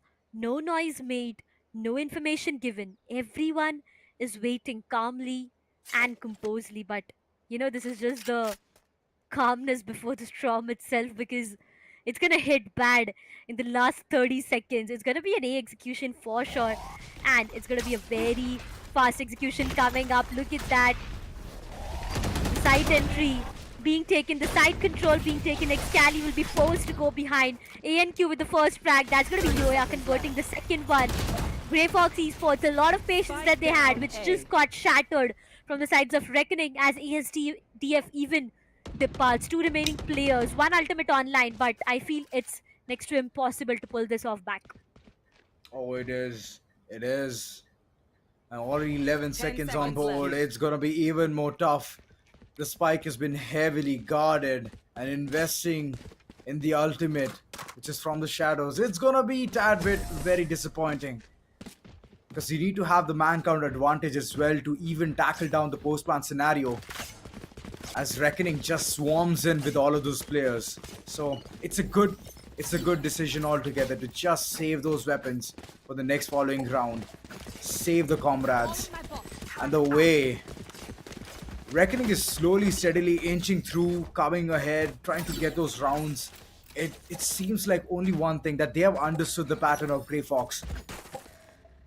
3 players already towards side C, and if they see the entire stack coming towards them, it's gonna be tough. It's gonna be tough for the entire team. Catching 2 people off guard. ANQ just goes in wild. Good for 2. And just retreats back like nothing happened. What is going on? GrayFox, you had to be there. You had to be there for Sova. But he's been taken out with the all drone in his hands. Oh. This is saddening. This is disheartening. You know what? The Yeah, Sova what- did not even get the opportunity to look at the opponent who took him down.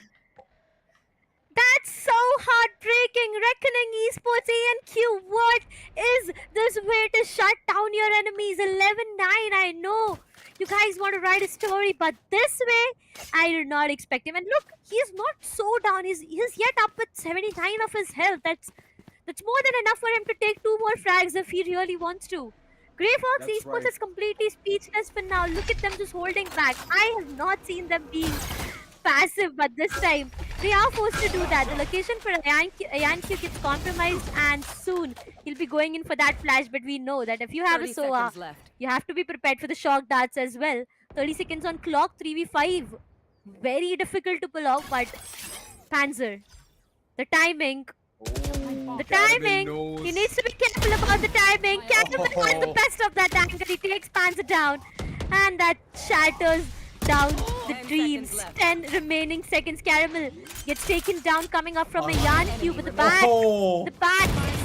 No one is watching. Both of the players goes down. ANQ with 3k in this round, and Reckoning Esports with 10th one on board. 11-10, ladies and gentlemen. This is such a close call already. Oh, it's just that the way ANQ has played, oh boy. Off the bat, aggression is one thing which GrayFox was not expecting towards C-Long, and catching them off guard was one of the key techniques of Reckoning Esports. You have to always bring in the element of surprise, and ANQ just brought in a perfect backdash, and after that a 2-fragger. It was just perfect. Post that, there was no response from GrayFox. Yeah. They were just like, okay, we have to somewhere get this round, else it's gonna be a bad situation for us, a tough luck. But at the end, they did manage to go in towards side B. But here's the thing, backstabs are one thing which you have to keep an eye on. And yeah, that was one thing which was not kept in check. So that's the reason the previous round was just gone in the favors of Reckoning. And Reckoning has already hit the double digits, so they are gonna be way too confident. I feel that they can bag in more rounds from moving forward. What is the plan like is the question. Excali Oh, I mean, the entire team down for the sides of Reckoning Esports can go in for a good buy, and they still will have enough amount of money to go in for another. But GrayFox Esports losing out of this one will definitely cost few of the players a lot, but rest few, they do again have that economy to be maintained. A and Q. Oh, he's aggressive. Okay, you have to accept the fact that A and Q is a very aggressive player. But will he be able to find one onto Bad Love? He's waiting for that right opportunity to strike in. As soon as Bad Love walks into his cross, he's done for. A and Q to start things off, ladies and gentlemen. Finds one onto Bad Love. And that's going to be GrayFox once again losing their only smoker that they had. Now, it's going to be difficult. Okay, I feel that's going to be an 11-all that we just might witness very soon. Oh, I'm feeling the same. But at the end, the hope is still alive. GrayFox can at least pull some kind of a magic out of their hats and get this round in the corner. But Harsh, he's on to some dirty tricks. He's already there, tucked in the corner. But no one to even come towards that short angle. Oh, this seems like he's going to be taken down by surprise. But okay, the side execute just comes in. But those frags, ASDF just surmounting, getting at least equalizing the scenario. But Harsh, like I mentioned, nobody even anticipates this man. Which corner he's sitting, what is he doing? Nothing has been seen. And finally, there's a response to it. Oh, Sove, this man can easily get such good situations out of the hands of Reckoning. Player standing. Oh, come on. You didn't have to go ahead and stick it.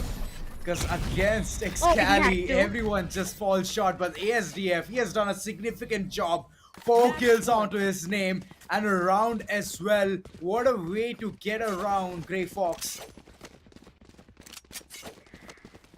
Match point, ladies and gentlemen, coming up for the sides of Team Reckoning.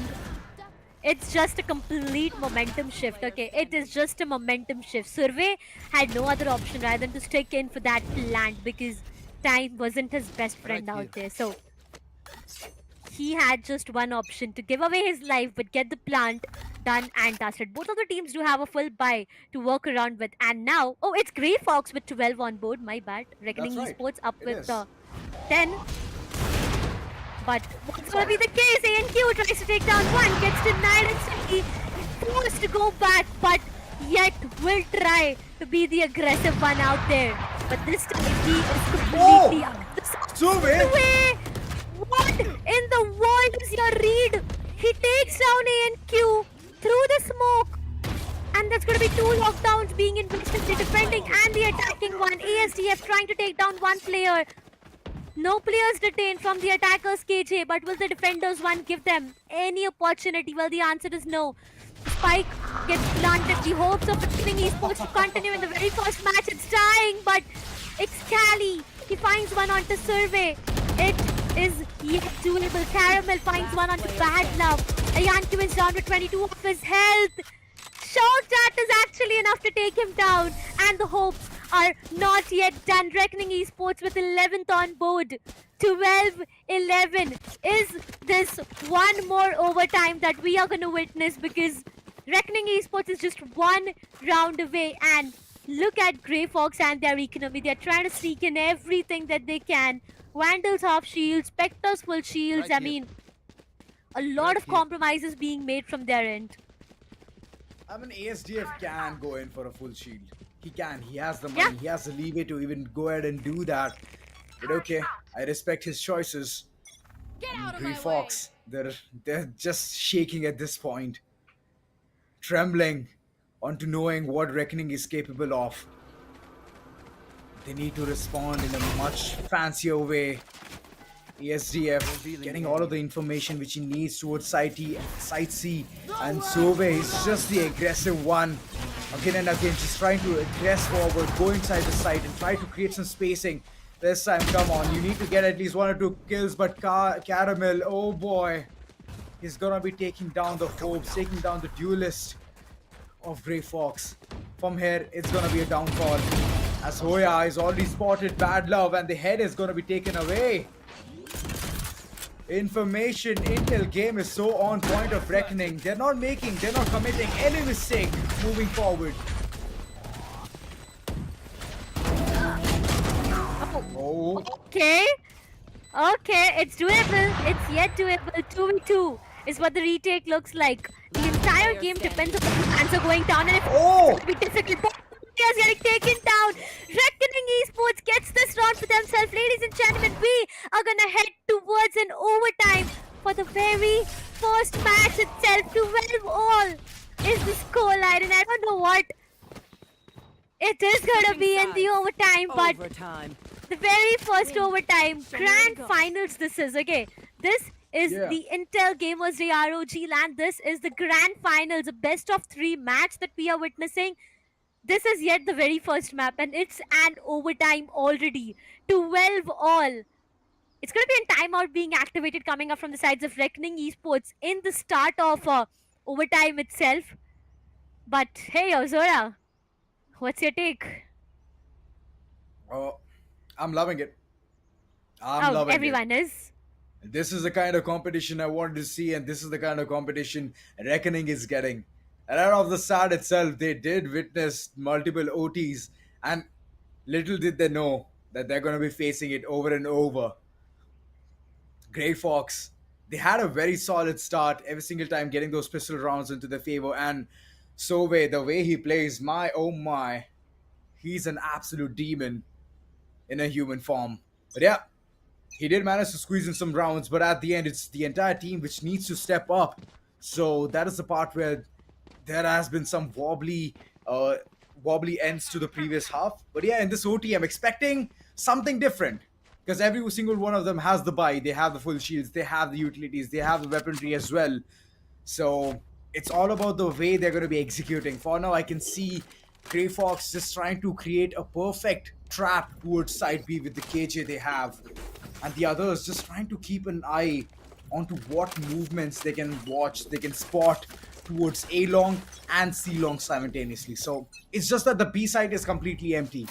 They've kept it for retake, or they've kept it just to understand on whether the opponents are going to reach it or not. But on the other hand, Reckoning, they have some different plans altogether.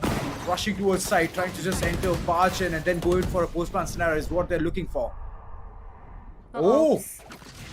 ANQ? I didn't expect this. They're heading all the way towards C, towards from B. Oh, this can be deadly. Giving in false information that, you know what, we're towards B and then heading towards C. Catching one player off guard, which is a smoker. Done and dusted. A long plant. And it's going to be held by Caramel. Caramel only good for 1. But okay, he's done the damage. Well, you definitely done the damage. 3v4 GrayFox Esports. This is not looking good for them. That's going to be one player who will be sticking in for that defusal. Yes, half defusal done and dusted. And now is the time to take down the players. Trying to sneak in. ANQ finds one onto ANQ. Excali gets taken down at the same time. Will this retake work? Look at ANQ. The ultimate gets invested, and now it's all about him sticking to the defusal. ANQ finds the 4th one. Harsh gets taken down. Ladies and gentlemen, what in the world is this retake? GrayFox Esports, they come up with the 13th one for themselves, and Reckoning Esports, even though they had the numbers, they got denied. That's gonna be a, timeout being activated, but hey, I feel it's just us getting jealous because we did not have that ROG headset. I mean, yeah, we are soon gonna have it, but yeah, you're gonna buy it right for me, now, right? Yeah, the way, yeah, I will only if you reach diamond by yourself from silver. I'm higher ranked than that. I'm come sorry to on. burst your bubble though. Come on. Yeah, so moving on, the way this entire round has been panned out, right? It is just that the retake has been so on point, and at the end, having the ultimate was just a boon. The aftershock just shook the entire ground, because Reckoning was gonna hold that for a longer time, very easily. Harsh, all he had to do is jiggle peek, tap the heads, done. But at the end, what happened? GrayFox, they just capitalized with such a good maneuver. The highlight part was the ultimate coming online from the sides of ANQ. He just had 4 kills onto his name, 3 kills, and he had his ultimate ready. The Rolling Thunder got the last player into a lot of problems. And then, you know, right, once you are down, it's done and dusted. 1v2 is what the call was like for now. They are looking forward to execute towards the B side. An instant dash coming up, site entry being done, but this time Silver gets denied. GrayFox Esports the lost numbers, 2 players done and dusted. Ayanki finds one onto Excali. But that's not yet enough. GrayFox Esports, oh, that's an equalizer. Come on, Reckoning Esports, what is the retake plan? The spike gets planted and it's all about the retake. If not here, it's not yet done. You still have the chance, but you definitely will lose onto the advantage of having the very first map victory onto your name. 2 players towards the garage and 1 towards the A-Link is what I am seeing, but they are playing on cross. They are playing on cross. Inside the smoke is what the player is hard. Oh! Bad love? Love finds both of them. And it all goes down to A and Q being the last one alive. With an operator, I don't think it's easy for him to pull off a 1v3. Oh, that's it. Ladies and gentlemen, GrayFox Esports gets the very first map for themselves. Can we have some noise for them? Came so far. 14-12 is what the scoreline is. Reckoning Esports. What just exactly happened there? 2 players coming out of smoke, getting denied from Bad Love. I mean, Bad Love is the player that we have been, witnessing from such a long time now. But the gameplay, Survey, Bad Love, Panzer, every one of them.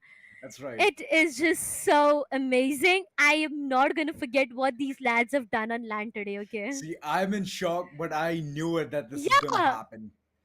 Like the way GrayFox has showcased their gameplay against Team Respect, it is just that it was an easy buy for them, 13-1. But here is where the actual deal came in against Reckoning Esports. And they're just showcasing their talent so well. Those trade games were there. They didn't lose the calm. They didn't lose the cool. And they just went ahead. Those frags, even though it was bothering them a lot. For example, A&Q just went in, barging with the backdash and getting 2 frags instantly. I mean, the entire team was just like shell-shocked, like what exactly happened. But recovering from that means a huge thing. And GrayFox is just displaying a good talent onto what they can actually achieve. And winning this first 3-sided map is actually a bold statement. Yeah, it is. It is. Come on. We talk so much about the map of even being an attacking favored map, but the overtime, I mean, I expected Reckoning Esports to, have this done for themselves, but I mean, a 14 all and then 1 more OT is what I expected. But Reckoning Esports, an amazing try from the lads as well. Every single time. Reckoning Esports had already, had seen a lot of OTs coming up in the semifinals run itself. And for the sides of GrayFox Esports, it was kind of a one-side domination that they showcased. But now, down to the grand finals, both of these teams, the very first match itself, we have witnessed an overtime with such phenomenal performances, like that's right, so damn good performances every single time. Every single round was something different, something out of the box, a different gameplay being made, trying to have the map control, trying to not give the space to the opponents and make space for themselves. But GrayFox Esports, what a way to start thing off. I mean, come on, the very first match victory is what they have, and now in this best of 3 series, ladies and gentlemen, we have GrayFox Esports as a 1-0 lead for them. That's right. And this lead, whether it's going to be there or it's going to surmount. Because if it surmounts, then it's going to be a landslide victory. But I guess Reckoning has some kind of a plan back of their head, at least some pocket strats which they can easily implement. And I'm just waiting for it. Because I was expecting in this particular map, but it just went. It just took away, it just took away me by surprise. So it's all right. I mean, at the end, when the dust settles, you'll understand who's actually good in the map. So GrayFox, they've already showcased it.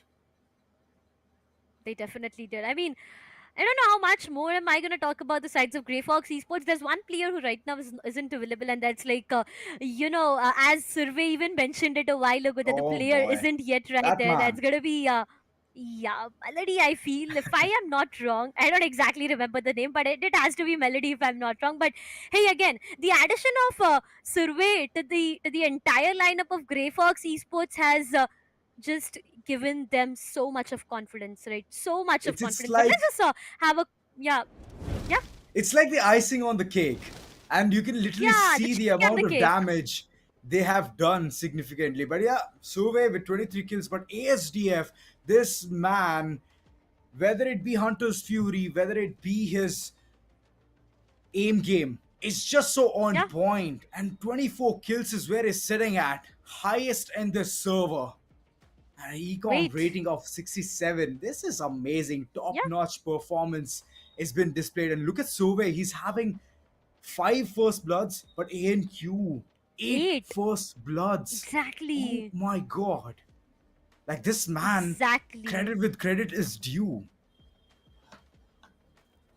ENQ has been phenomenal. I mean, just a while ago, as you were talking about the round where he went aggressive, took 2 kills, came back, which sums Like it up nothing happened. correctly.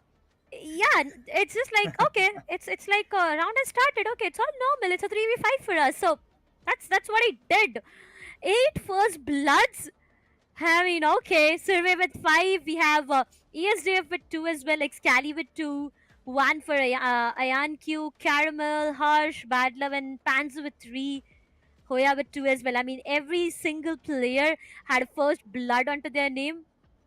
But it all went down to one single team getting the victory, and it was a 14-12 scoreline, which went in the favors of team GrayFox Esports. But now pretty confident, looking good with the aim duels, good strategies, good team competition once again. But it's just the very first match, and we have so much lined up. So it's gonna be time for us to maybe take a quick short break. What do you think? Do you need a break, Azura?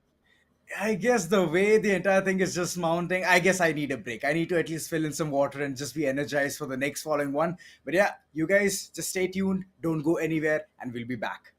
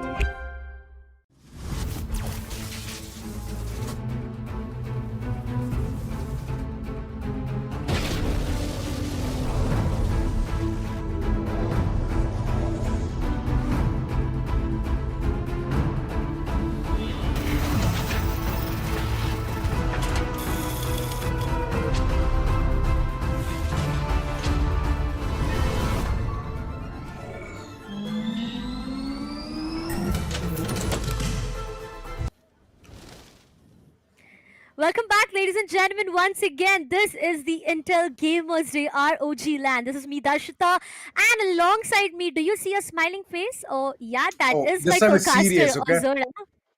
Yeah, oh, it has to be serious. Come on. Whenever it goes down to a best of 3 grand finals with Reckoning Esports and GrayFox going up against each other, it definitely has to be serious. The very first map is done and dusted, and it has the scoreline of 1-0 in favor of GrayFox Esports. So, I just have one simple question for you, okay, Ozora? Do you Yeah, think we are please. going to witness all 3 maps? A yes or a no? What do you think? I have a very strong feeling that it's a no. Okay? Yeah. Fair enough, fair What enough. about you? I mean, What about you? I mean, you already told that it's going to be 3 I've already mapper. said it, yeah. So, okay. All in all, let's see. It's your word against mine, and it's Essence. So, the picks, the metas, interesting map. it all. Yeah, it matters. It matters a lot. Oh, well, this time it's not just the players or the teams going up against each other, it's the casters onto the opposite side as well. So, let's see who wins. GrayFox Esports, Reckoning Esports, Darshita or Ozora. But, okay, jokes apart for now. Map of Ascent and a lot of agents. We have Astra on Hush, Jet, KJ, Sova. Okay, this is interesting. It is. It is. Excali is going to stick back to Breach. This is more interesting now. I mean, he has been doing a really good job with Breach, so might as well stick with the same agent. Because yeah, he's even really good with his aim, so it just fills in the perfect gap. Breach, being a pseudo duelist, being an initiator first, helps the entire Select team your agent. gain the access, and right now, I feel that Breach is a perfect pick. But on the other hand, GrayFox currently just mesmerized onto what needs to be the pick. But okay, KO is every single time been picked. Like it's just that it's their forte. I mean, KO in the previous match we didn't see it, but in the first second semi-final we did see a lot of KO plays. So I feel that it's going to be a forte of them. They can easily get the site access. Null command is all they have to activate, and then just neutralize the entire site and this barge in. So that's one thing which GrayFox is literally looking forward for. But all in all, I feel that it's a good composition. It's a very good composition. It's passive aggressive, and it can even watch around a lot of places. Plus, you can switch around as well. Early rotates, easy rotates can be called in. So all in all, it's a good meta. Oh, well, yeah, definitely it is. But ladies and gentlemen, it's high time that we move on directly towards the match itself. Now, we have our predictions done and dusted, but if you guys haven't made your prediction yet, all you can do is tune into the YouTube stream and let us know what your prediction looks like. And if you are already there, do not forget to hit the like button and support your favorite team. But if you are at the LAN venue, all you need to do is just make some noise for your team. If you are a Reckoning fan or a GrayFox fan, doesn't matter. All you need to do is hype up your favorite player right now, because this is a do or die situation for Reckoning Esports and for GrayFox Esports. This is an advantageous round for them. Reckoning Esports on the attacking half, and we have GrayFox on the defending side once again. From the catwalk towards the tree, that's going to be the Owl drone gaining a lot of information. And the mid execution as well. It was just for a distraction. Mid execution coming up. Survey? Wait, what? Don't give him that sheriff. Okay. Don't give him that sheriff. Because it just goes ham, hits headshots left, back, and center. Every single one of them just so close in the proximity. He can go in all ham. The second frag comes in. Oh, but look at the way the retaliation is coming from the corners of Reckoning as well. I mean, it's so on point, the spike being dropped, and it's going to be a post-plant scenario coming in real soon. But look at them. Look at GrayFox. Uniting.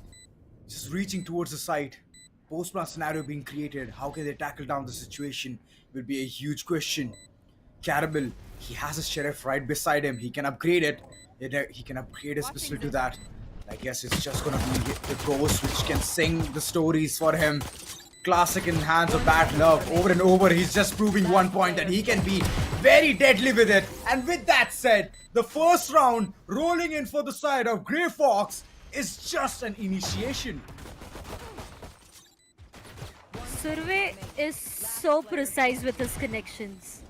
Every single time. Like, every time you look at him, he'll be precise. With the very first headshot that he hit from, towards the mid-market itself, it just said a lot of story.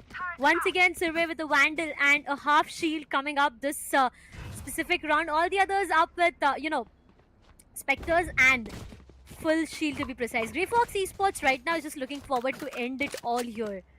Because they know, right, if they give Reckoning Esports the chance to make a comeback and write a story once again, with the climax being unknown, they know how difficult it will be for them to actually get this one for themselves. So, yeah, they do. It's gonna be very anticlimactic. The Survey, oh my god, the mantra, it works like a charm. Half shield or full shield. He's gonna be bringing the Vandal in the next round itself. Right off the pistol round, he is just so adamant, hell-bent to getting those long angles being covered. Right now, just playing towards the heaven, already one frag onto his name. He's just waiting for more. The second pick is onto his name. Instant jet activation, the dash is there. He can easily escape from that. Just one more frag and he needs to just make one more statement that he's better off alone itself. And at the end is the entire team just piling up. 3 frags onto the name of Survey. Oh boy, this man is unstoppable. I mean, you were talking about the routine, right? What he does? I guess he's just straight up like sitting, jamming the game, just trying to hit all of the hard strafing bots, and he's just nailing it. He is precise. He's very precise. 5 kills already in the initial 2 rounds itself. I mean, come on. 2k in the first round, 3k in the second. It is looking so easy for him. But here comes the twist and the turn. It's a buy round coming up from the sides of Reckoning Esports. They do have Vandals, but the problem is they have half shields and not the full shields. But nevertheless, it's all about the, headshot precision. That is gonna change a lot of things out here. Ryan Q. Oh, that sheriff. I mean, if I have that in my store, I'm gonna get it for sure. That's just so good. But hey, execution for now. I do see a 3-2 split coming up. 3 players making their way towards the B side. The KJ is already there, which means a lot of information is being passed on. And there you go. With the outrun itself, the corners are being checked. But ESDF, his location is not compromised. I feel they did not check where ESDF is, which means that this can be his game. If they don't check him, an instant dash up coming up and checking ESDF is gonna hurt you a lot too. People, 2 players already tagged onto a headshot, though he could not confirm those kills. Still, he made it so doable coming up for the entire team out there. Survey is just waiting to pop off those heads, trying to make the way inside the site itself. One player is still holding the main angle, but the job is not yet done. GrayFox Esports, this is a retake where they did not have the numbers advantage. Survey is aggressive, but the gravity pull is something which will stop him. ANQ finds one on the back. Oh, the backstab. Oh, yeah. And that's gonna take, and Voya is gonna take 2 players down. With that, Reckoning gets the very first one on board for them. Oh, this was smart. This was absolute phenomenal stuff coming in from the corners of Reckoning. They gave the space, they gave the room, and you know what? You can go ahead, go in towards the first lane, and after that, a backstab coming in, perfectly executed. Reckoning Esports, that was a beautiful round coming in their corner. But they again have the buy. They have brought in those Vandals with this half shield again, which means they don't want to risk all of the money down to the drain. It's slow and steady. It's like a poison, which they slowly want to inject in the opponent's veins. And this information will be a lot. And most of the players from the corners of Reckoning is just holding the B main column. The halls, if you could call them. And yeah. Continuous barrage of utilities being deployed. The shock darts have done some amount of damage. Not enough though. And the owl drawn to just stop it off, getting all the information that they need. But the side execute, what is it gonna be? Reckoning already have 2 players situated towards the post of A main, towards Gelato. What is it gonna be? or rotate is what I can see. Darshita, this is continuous confusion coming in from the corner of Reckoning.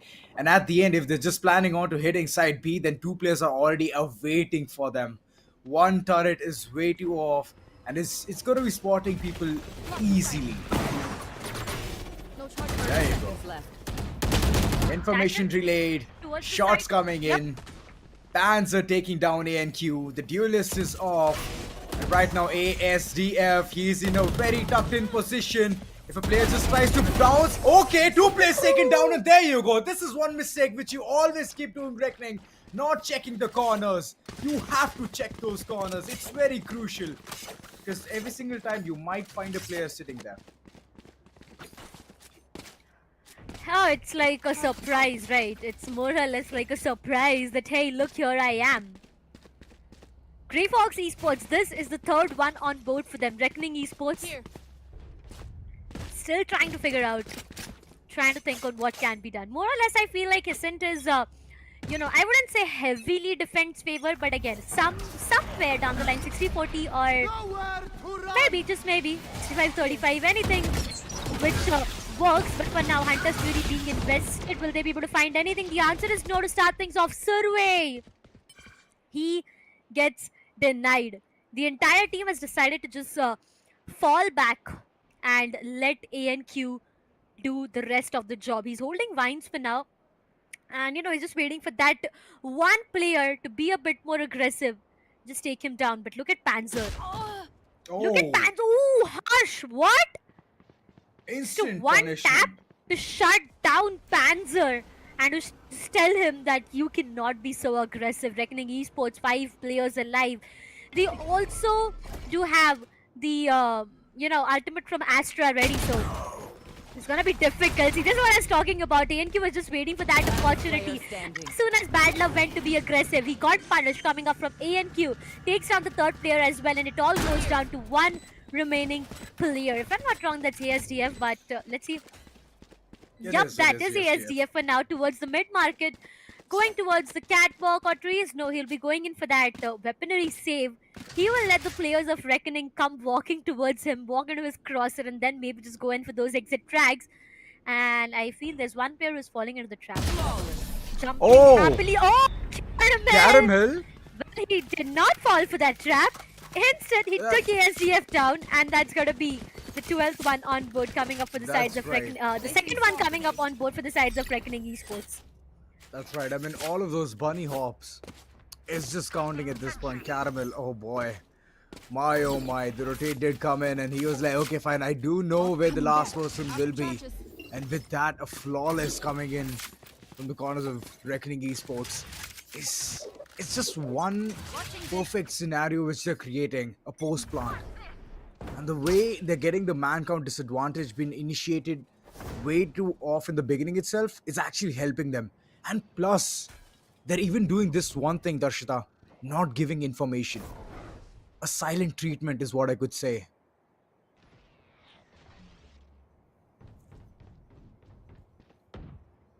Yep. One round of differentiate is what we have for now, Reckoning Esports. I mean, it soon can be an equalizer. Depends on what Reckoning Esports has planned. ANQ every time is trying to actually wait for that right opportunity where he could convert the players who are trying to be aggressive. So towards the mid is where I saw him the last time, making his way towards tree. But Survey, this man can be a big problem. He has his aim set. He has his crosshair set out there. Oh, the Astra is going to deny him. Definitely. So is the case with ANQ. Survey goes down. And now GrayFox Esports is up with 4 remaining players. 30 seconds left. Oh, ANQ, best of that position. Under Heaven finds 2. Will he be able to get the third one? The answer is no. Bad Love takes down 2. And GrayFox, they eventually deny the hopes of an equalizer. Look, 3-all is what we were talking about, but 4-2 is what the scoreline is, Ozora. That's right. GrayFox. They just want to be consistent at this point. No mistakes, which needs to be committed. They know the depths. If they do commit a mistake, then it's done for them. because they want to finish things in a better tone, in a better style as well. But yeah, Reckoning, they need to be worried because most of them are having the money, but they're not going in for those full shields. I mean, the composition is good. I mean, they're understanding that if they invest more, it's just a sad story for them because Vandal, one shot, you are done for. So they just don't want to invest more. Half shield is just more than enough for them. But the plan, the strategy, this needs to be refined. This needs to be polished. Heading towards mid can be dangerous, and Ion Q, he is gonna be the first casualty. Just being aggressive does not pay you that much. You should run.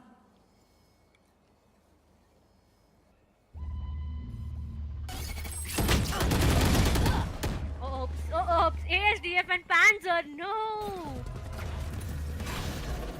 Why would you do that? 2 remaining players, GrayFox Esports. It's not at all looking good for them. Omen does have the ult to work around with, but I don't think that's gonna be enough. Reckoning Esports has the complete site under control, and oh, okay, Caramel, I get you. But yeah, Azura, you're saying something. I mean, having from the shadows is not entirely that beneficial. Being in the defense side, all you can do is create some havoc. That's it. It's just that creating that fear in the enemy that, you know what, I might be here or I might be there as well. So that can be utilized only for that. But all in all, judging by the way Survey is just caught in just the hell he's gonna be facing, the trauma. And there you go. A 4-3 and Reckoning is just trying to build the confidence which they had lost earlier on. GrayFox has 4 ultimates available. This round is so much possible for them. Retakes can be initiated. They can easily empty the entire site with the KJ assault, which is the lockdown. And to just stop it off, Null Command, it's amazing to utilize that utility. To utilize that ultimate. It just gives you the edge to run inside the site like a headless chicken and just go in for those frags. Because the opponent can't do anything in front of you. Oh yeah, definitely. All they can do is just opt in for an aim duel, that's it. That's right. More or less, that's it. No util being used. But look at Survey. He has a shorty and is just holding that angle. Dash is already activated, but that's going to go in vain. Oh yeah, it is going to. No players are making their way into the crosses of Survey for now. They've fallen back onto making their way towards the A side. There's 2 players, one towards the trees and other, if I talk, towards the A site itself. So bit difficult again to face KO with the flashes and the KO mollies, if I talk about it. It's going to be a bit difficult for you to take the site entry. I mean, that molly can actually stop you for a while until and unless the team comes up. But that's going to be the Astro ultimate being invested. The cosmic divides come into play. And look, this is what I was talking about. For now, ANQ is just waiting. So waiting for the right opportunity. Finds one. Will he be able to convert the second one? Well, he does tag the player, but that's all he could do. Defender Killjoy. Killjoy goes in for that lockdown investment as well. It is looking good for GrayFox Esports to start things off. They do have one player lost, but bad luck. Oh, he has a weapon being retrieved, but just to go down to the crosshairs of ANQ and get that's to him. ASDF departs as well as Voya takes down the 3rd player, and now it's all down to Survey, who gets denied from Voya. A 4K out of his name and the 4th round on board for the sides of Reckoning Esports for all. Ladies and gentlemen, once again an equalizer. The ultimates were wasted in the previous round. They wanted to squeeze the maximum value out of it, but at the end they failed to do it. Because the weapon difference was there. They shouldn't have initiated with the lockdown and the Hunter's Fury. But I guess they're gonna be paying up for this, like they already lost the previous round. But Voya, oh boy, this man is just an absolute beauty. Oh, this is an aggressive stance. Suve. Little do you know that there are players waiting for you. If you go aggressive, you're going to be punished for it. Staying at the corner, trying to get at least one player to pick, just waiting for the opponents to sidestep, misstep, and then he can go ahead and capitalize. Was his agenda. At the end, nobody even came to his crosshair. and the dash again and again is just going in vain. But yeah, a good setup coming in from the corners of GrayFox towards side A. Turrets at the right spot. The alarm bar bought towards the tree. I mean, this can give a lot more information which I was expecting. And there you go, ANQ just rushing down inside side, going towards the hell, but he is going to be punished. Why would you do that? Dash was okay, but after that, just rushing in towards side, that was not at all okay. And that punishment has been given. But the man count advantage is not at all there for both the sides. Post-plan scenario being created. Reckoning, they have to just capitalize this, because Voya, boy, this man is unstoppable, man. Okay. ASDF gets the net coming up from the sides of Voya once again. A 4K in the previous round, I would remind you guys, but Caramel takes down 2 players, and that's going to be Reckoning having a round for themselves. A good round overall. I mean, Rolling Thunder was invested coming up from the sides of Reckoning, which all actually worked out for them. It just gave them the round in their favors itself. But GrayFox Esports right now, they'll be opting in for a timeout. Important timeout, to be very honest, right now, because the rounds are just going back and forth. There's nothing like the table turning around, or one of the team having complete momentum shift for them, and it's just having rounds back to back. No, the rounds are just going all around. Sometimes down for GrayFox, sometimes down for Reckoning. So they need to plan out on what can be done. This is the map of Ascent. I'd remind you guys once again, and in this specific map, you need to be careful on both the ends. It's not just that it is defensive favor or attacking favor. At the end, the way you play out is going to change a lot of things. We have seen some agents play on some map the way we did not expect, right? So things can change. GrayFox Esports, they can make their way to one more equalizer.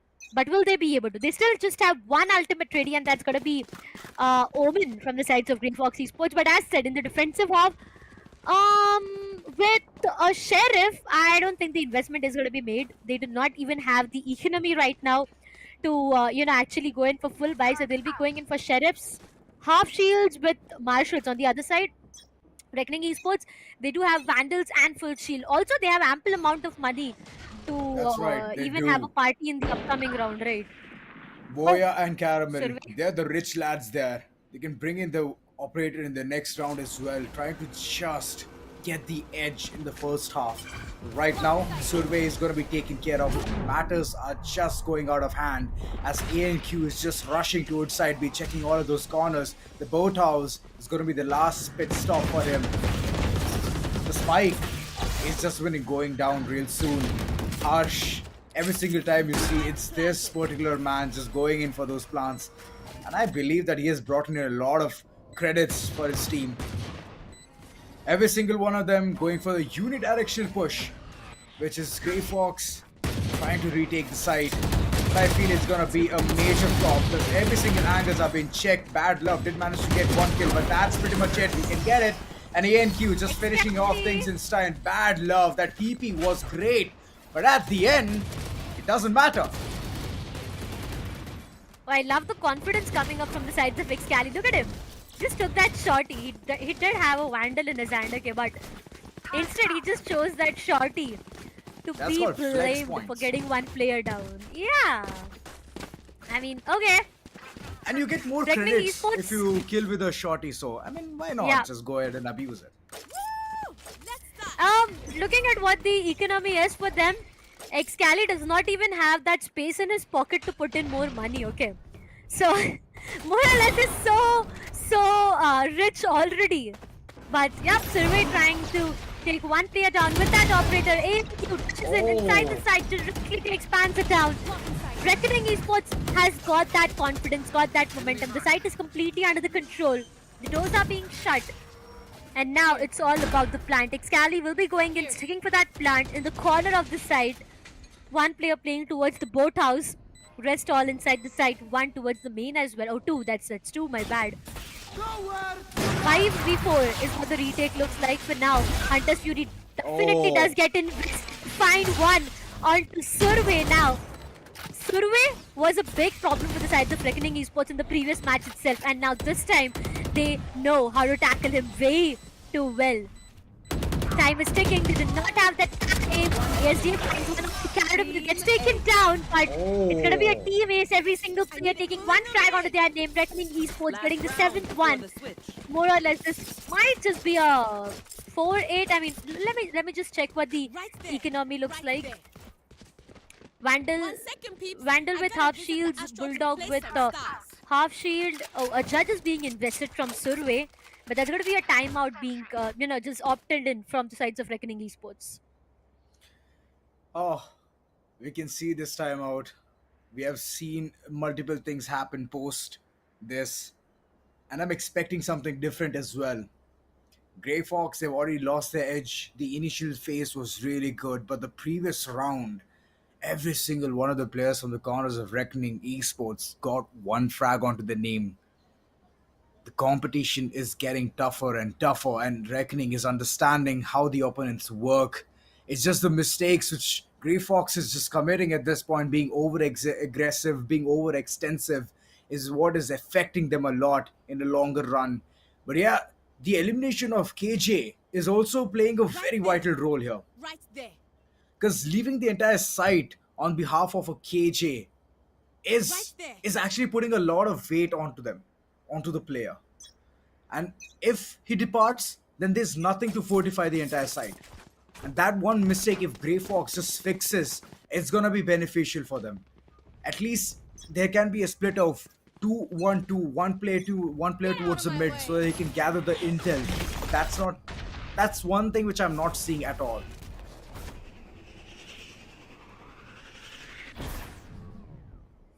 ANQ once again. Look at his positioning for now. He's placed himself towards the wine. But for now, it's a very slow approach coming in from Reckoning. So what I feel like Reckoning wants a 8-4 half. They just want to take away the lead, take the pistol round in the other half, get the bonus, and then have the double digits for themselves. Because, GrayFox Esports already has one round for themselves, but there comes the KJ and the lockdown being invested from Caramel, which will force players out. But there's, if you see the map very closely, you'll see that there is a slight way to get out of that. Survey finds one just to get taken down from the side of Caramel. Oh, that's going to be bad. Now he finds one onto AMQ. The job is not yet done. Reckoning Esports is down with 2 remaining players. The spike goes down, but the hopes are still alive. Bad Love trying his level best to take one player down. He is successful in doing that as he finds one onto Yoya, but Caramel, look at how low he is. I mean, pixel of health that he has, and a classic in hand of Bad Luck, but Panzer will be enough to take down the attacking Killjoy. The hopes of 8-4 have been denied, and a 7-5 half is what we are witnessing, Ozora. Come on, 7-5, this is close again. Yeah. It's a good half. Whether GrayFox has lost the edge, it's alright. But ending on a note of 7-5 in a map of Ascent, it's good. GrayFox, they can at least recover from here. Because 8-4 wouldn't have been that bad, but it was comparatively bad. But this time, everything needs to be done right. The pistols need to be won, and after that, the anti-eco as well. So, GrayFox, you're in for a treat, and Reckoning, I feel that they will have the entire power to just stop this from happening.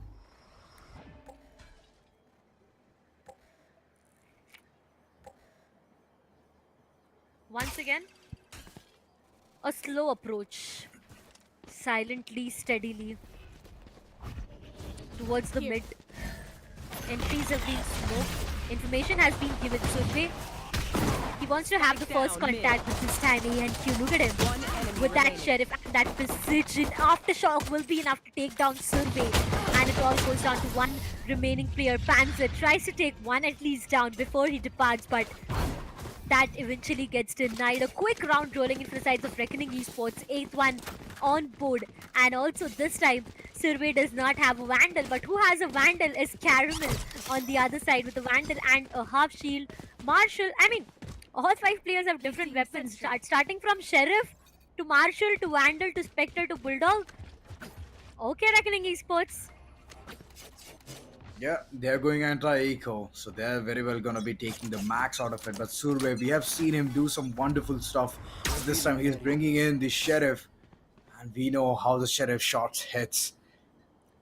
If the opponent is gonna be unlucky, then he is downright dead.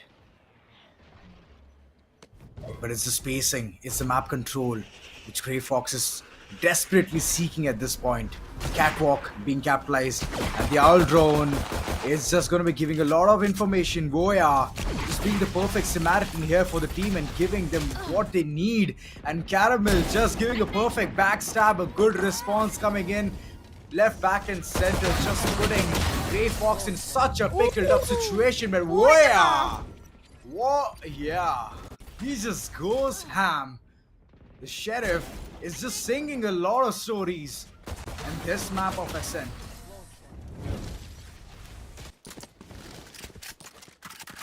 (5-9) GrayFox Esports. Now, here's the thing. GrayFox Esports already has an advantage of having one map victory for themselves, but not getting a second one will eventually lead them to a risky stance, because Reckoning Esports, they have the chance of doing this. It's a full buy for the sides of GrayFox Esports, definitely, but a very aggressive approach coming in from Survey. He needs to wait back this time. Every time he is trying to be a bit aggressive, he is getting denied. So he needs to understand this fact and wait until the teams actually comes up. They are looking forward to execute towards the A side, where they already have 3 players placed. And look at those positioning. Excali has been brought down to 82 of his health. That's but right. Yet, angles. The angles are being It's all holded. about the angles. Yeah.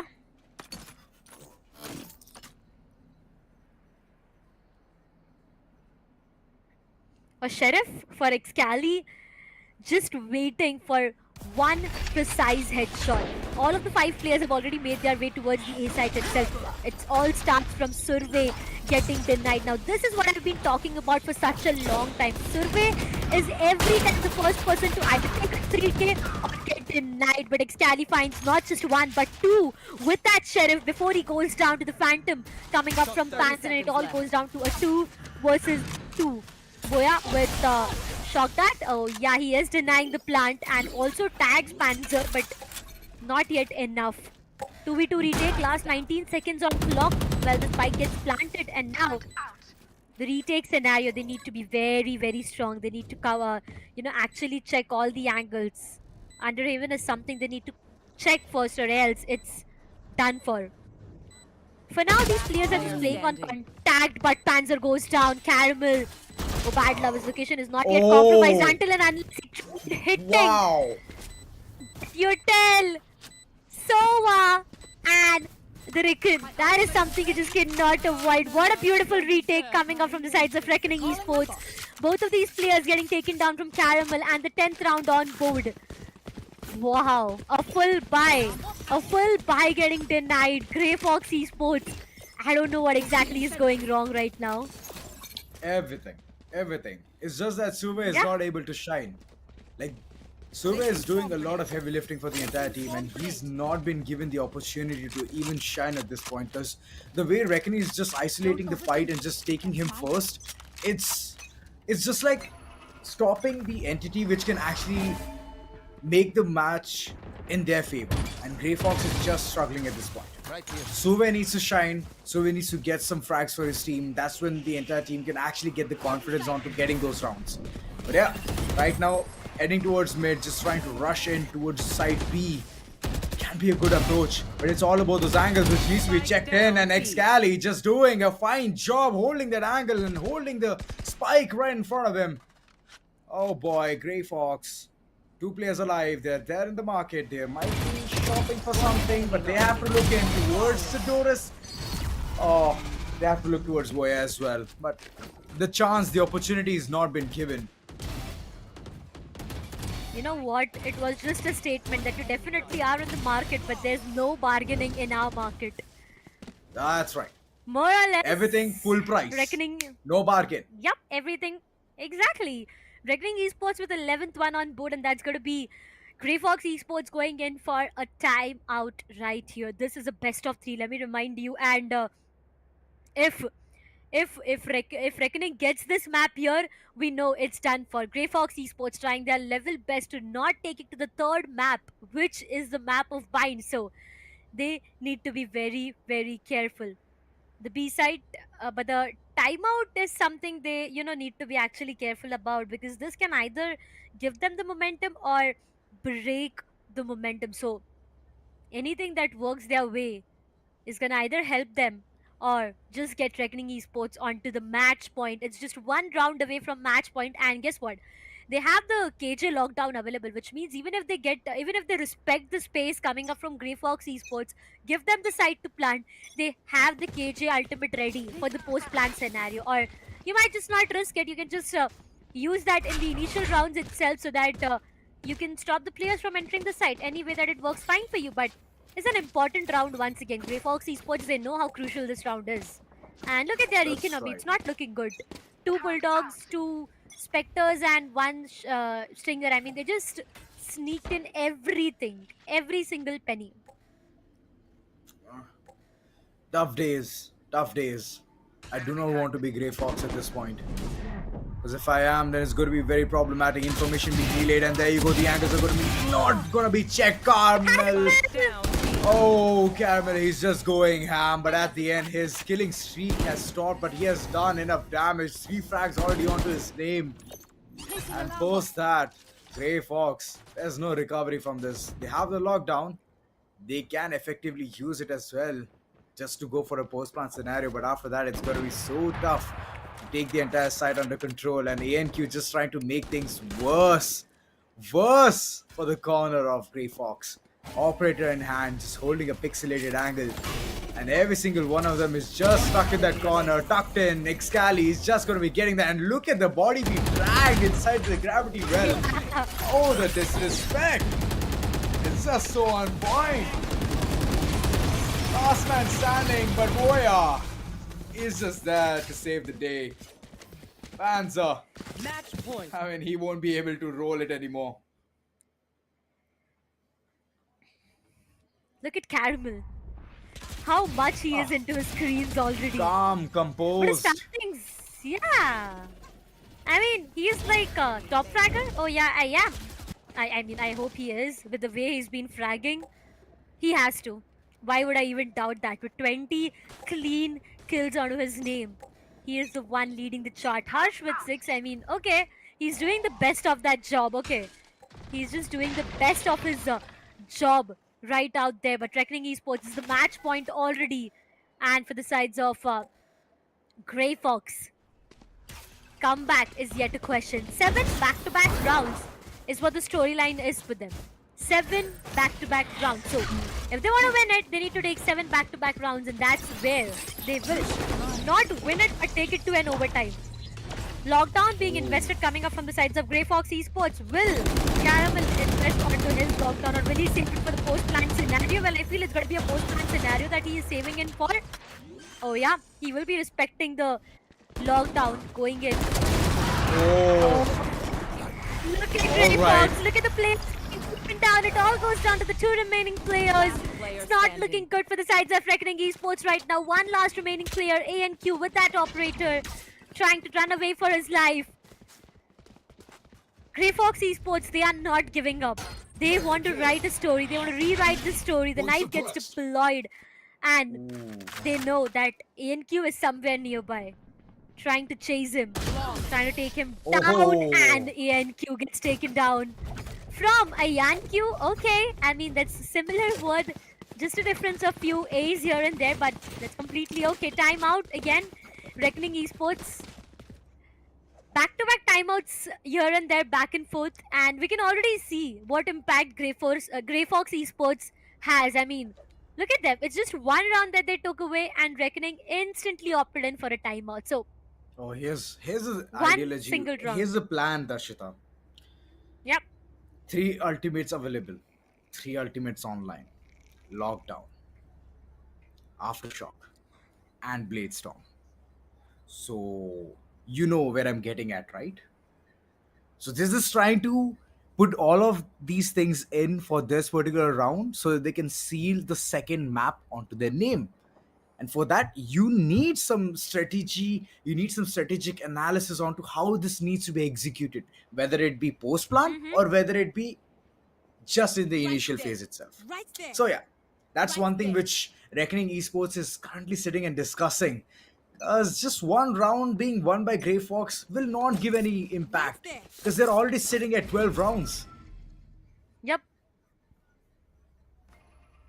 They definitely are. One single round to the victory.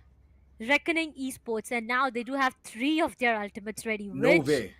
Is I'm seeing an Odin. which is oh yeah, An Odin. I am bad love.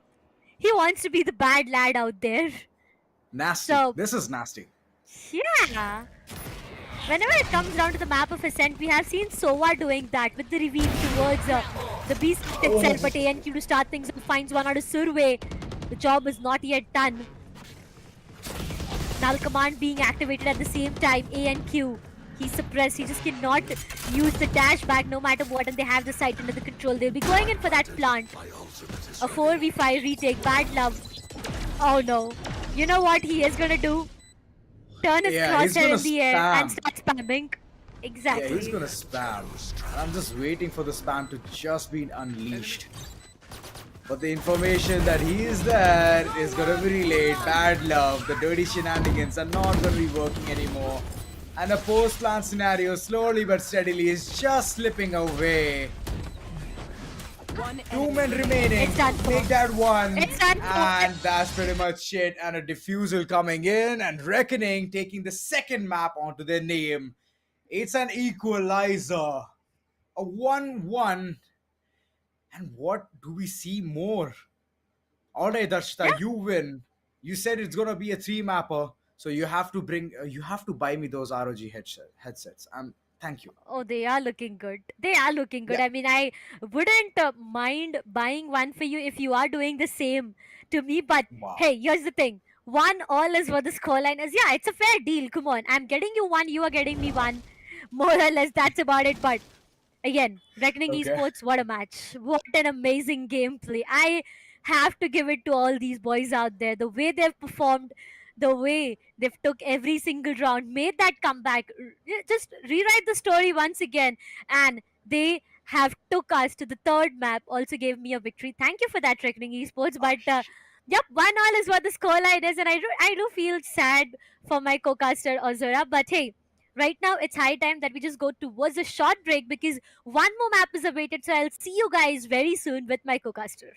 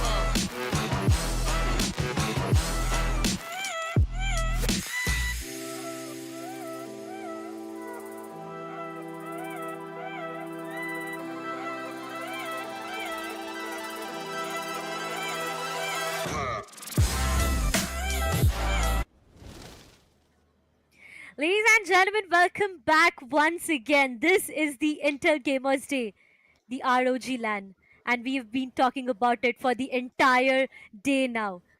We are so excited. We are just so excited. This is the decider map. GrayFox Esports going up against the sides of Reckoning. This is the decider map of Bind. And we are soon going to head towards the agent selection. Well, there you go. The agent selection is right here onto our screens. And whenever we talk about the map of Bind or Zora, it always has to be the raise as a very first priority. It has to be raise, judge, double satchel in a pocket, done. The round is yours. So these things do matter a lot. And right now, ASDF, he's having some kind of a conundrum whether he has to go with KO or he's going to be selecting someone else. Okay, finally, we can see KO. And it's going to be, it's just that we have seen some KO plays in the previous map itself, but it's not been that effective. But in this map of Bind, it is good. It is good because all of those angles are pretty off. And breaking that knife is going to be an odd deal for the side of Reckoning. So that is one place where the KO knives are going to have the biggest forte. The information can be relayed. And the initiator role is going to be very good.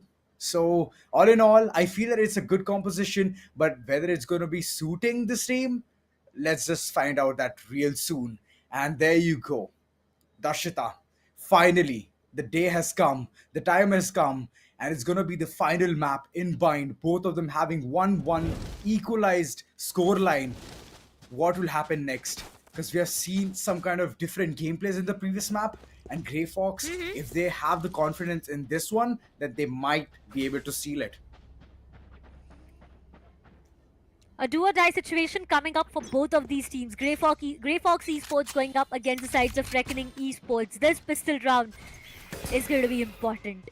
Reckoning Esports had a great lead to start things off, Headhunter and Panzer, but it gets denied. For now, the information has been gathered. There's a lot of mess, a lot of heavy presence onto the B. Long itself, all of the players coming up on top. Panzer finds one with the Headhunter towards Harsh to take him down and neutralize the entire 4v4 situation, but the spike is not yet planted. Guess what? Rotation has been called off, but no, it was just to fake it all. The spike goes down, and now it's all about a 4v4 retake. Ooh, boy. The right click is just so on point. And Reckoning is trying to seal the deal in the first pistol round itself. They've already gone ahead for the plant. And 4 players still alive. All right, only 3, but it's good. It's good enough for Reckoning to make a statement that they are not here to play. They're here to win.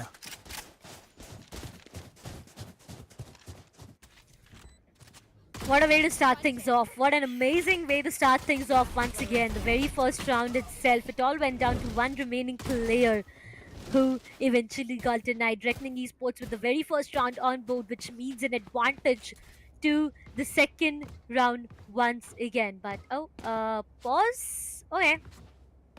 Might be some technical issues being solved out there, but hey, Reckoning Esports, the way they are playing, the way they are performing to start things off. Even in the previous match itself, Zora, I remember how good the comeback was. I mean, if you remember the entire second half of the map, it was all about Reckoning. Every single time, it was just about Reckoning Esports making plays and getting the second map for themselves. They knew how important the second map was to, actually just target the confidence directly. And when you do that, that is going to help you in the next map itself. So more or less, that just might be a turning point all over coming up with the sides of Reckoning Esports. But if that helps them in that way, I feel securing a 2-1 is not a long story for them.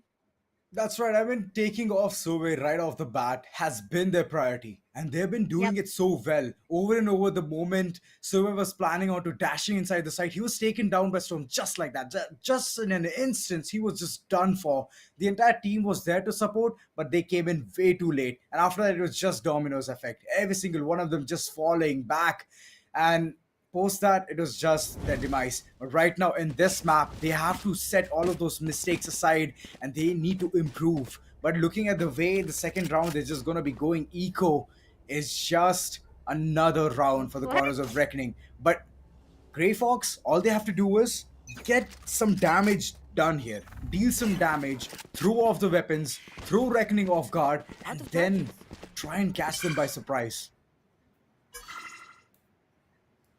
if that works for them, I feel they should be doing that. Threatening Esports for now. A execution, B execution is yet to question. I mean, they're just waiting patiently. They They're know waiting that for they have picks. the weaponry. Yeah, exactly. I mean, they see.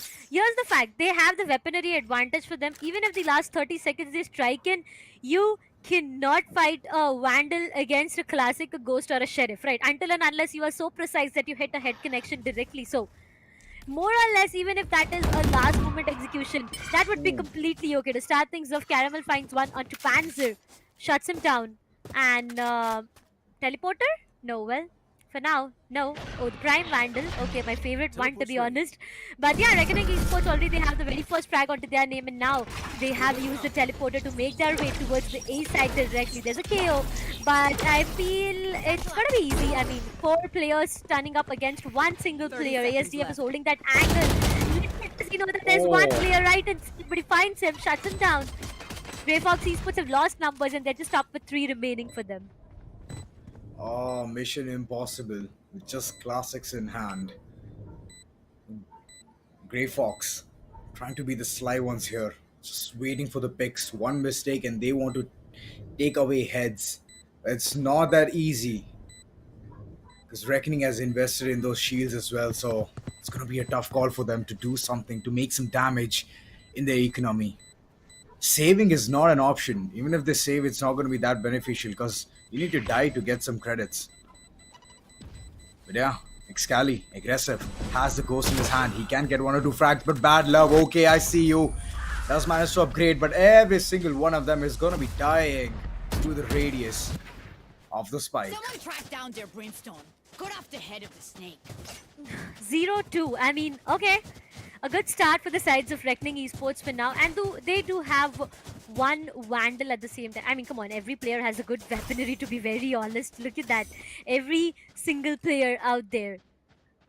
Vandals, half shields, Vandal, Phantoms, full shields for the sides of GrayFox Esports. So, again, more or less, this is not a bonus that I'm talking about, but investments that are coming through from the sides of Reckoning Esports is what it looks like. They are aiming towards having the 3rd one on board for them.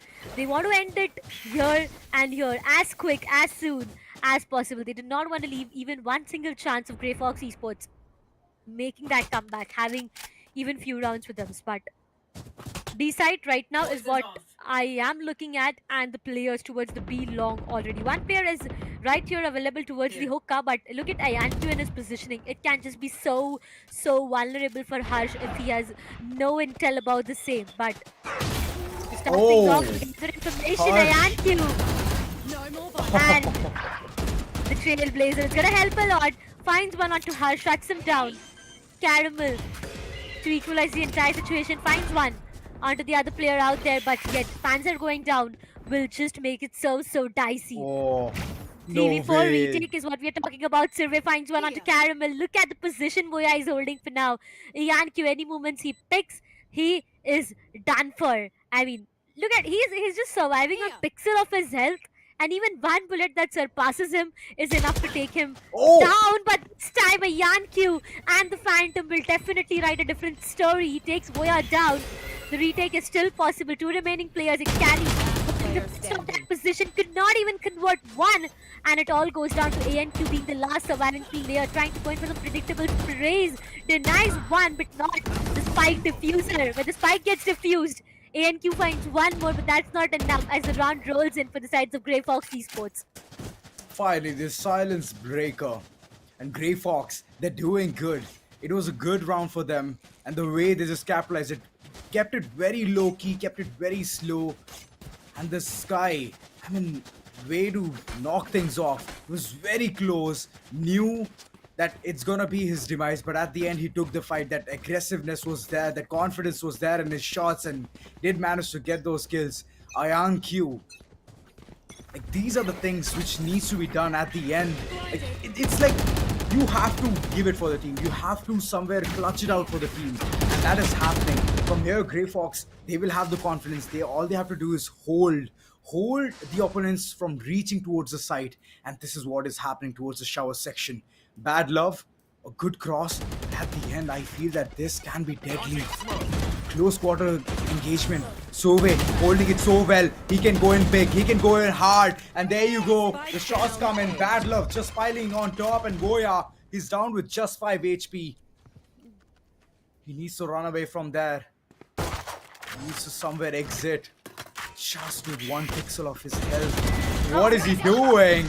Oh, that was a quick flash. But at the end, it didn't help him whatsoever. The spike is being guarded.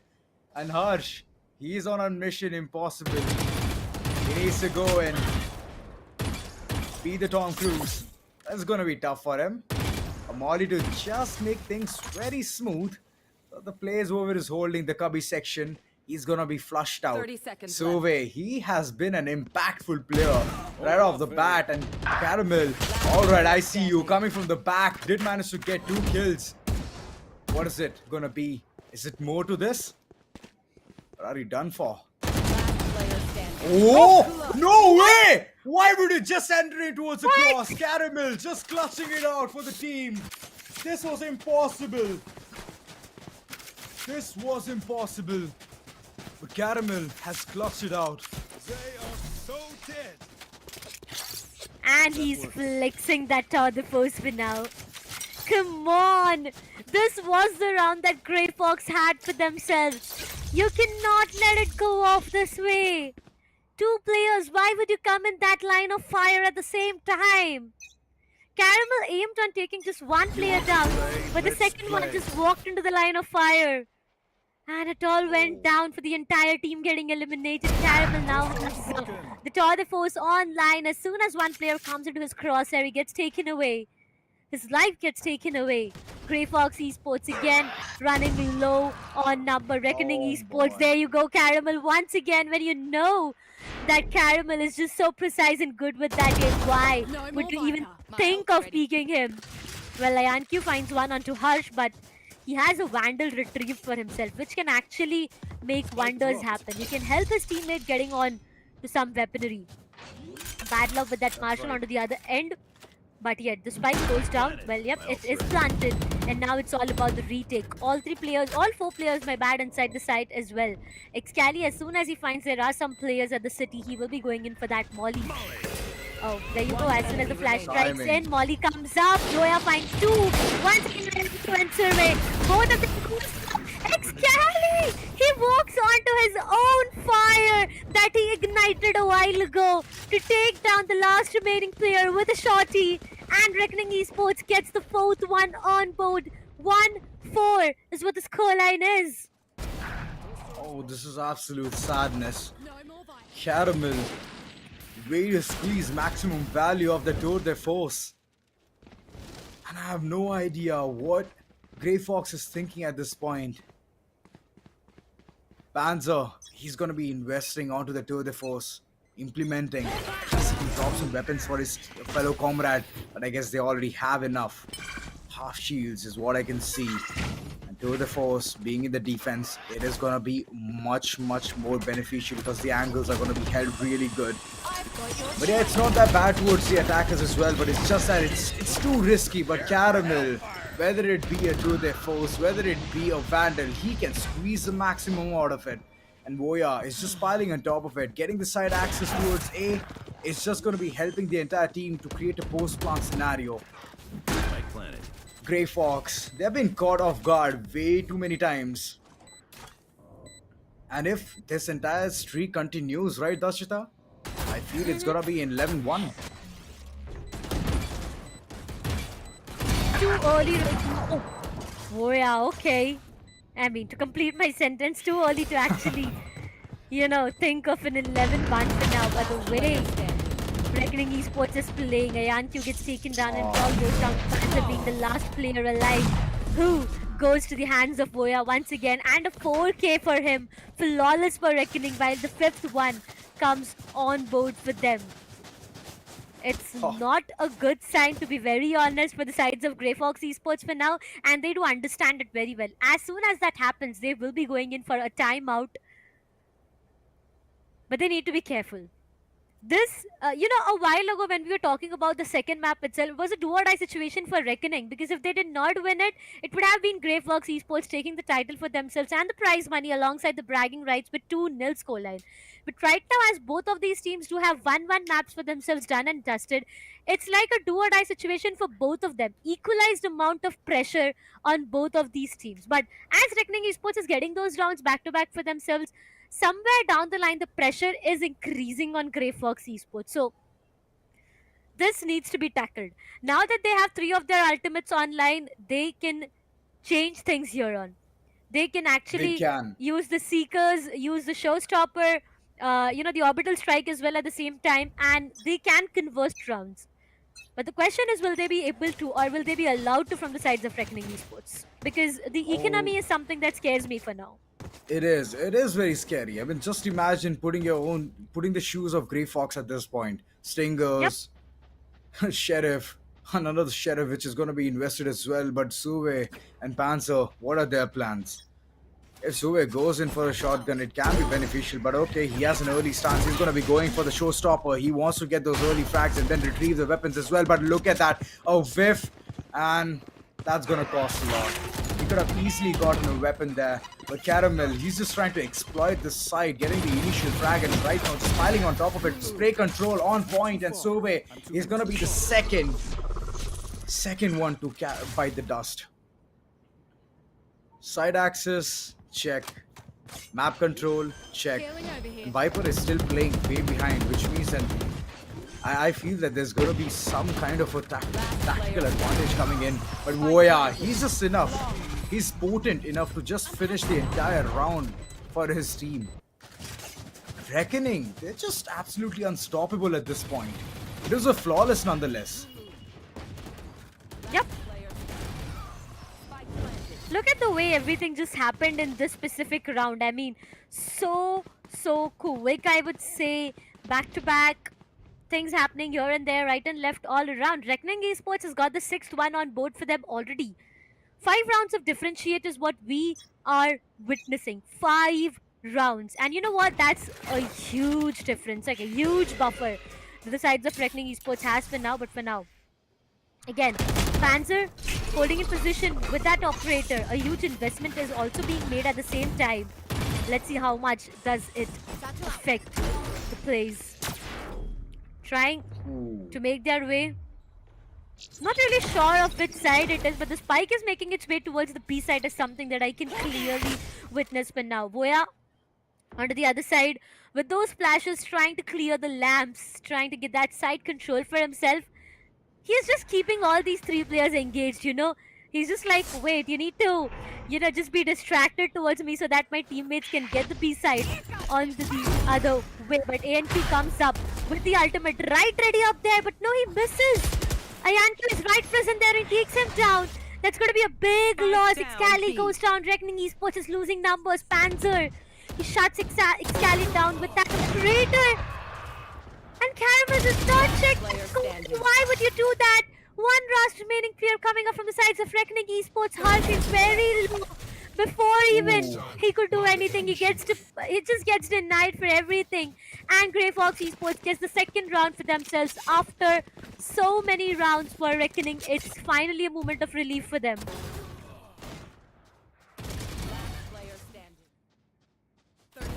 Oh, the sadness finally has taken a stop.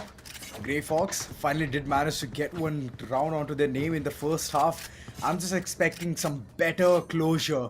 Either 7-5 or, it's just... Oh yeah, 6-6 also will do. I'll be very happy for the side of GrayFox. But yeah, looking at the way everything is just unfolding, ANQ just going in wild, going in...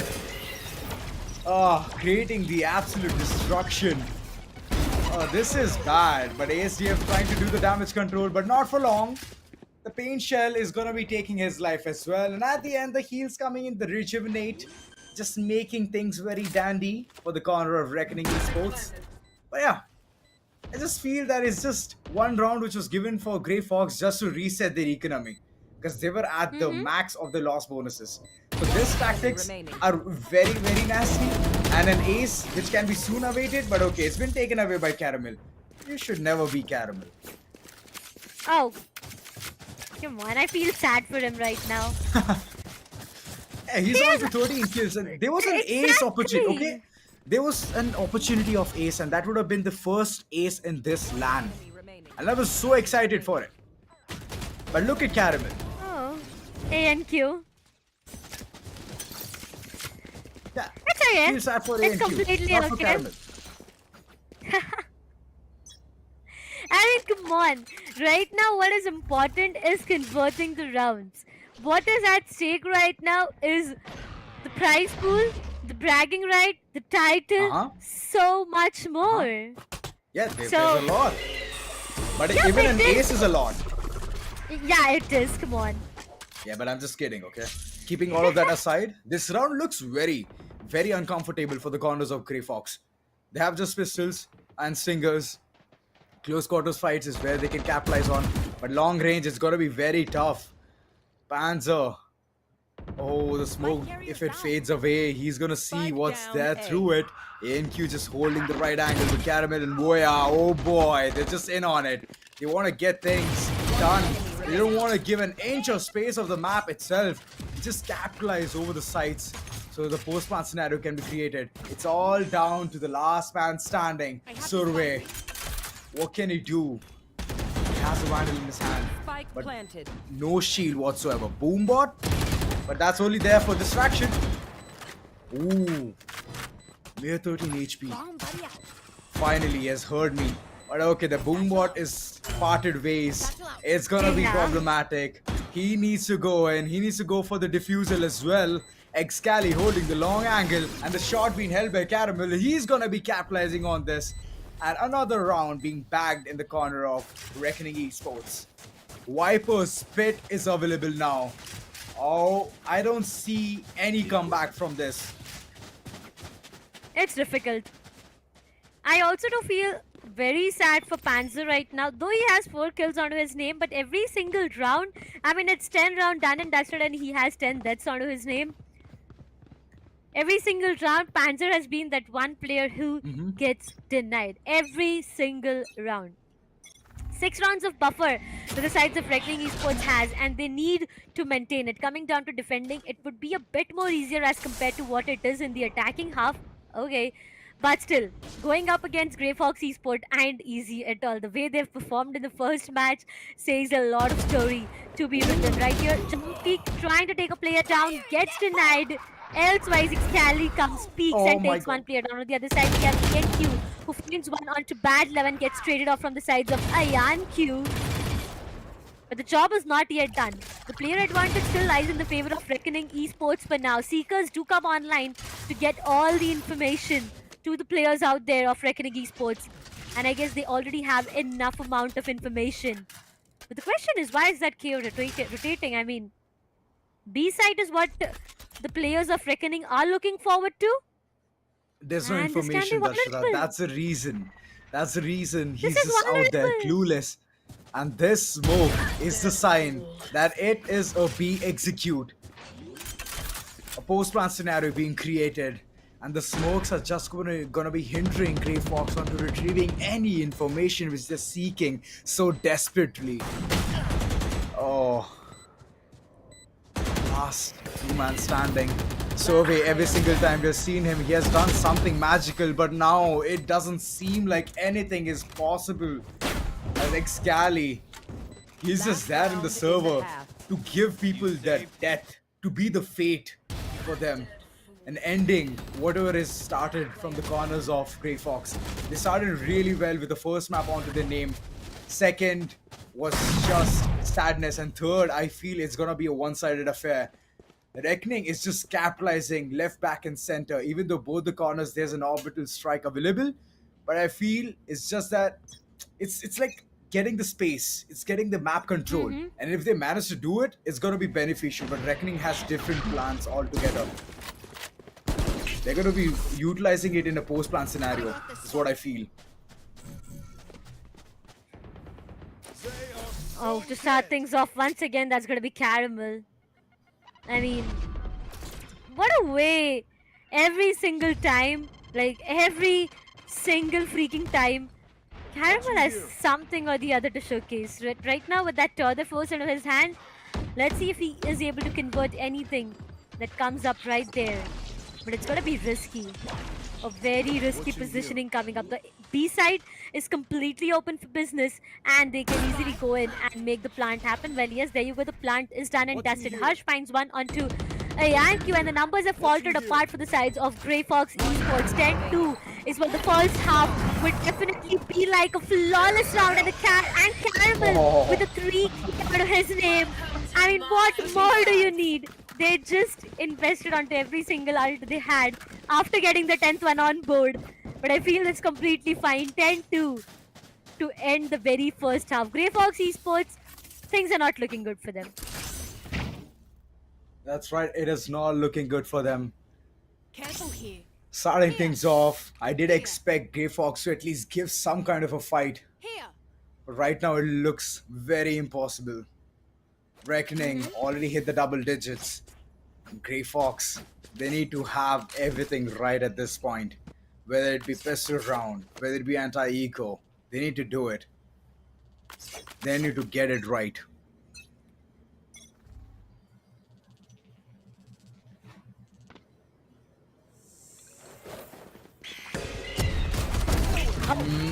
Angles, shots, ASDF, no idea onto what's going on, and there you go, the Molly giving the second kill. Panzer, what is going on, Darshita? Like, the entire team is losing their edge. Yep, they just burned alive, Panzer. Excali. Reckoning Esports, they just want that title for themselves right now. They want to end it as soon as possible. They again do have the numbers for themselves. GrayFox Esports is just up with 3 remaining players. And we know, right, Reckoning Esports, if they get this round for themselves, it means Vandals and Bulldogs and Spectres being invested in the upcoming round, which will be more challenging for the sides of GrayFox Esports. So they need this pistol round no matter what. Whatever is the situation, they need this pistol round for themselves, but the hopes are going down as it's all down to Bad Love being the last player who gets taken down by Excali once again. A flawless rolling in for the sides of Reckoning Esports, and now going back from here on feels an impossible job to do. 2 Stingers, 1 Spectre, well no, 2 full shields. Sheriff, I mean every single penny that they had in their pocket, they've already invested it to get something, because they know that they do not have rounds right now. 2-11 is what the scoreline is, and Reckoning Esports just need 2 more rounds. Yeah, that's right. Forcing their way through. But we have seen this force has always been stopped. And Reckoning, them being in the defense side, they're just doing everything so right. 3 players towards side A, 2 towards side B, still not moving an inch. They know that this just might be an hoax. It's gonna be called off real soon, but look at those angles being checked in. Caramel only good for 1, but the Stinger doing enough damage. Ion Q is still in the game. There you go. The rotate is coming in. And the Viper is very well aware of. Oh yeah, he is. Voya finds one onto Survey and shuts him down at the same time. Toxic screens, they do go down. But Pokemon is still up. Reckoning Esports, they are converting players back-to-back teammates. Wow, I mean, coming down to second half, the first round for them was a flawless. The second is the team ace. Look at Caramel, 21 kills. I mean, come on, 21 kills? Caramel is just on a roll right now, and not even a single player from the sides of GrayFox Esports has touched the double digits. If we talk about the kills. They haven't gotten the opportunity, Darshita. No opportunity given. Every single time they go in for the frag, they're instantly traded off. And after that, it's just that the man count disadvantage is just surmounting so much that they're not able to perform. They're not able to deliver. And right now, Survey is just trying to go aggressive. Did manage to get some shots on the Stinger, but yeah, not enough. Caramel just successfully just running away with a snap of his finger. The teleportation right at spot. Okay, this can be close. This can be a very deadly affair, but Ion Q managed to get the trade off instantly. Harsh is just trying to be the menace there, getting all of those angles being checked off, and the fragment rolling in the right time. The angles being checked in, and Harsh is going wild. 2 frags on his name, and it's all down to these 2 players. What will be the fate of GrayFox? Harsh, still so greedy, still so hungry for more kills as ASDF is just stuck in the corner. No information, no intel whatsoever, and the heat just comes in. And there you go, the angles being checked. Harsh is on a roll, 3 kills already on his name. He can make it into a 4K, but Voya! He comes in the last and he sees the deal for the corner of Reckoning Esports, and they are the winner of this LAN. Ladies and gentlemen, boys and girls, can we have some noise for the winners of Intel Gamers Day ROG LAN? Reckoning Esports, what a way to end this. 2 maps so close, but this time they were on the rampage, they were on the roll, they decided to win it, and they do it so smoothly, so amazingly. This will be always remembered, and now they are also looking forward to just go and meet all of their opponents right there. A good sportsman spirit coming up at the same time. But hey, Reckoning Esports, what an amazing play made overall. I also need to give it to GrayFox Esports and especially Survey. I mean, the addition of Survey to this lineup has just given it a different look completely. But GrayFox Esports, a good try coming up from the entire team. True. Just remembering the fact that this was their very first LAN, as the player said itself, I feel what more do you need? Qualifying for finals, giving such a close competition to Reckoning. Wow. I mean, they did try. I mean, I was like, Yeah. I was awestruck. I mean, GrayFox, they did try the level best, got in those Yeah. frags, got the first map onto their name, but after that, it was just that they couldn't get the grasp of the moment. They couldn't get the grasp of the map, and they were taken by surprise. So, credit with credit is due, man. This Yeah. person has done so much for the team, carried them, being the duelist. I mean, just being Jet. I mean, Jet has been nerfed. Still capitalizing with Yeah, Jet is exactly. something to watch, man. Come on, commendable stuff coming in from his end. But yeah, all in all, it's okay. It's a good fight. Good fight from their corner. They're not gonna go home empty-handed. They're gonna definitely. get the 40,000 rupees as well. So, I mean, all in all, it's just that they won't get the bragging rights of winning the LAN, and it's Intel Gamer Days by ROG. So, I mean, it's a huge title as well. A good gravity onto the entire situation. It is. It is. This is the Intel Gamers Day, the ROG LAN. And you know, whenever we talk about this, it just takes me back to the amazing headsets. I so want to get it, okay? I just so want to get it right now. It's on my nerves already. So I'm just gonna quickly get it for myself if I do have some cash in my pocket ready, as the players had. Okay, while Reckoning Esports was getting rounds back to back, they just had so much amount of creds in their pockets. They did. It was like if they could rent us some, we would have definitely got this headset for us, because it's beautiful, it's phenomenal, it's eye catching. It's just so Yeah. amazing. But again, what a way to end today's day. What a way to see all these matches, and the scoreboard is right there. Caramel with 22 kills on his name. And He's the 8 first MVP. bloods. Okay. 8 first bloods. See, he's a sentinel, but he just played so well being like I would like to really highlight this. A pseudo duelist is what Chamber has been called since the day one. And after the nerf, still capitalizing, Caramel has played so well. Most of the time I could see two of the foes coming in because he's getting those frags. He's just initiating, getting those first blood drawn over and over, and 8 first bloods. I mean, this is a huge statement. It is. It definitely is. What a way to actually witness the grand finals, As said, I That's mean, right. I did expect all 3 maps. Okay, I said it loud and clear that it is going to be all 3 maps, because looking at both of these teams, GrayFox and Reckoning, we knew how strong how strong the players are already, the way they've been performing. There's one more thing I like to highlight about the sides of GrayFox Esports is the team coordination. Though they did not That's right. win the title, they did not get the LAN, as a green for them. I mean, it's like, yes, we won the LAN. No, it's not that signal for them.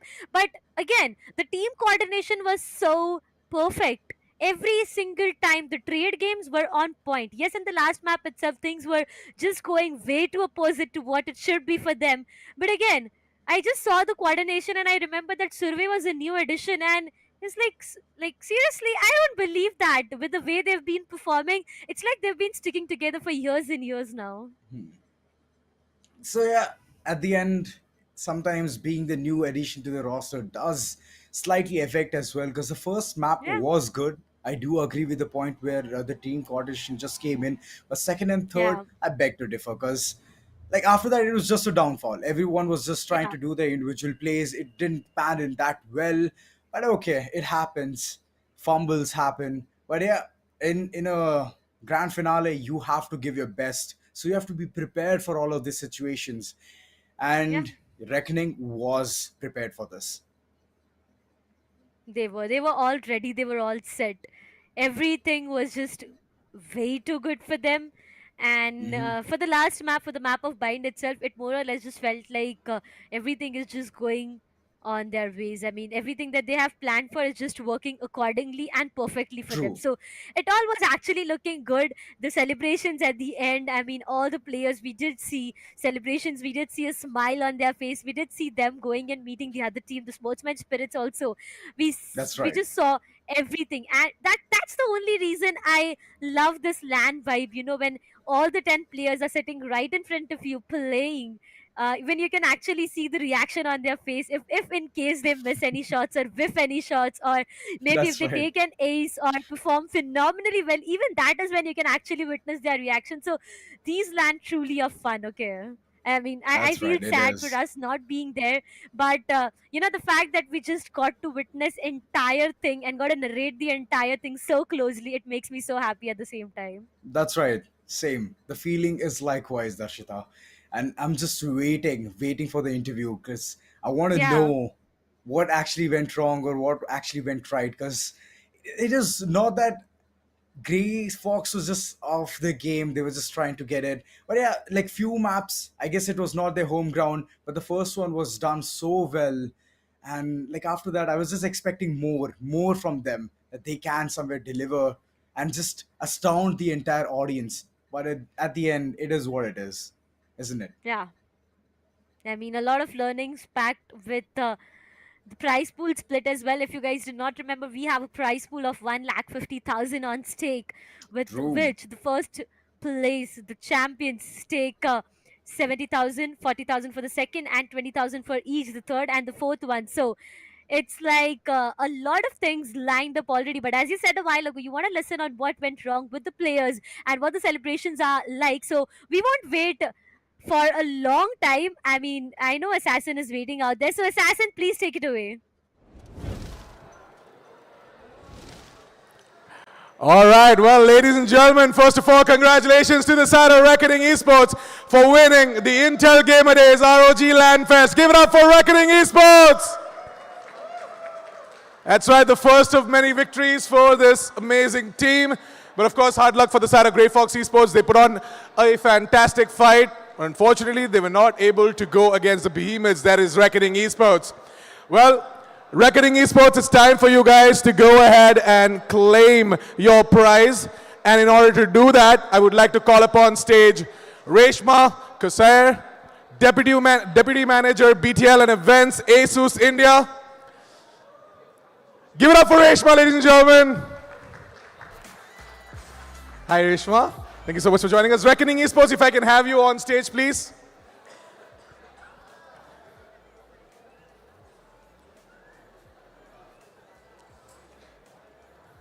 And yeah, I would like to call upon stage GrayFox Esports, runners up for the Intel Gamer Days ROG Lan Fest. Give it up for GrayFox Esports. Well, we'd like to give GrayFox Esports the runners up check first, and then we'll come towards the side of Reckoning Esports. Reshma, if we can have you hand over the runners up check to the side of GrayFox Esports. Let's have a huge round of applause for GrayFox Esports, guys. They put on a great fight today.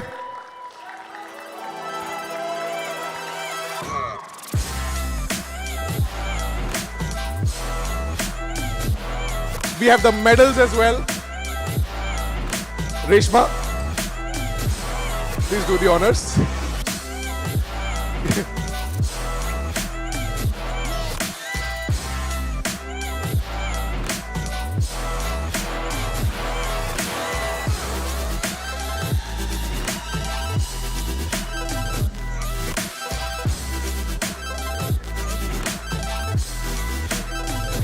Once again, guys, give it up for the side of GrayFox Esports.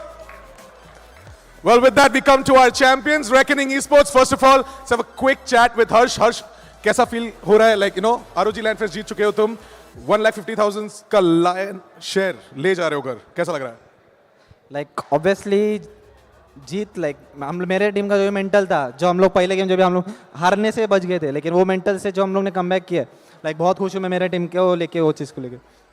Absolutely. I mean, we are all so proud of Reckoning Esports and their victory here on LAN. Once again, Reckoning Esports, ladies and gentlemen. Reshma, I'd like to hand over the medals now.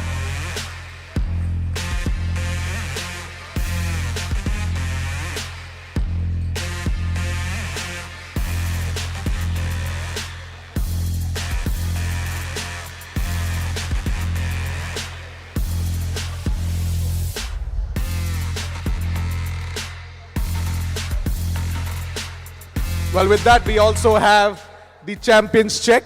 Reshma. Give it up for Reckoning Esports, ladies and gentlemen. Champions of the Intel Gamer Days ROG Lan Fest. Reckoning Esports.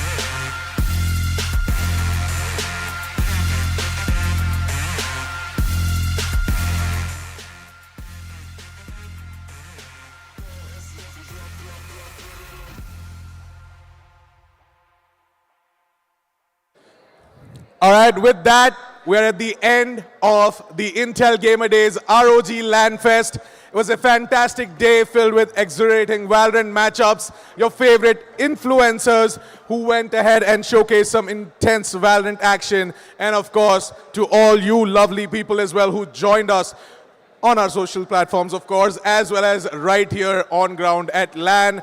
You guys have been fantastic. Mumbai has always treated us with so much love, and we can't wait to bring another LAN to your favorite city, that is Mumbai as well. At the same time, please do go ahead and check out Intel's latest 13th-gen powered processors and gaming laptops by Asus ROG. Everything can be found down below on the description. So yes, please do check out all the links. There are so many offers going on as well, especially on Intel-powered gaming laptops from Asus ROG. You guys can win a Sanskrit, Valhalla, and Nightingale. So yeah, please do check out the links down in the description below. And of course, with that, I'm your host, Assassin47, signing off for the day. Thank you so much for joining in. And we'll be seeing you guys really soon. Until then, good night, sweet dreams, and goodbye.